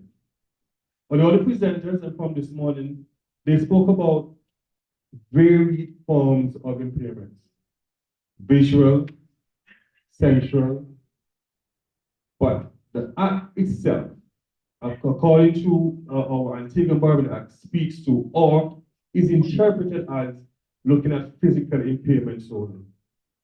So the third part, looking at employment of benefits and privileges deriving from the employment. So the Act of Antigua and Barbuda does not explicitly mention benefits and privileges after employment for persons with disabilities. So looking at this short table, countries that have employed it in comparison to Antigua and Barbuda, St. Lucia, and Antigua, they looking at the act. This was not explicitly stated, but Australia, it specifically speaks to supporting and assisting a person with a disability to prepare for and obtain and maintain paid work. All right, and the act also includes a separate clause that specifically speaks to the maintenance of stable employment lines. So what is the business mandate? Businesses are not really mandated to have a disability policy. And that's one of the things that I think is absolutely important. The government of Antigua and Barbuda says, even though it has a disability act, we don't have a disability policy in Antigua and Barbuda. So that means there are no guidelines to drive decision-making relating to reasonable accommodation in the workplace. So I created a short table that deals with existing penalties, all right? And the failure to make reasonable accommodation, and not only reasonable accommodation, but adhering to the Disability Act of these countries. So Antigua and Barbuda, yes, we have an existing penalty, which is $1,850 US. Jamaica, it equates to $6,459 US. And as you see, as we get to the more developed countries, like the United Kingdom, the average penalty holds around $56,000 US. Barbados, same case, they do not have an existing bill, so they do not have a penalty. However, in Australia, they do what is called an amount of penalty and fine, and you can be fined up to, well, be in prison for up to 6 months. In Japan, however, which in my view has a very robust disability act, their fine is up to $3,244 US. Now, what about amendments? Now, if you look at, there have been no amendments since the bill in Antigua and Barbuda has been passed since 2017. So 2017 to now is quite a while. And the amount of advocacy that takes place in the Eastern Caribbean is quite a lot. And I can say that since my study ended about 1.5 years ago, I've been, along with the other disability movements and actors in Antigua, I've tried to, and I've gone to the AG's office to encourage them to sort of look at some amendments within the Act of Antigua and Barbuda. Japan had their first disability act in 1970, many, many years ago. And they have enacted an amendment in 2013 to include specifically persons with discrimination and the Elimination Act that was established in 2013. And this prohibits organizations and private sector from violating the rights specifically with the interests of persons with disabilities within the employment circle. Now, there are two things. What do we need in Antigua? Although we fashioned our act off of the bill in Jamaica, Antigua still does not have an established council, an established disability council in our country. Now, you can see the disadvantage of that. We do not have a council, but persons with disabilities have been aggrieved all the time. So who do they actually go to? Who do they actually complain to? There isn't a body like that, right? And let's look at the tribunal. The good minister this morning spoke about the tribunal, and persons can actually come to the tribunal and lay their grievances. We do not have that in Antigua. But presently, what is happening now, the good AG in Antigua, he has started to have conversations with myself and other disability actors to actually amend our act so that these two very important bodies can now be instituted so persons with disabilities may have an avenue for complaints. So there are several findings that came out, and there's, in my view, there's a fundamental omission where there's no council, there is no tribunal, and I believe that there should be a clear distinction needs to be made when referring to reasonable accommodation, not only for disabilities generally, but specifically for physical disabilities and mental disabilities. So there should be no misinterpretation when that part of the act is being examined. There are some other final omissions. It is not clearly stated if anyone should bear the burden of responsibility as in regards to reasonable accommodation. So looking at the US bill suggests that the person who is disabled, the burden of responsibility should be theirs. One, if you are disabled and you are seeking a job, then you come and you speak with the employer and you suggest, hey, this is my disability. Let us work together and then see how you can reasonably accommodate me, as opposed to you're getting a job and the employer will say, I'm going to accommodate you. But when you get to the job, you realize that the accommodation that they made for you is not sufficient, or it is really not adequate for you, right? There's no implementation mechanism according to Article 32 of the Act as mandated by the UN CRPD. So there's several recommendations. And I think the two most important ones that jumped out at me or is most relevant is the constitution of the council, the constitution of the tribunal, and most importantly, the adaptation of a legal framework. And this legal framework develop an independent mechanism that will protect and monitor the implementation of the 2006 convention. Now, some of the countries represented here today have signed on to the UN Convention, but there isn't an independent mechanism that sort of polices this to ensure that government's feet are held to the fire. If that was the case, Antigua and Barbuda would have been mandated a long time ago to constitute the council and the tribunal. We also look at the explanation of reasonable accommodation should be explicitly stated in two parts.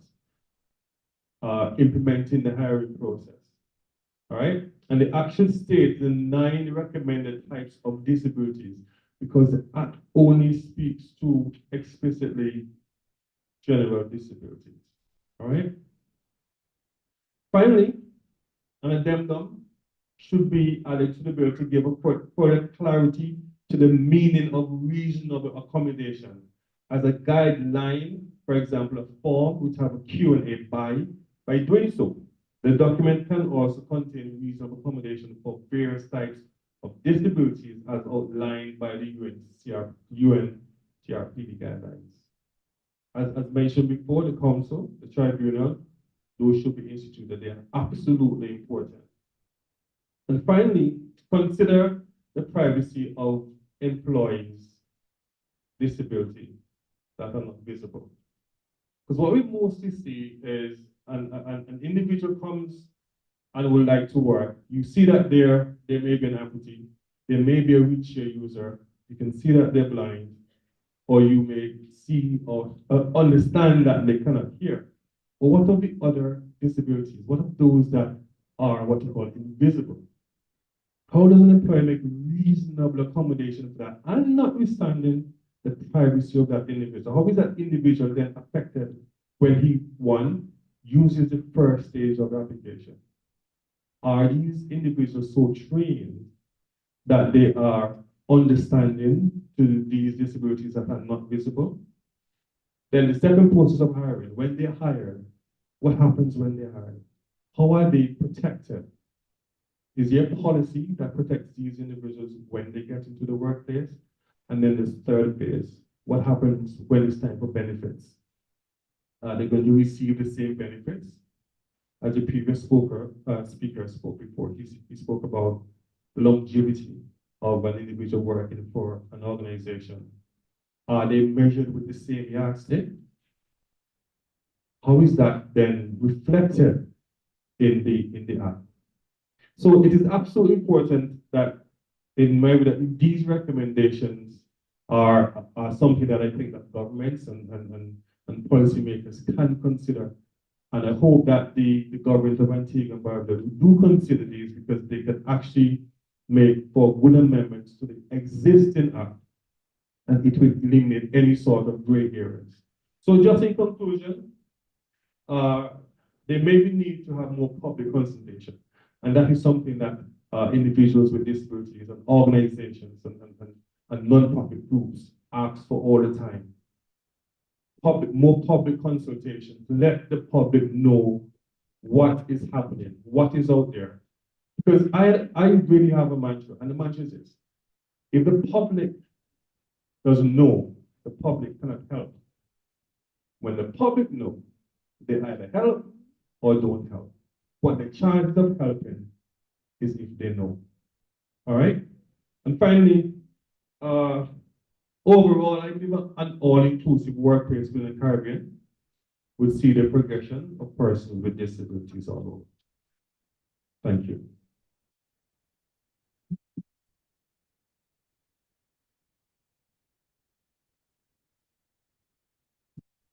Thank you very much, Dr. Tom. And at this time, we'll be able to take a few questions from the good doctor. I'll give you a minute or two. I'm not seeing a hand. Oh, okay. There's a question here.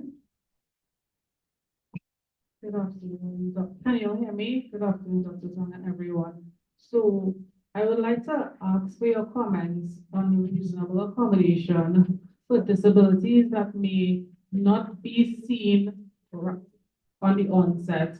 And I think on an application form, like you have mentioned, people are apprehensive to even state that there's a disability, far less for even asking for reasonable accommodation. So I think there's a barrier there. So I'm wondering if you have any comments on encouraging persons to be vocal and to even ask for it, because it is their right to ask for it, but I think a lot of people don't want to ask for it because they feel that will eliminate them from the application process and the job selection. Thank you very much for the question. I think looking at the US structure and how they actually do their application processing. If you look at the Caribbean, we mostly have a standard application form, where the application form is online, or if it's paper-based. Now, if you put it online, that eliminates a lot of people already.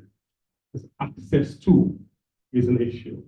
If we have it paper-based, we are making the assumption that that individual can read and write. Yeah? We're making the assumption that an individual can see what's on the paper.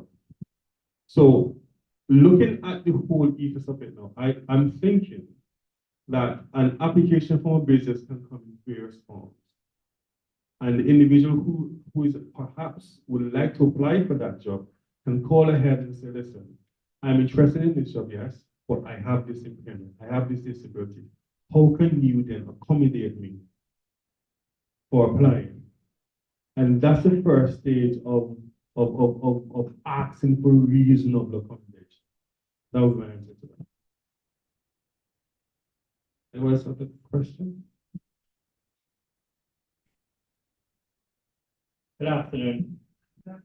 Hi, as somebody with a disability and have issues with access, I live in the rural of Jamaica. And from my personal experience and people that we deal with, because I am a part of an organization, well, I am president of an organization called Carnival Combined in the western side of Jamaica. We find that just mentioning a disability is a deterrent instantly. Immediately, you are not even going to get an interview. Period. So persons tend to try to coin their words in such a way that you're not hiding that you have a disability, but you're applying for a job as a person. But even then, the moment you appear, then you are denied an interview at the same time. You are refused. Now with JCPD and the mandate that they have, and as soon as, well, I'm going to say fly down capably, but as soon as it is implemented in such a way that it is being used, because I've always said it, the bill in and of itself can be against and for. If you look at it carefully, it can use against us as well as for us. It was designed for us, but it can use, because if you look at not even employment, but even a rented property, if you need somewhere to rent, and you apply and you go and apply for that. The moment you go there and you realize you have to put in a ramp, you have to probably change the door, probably change some of the light switches, that's it. They are going to deny you that rental. It's the same thing with jobs. If you you have a question, go ahead. Yeah, I just want to add to what you're saying and to agree with you to most extent. And that is why when I was presenting just now, one of the things I kept saying was that I think that the existing bills in some countries needs further amendment where there is more clarity when it comes to reasonable accommodation. Because if you look at the existing bill now for Jamaica, and then to which are quite similar, you will think that, hey, they're speaking about reasonable accommodation, yes, but what is this reasonable accommodation? How does reasonable accommodation affect me as an individual who may have another impairment that is not seen? I may be a wheelchair user, somebody else. Another individual may have an intellectual disability. How is that individual with that intellectual disability? How is that reasonable accommodation can be afforded to that individual? All right. For us, there has been some discussion and amendment being done for Jamaica. Up to 2018 and part of 2019, we're working on workforce integration and some. You remember that? What was it again? Workforce integration and something else. Employment program. Right, employment. Right. So we know there are amendments that need to be made. Yes. We're taking it section by section and working on it. But COVID came in and everything was paused because everything was online. Right. And getting persons to attend, you have no idea who is attending, and not everybody can process that, and not everybody have access to the internet in the way how it was needed. So that was paused, and we haven't gotten back to it just yet. So those amendments are there to be made. But for now that the bill has been passed and is to be implemented properly, the tribunal is there and everything, but the tribunal is only able to be used when we go there and make a step and then bring it to them. The fact is that a lot of persons are disenchanted with the process that we have had then prior to now, and a lot of persons don't step forward, basically. That's the problem. I've been informed in just last night In Hanover, there was a young lady who was applying for a job, but she needed a bank account, didn't have an ID. She went to the government office to get an ID, and she was refused because she is deaf, so she signed. And when she signed in the person, they understand, so her mom was translating, and the person refused to take the information from the mom. She really can't understand the child, so she said she don't know what the child is saying. But she don't want to take it from the mom because she don't want to accept what the mom is saying either. So the child had to go for a passport instead to get an ID to open a bank account. So, sir?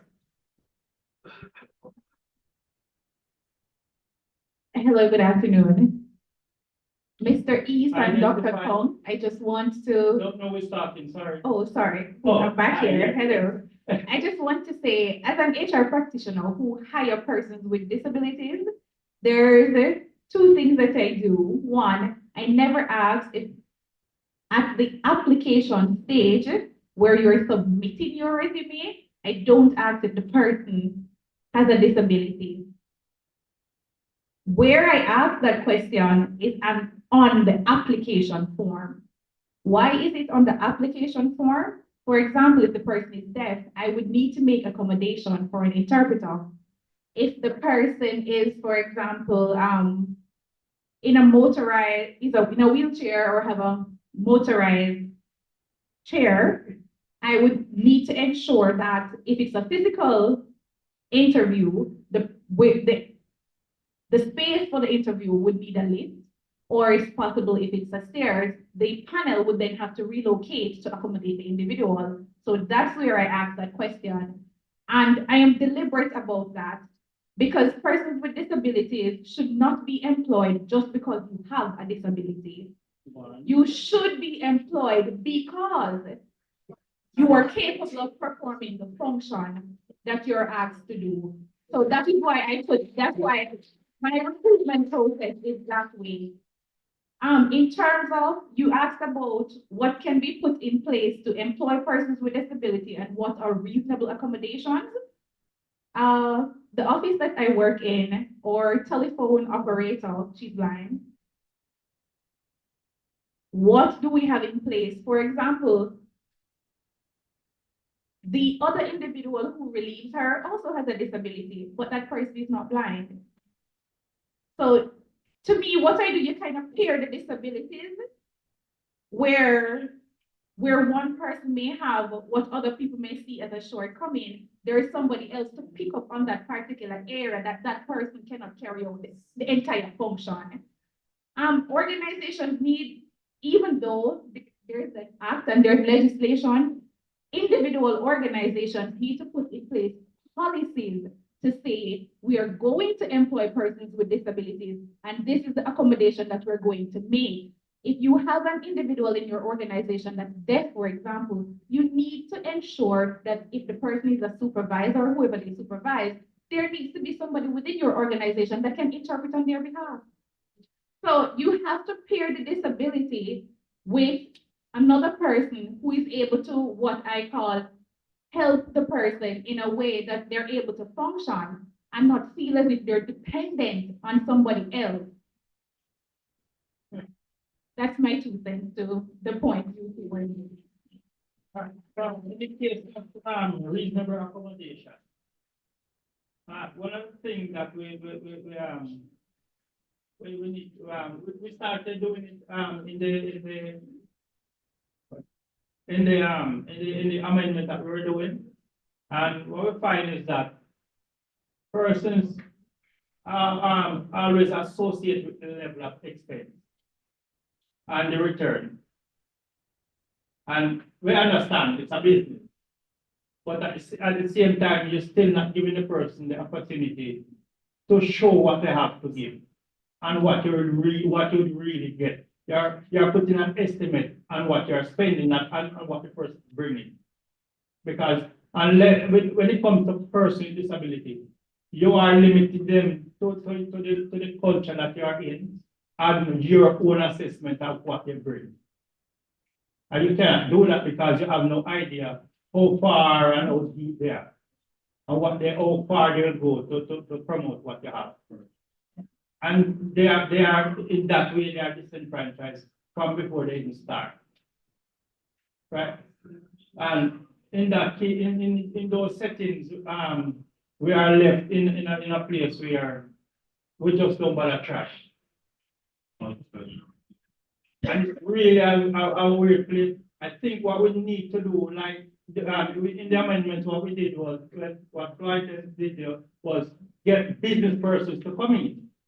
But yet, as you can see, there's just a few business persons who are willing to go that extra mile, because it is an extra mile, to accommodate it, and then they see how much they gain from it, that they will go to implement more, or accept more persons in.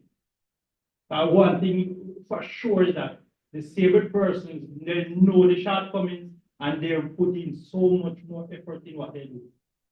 Then they limit the amount of mistake that they make. Right. All right. A couple of quick points that I want to make, and bear in mind that we're gonna have to move on from this session to the next session on legislation. But just to point out a couple of things. Dr. Tong,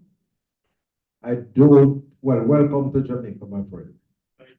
I don't know any country in the Caribbean that has close to 49% employment for persons with disabilities. And I have looked at and participated in at least 3 recent research.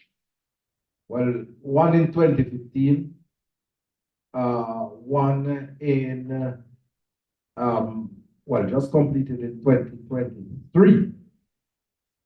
And certainly in the case of Jamaica, the data has been consistent, showing close to 90% of the population, the respondents, being unemployed. And then that is corroborated with data from ECLAC, which is showing between 80 and 90%. All right? One of the things I wish you could have done in your presentation was to give us the definition that is stated in the Antiguan legislation. You just mentioned it and said that it defines physical disability as being physical. And I would have liked for the specific definition to see exactly what it is that they have said, because I know that from what I recall of the definition, it gave a list of areas as to what would be classified as disabling conditions. All right? And then the issue of reasonable accommodation, and I want to recommend everyone to the general comments from the Convention on the Rights of Persons with Disabilities Committee on Accessibility, because it makes it explicitly clear my legal friend Tamisha is here, that reasonable accommodation is what the lawyers regard as an ex nunc duty, meaning that from the moment the person with disability requires it in a given context, that it should be provided. So the issue is that we have to look carefully at how we treat reasonable accommodation. We have to look at how it is implemented. because whilst there is room for negotiations, we have to also make sure that it does not violate the right of the person with the disability. Right? And I mean, you're gonna be here, so you and I can have some further discussions on what is taking place in Antigua, because I'm very curious as to what is happening there, because the legislation seems to be problematic from the outset. But those are my observations, and I invite us to transition into the next session, whilst we thank you very much for your very, very good presentation.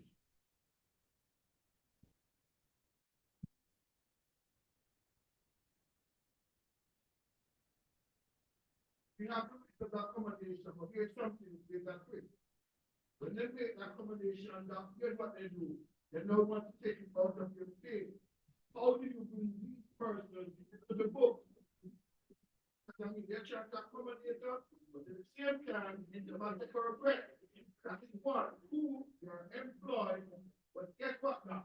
If they're paying the second person $50, they only want to pay you $25.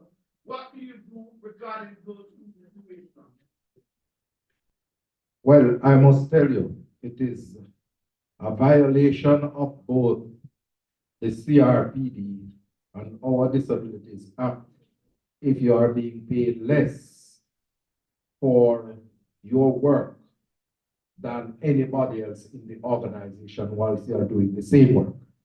So if you are a telephone operator, for example, and you are being paid $20, whilst your colleague without a disability is being paid $50, then there is an act of discrimination there. It's just you have to make sure you have your facts straight, because it cannot be a suspicion. It has to be facts. So you can't just surmise that, boy, they are paying me less than somebody else. You would have to have the two pay slips to compare, and then you copy it and you write to the JCPD and outline your case and tell them that you are being discriminated against. JCPD comes in and investigate, because JCPD has that mandate in law. And then upon the investigation, JCPD can recommend the matter to alternate dispute resolution, or they can do it in terms of sending it to the DRT, Disability Rights Tribunal, for adjudication. As it relates to, quickly, the point that you make about deducting from your salary for reasonable accommodation, again, that should not be. Unless it is that you make in that arrangement, because that's what they say, reasonable arrangement. Unless it is that in the arrangement, you say to them, all right, let us go 50-50, and you know, you deduct out of my salary over time. But otherwise, that shouldn't be taking place, because in that instance, it would be an agreement between you and the employer. So if such a situation is taking place arbitrarily without an agreement, that shouldn't be taking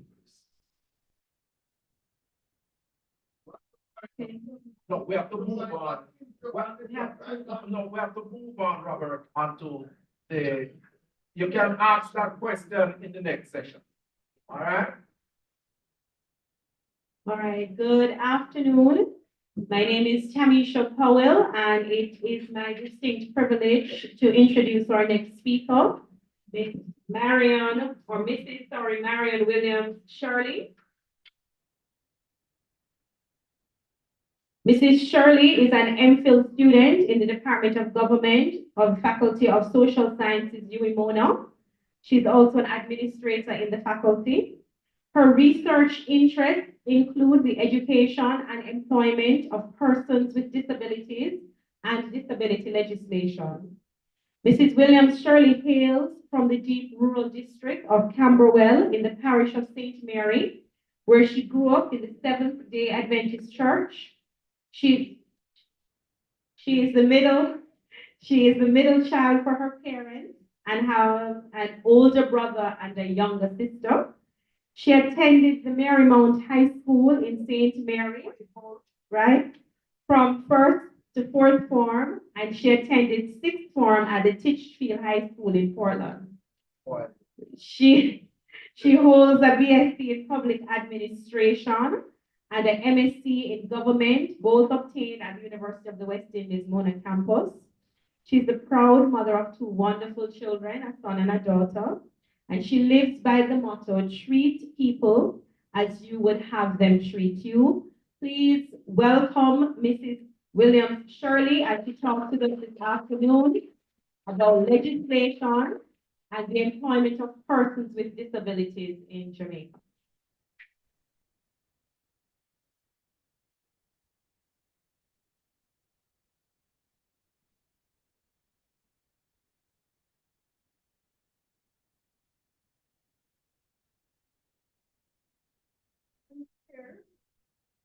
Good afternoon, everyone. Good afternoon, everyone. Okay, I'm grateful to be given this opportunity to present at this conference, and I hope that my contribution will be meaningful and informative. Now, my presentation looks at the experience of persons with disabilities regarding national legislation and their employment in Jamaica. So it will therefore capture pieces of legislation that are disability specific. So an example of a disability specific legislation is the Disabilities Act 2014. And it will also look at pieces of legislation that is not disability specific, but have implications for persons with disabilities. Example, the Building Act 2018. Now, I have so much things to say right now, but because of time constraints, we will skip some of that.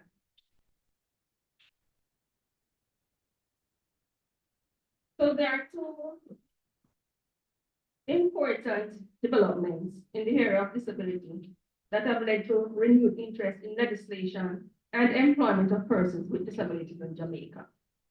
One, at the international level, the United Nations Convention on the Rights of Persons with Disabilities, 2006, and number 2, at the national level, in Jamaica, the passing of Disabilities Act 2014 and its implementation in 2022.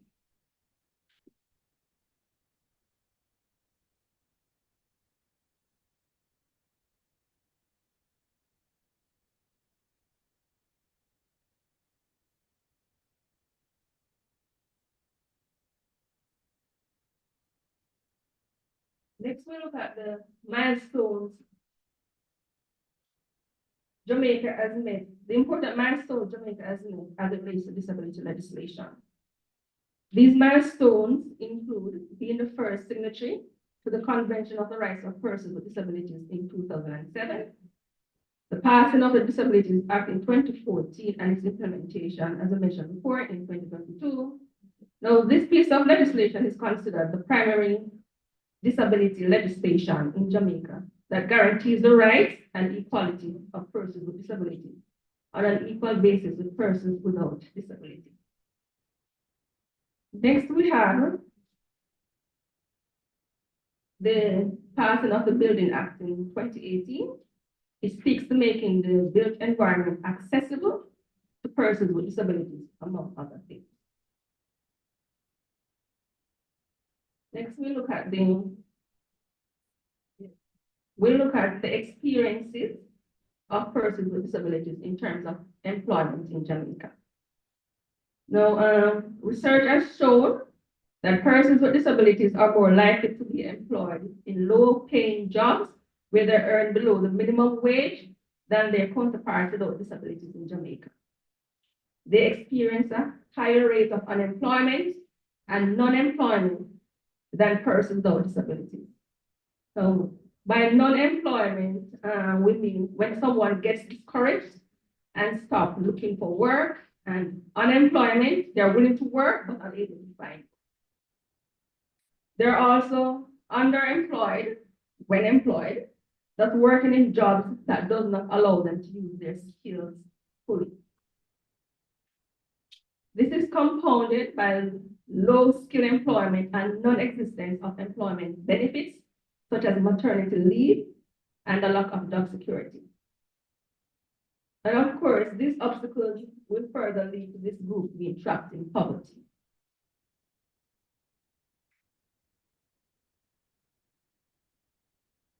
Next, we see that many persons with disabilities are self-employed or working in no-paid jobs or in family businesses. They are at a higher risk of barriers to access formal work. Persons with disabilities participate insufficiently in job training programs as a result of a lack of sign language interpreters and a lack of physical access. Now, this was a finding of the committee, this was included in the report of the Committee on the Rights of Persons with Disabilities, 2022. Continuing with the experiences of persons with disabilities.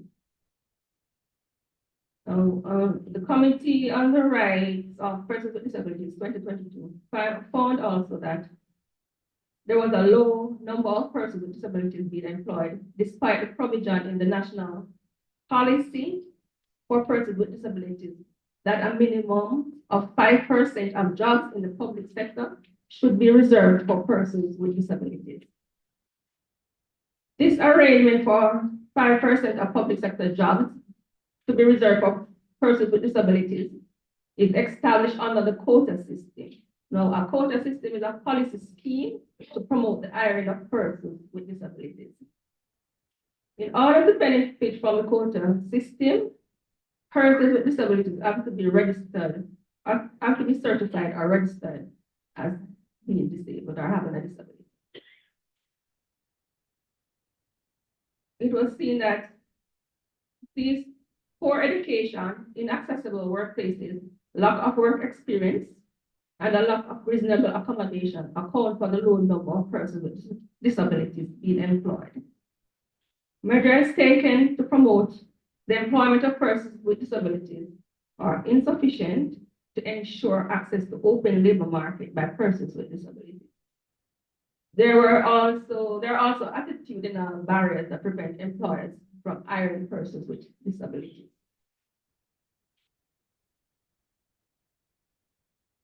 There is limited participation of persons with disabilities in market-oriented job training programs. This was as a result of a lack of physical access and sign language interpretation, resulting from a limited number of sign language interpreters being available and the high cost of the service.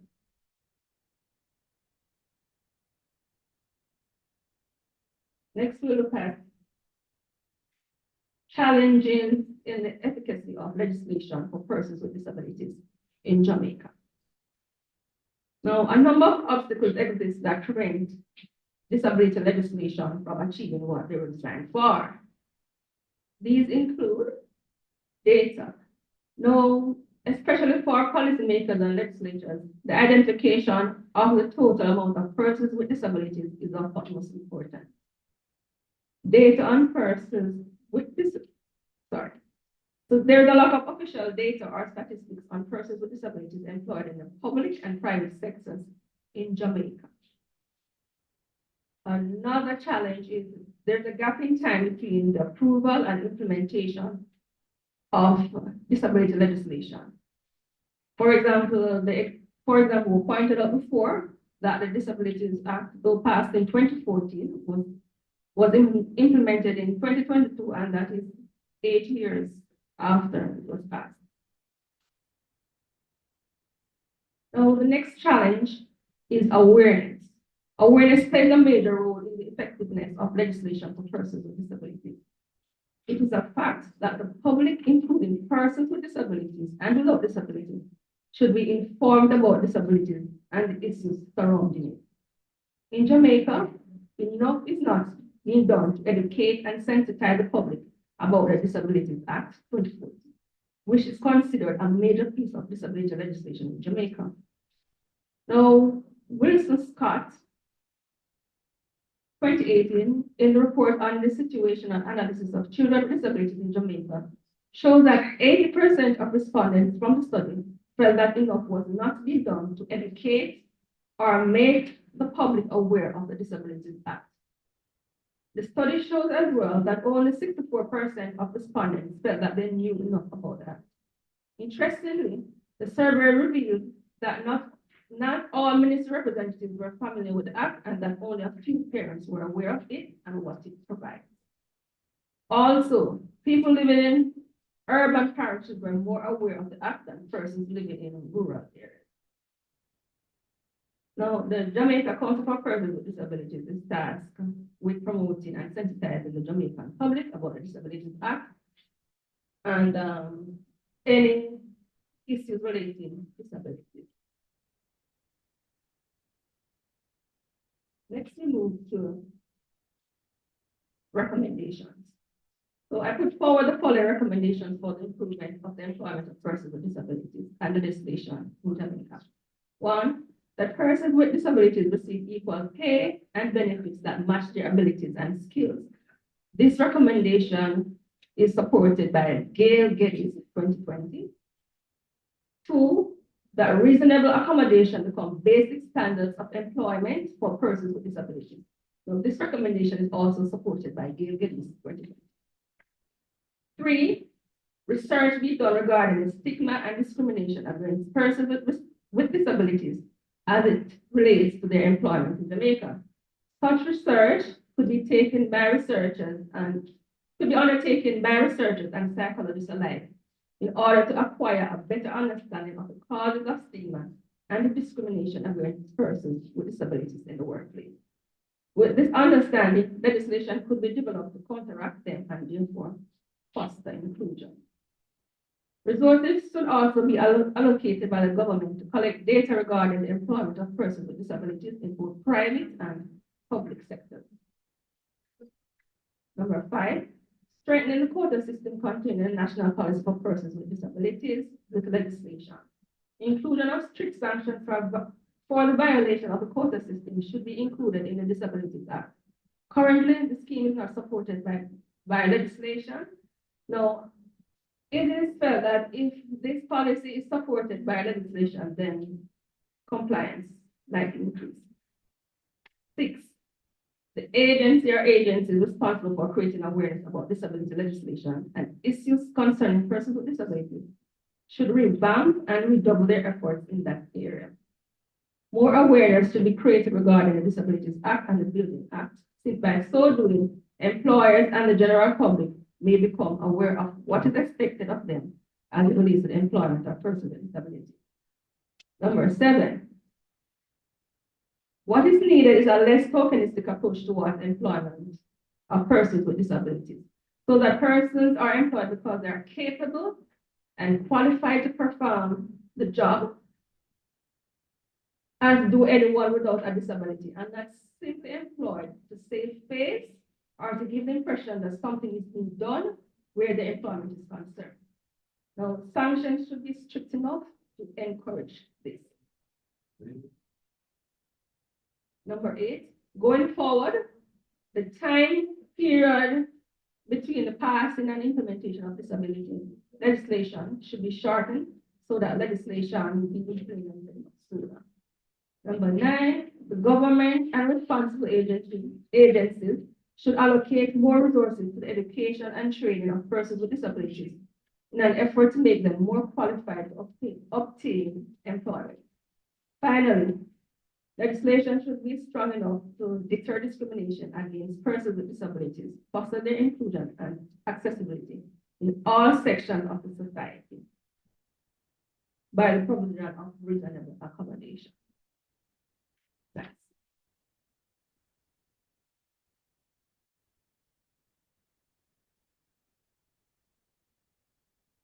Thank you so much, Mrs. Shirley. Do we have any questions at this time? Yes, go ahead, please.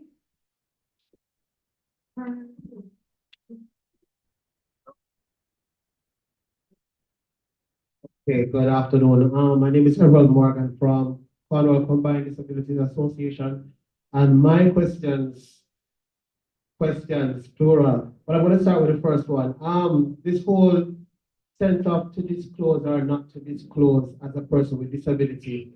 I think that, as you said, that the policymakers, why can't the government, along with the private sector organization of Jamaica, even the company's office, if you're going to register your business, you should have some kind of policy document that states that we are compliant to the Disability Act, and these are what we are prepared to do within our organization to ensure that the recommendations related to being the accommodation in the company, all these standards that need to be met, we are going to either try to come up to that level before we can get our compliance or before we can renew our certificate as a business in the country, and not even ask us to come into disclose, because what I'm realizing when I disclose my disability, and if you're working in a specific field, once you start asking questions and talking about your rights, you are now on a blacklist, right? You're kind of put aside because you are being difficult,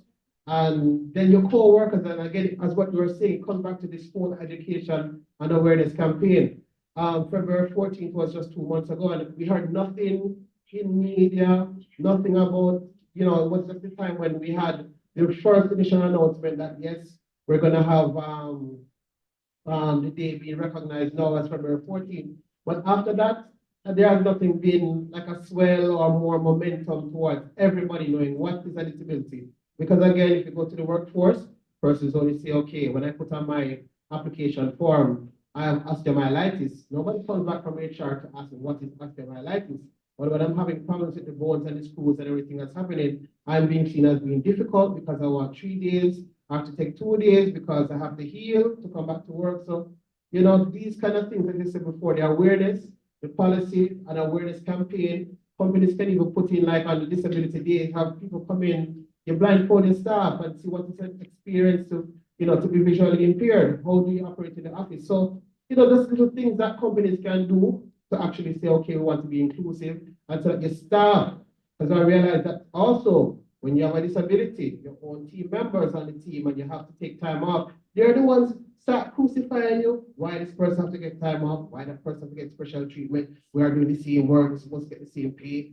So more education, I think, is needed, and also a commitment from these companies. Before you can even get certified as a business, before you can do anything, you should have some kind of policy in place in your company to say, this is what we are going to be doing, yes, or even have an audit to be done to find out whether your company can accommodate persons with disabilities before even getting to that level where you get a certificate.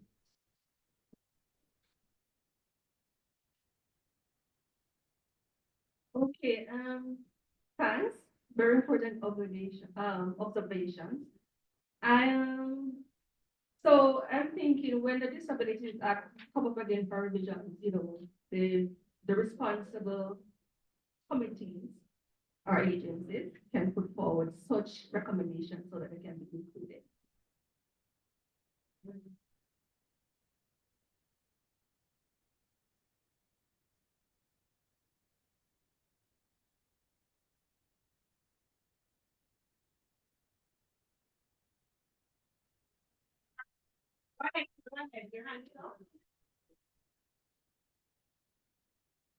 All right, question. With the Disability Act now out there to certain persons, you are employed, and through reasonable, again, accommodation from your employer, you got injured on the job. They decide to pay you $2.50, example, and you're no longer able to work for them. So they decide to give you $2.50. The system or the government raised the minimum wage. They still continue to give you the same $2.50, probably about another 3 years after. The minimum wage again went up double times that. How do we now go to that former employer because of their job, we're not able to work anymore and get whatever is the now minimum wage? Is there anything in the Disability Act that speaks to this specifically, that we were working, we got injured, but they agreed to give us $2.50? That was what it was at that time, but no after. And a couple of years passed, then the minimum wage went up by the system, but you're still getting the same $2.50. What part of the bill or the act speaks to this? And what can we do as that individual? Because I mean, sorry, we're not in a position to afford a lawyer and go through that whole rigmarole, and the list goes on and on. What about now in another scenario? You decide to do a business, but your family is involved, but you put up most of the capital, but the family who run it, you're not really getting anything, but there was nothing signed between the both of you. Does the disability bill again speak to that it can help to create some clarification, or can we seek legal advice? Okay, so I'm kind of taking over my friend's moment just to answer that question. So you've raised some very important issues that really more fall in line with regards to personal injury and employment law claims. So if someone has been injured on the job or as a course of their employment, the appropriate thing to do in that setting is to sue for damages for your personal injury. And at that point, when you're suing, if there is any permanent disability or if there are any temporary limiting factors that will present themselves, then that is all considered as a part of the computation of what your award for damages ought to be. And that can be whenever the order is made, whether that is a lump sum or it's paid over a particular period of time. So it's not to be treated as salary. That would really be the source, or it would be a cause of action that you have to bring to court.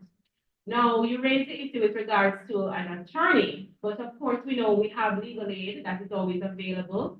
So there is the normal lawsuit legal aid clinic, and there of course is Kingston Legal Aid, and I believe in Montego Bay we have the Legal Aid Council has a branch there. Additionally, when you're dealing with personal injury claims, some attorneys will do that matter on what we call contingency, meaning we don't collect until you collect. So that takes some of the burden off the litigant while they're attempting to pursue the claim. So that is dealing with if you are injured on the job, how you can pursue that and what your rights are, and those rights are afforded to everybody, because once you can clearly show the connection of the damage with your employment, that's a straight line of causation, and that allows you to bring the claim. Okay, I'm so sorry. I think I forgot your second question, and I don't want to misanswer it. You could just quickly summarize it for me. Yes. Yes. And then you're trying to get back to compensator, the family takes over, and you kind of can't go to the contract side. Well, okay, again, your contract doesn't always have to be in writing. Oral contracts are very valid and binding in law. And oftentimes what we will do is, in the absence of the four corners of a contract, we will look in terms of the action of each party. And again, that is going to be a matter that you're going to have to go to court to sue for. Because number one, when you're registering the company, you want to make sure your name is listed on that company register. And it's very important when you're registering that you're not just being named as a director, but you're also being listed as a beneficiary of the shares. So it's not that you're holding on behalf of someone. It is clear that you own beneficial rights as well as you have. I won't get too long because I know we're short of time. But that is where you'll be making sure the registration, and if you do not have a written contract, again, the terms of it based on the actions of the parties is how any sort of law would look at it to see how do we divide it? Were we having an equal share division? Was it 60-40? And it's all going to come down to how we conducted and how we performed our business affairs. All right? Okay, I don't see any more questions with regard to this section. I'm sorry. All right, okay, thank you. So, sorry.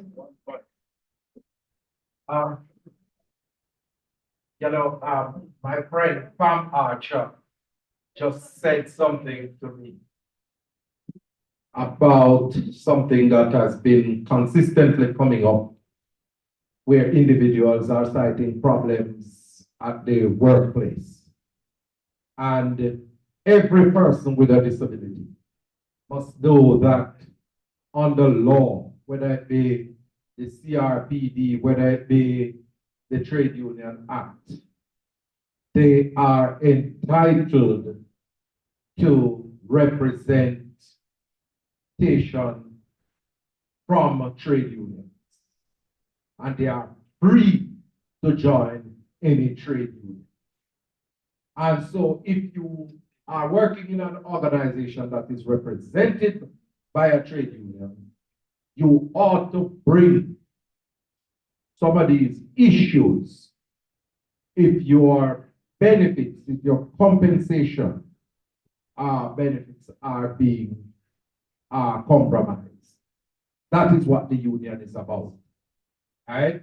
And I just wanted to amplify that. I took the time because I just discussed with Dr. Devonish an approach for the final session today, because we're losing our audience, and Montego Bay has signaled that they want to leave, and I don't want Montego Bay to leave whilst I am speaking, and then I end up talking to the chairs. So you'll be here. So, well, that will take you down to 5:30, you know. So you are all right with that? Now, if it's 5 o'clock, then you only have 10 minutes, and you know, we could not do it in 10 minutes. Right? So, what we are going to do is to shift the session to tomorrow, and we are going to be reducing the time where there's only one person presenting tomorrow. We're going to reduce the session. Instead of giving you a full hour for lunch, we're going to give you 45 minutes. And so we make up back the time. But there has to be tight time management, Miss Gerson Robinson, tight time management, and strict instructions have to be given to the chairpersons and the presenters. All right? So, ladies and gentlemen, with that understanding, I want to thank all the chairpersons, all the discussants, all the presenters who participated today.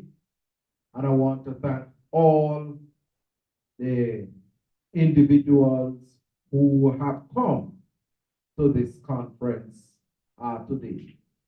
And those who are going to be on a long journey to Montego Bay, to St. Elizabeth, Portland, Westmoreland, Belize, travel safely on the road. No make no driver tell you say them a shot a driver and them a go shot it on the road because they might have end up shotting you into your grave. Tell them say, take time, drive. If you have one disability, you don't want to have two, I'm not ready to dead right now. So please make sure that the drivers are driving carefully on the road. Thank you very much. God bless you. And I am asking the members of the committee to join me at the front for just 10 minutes. 10 minutes. All right. Thank you very much and see you tomorrow morning, 9 o'clock sharp.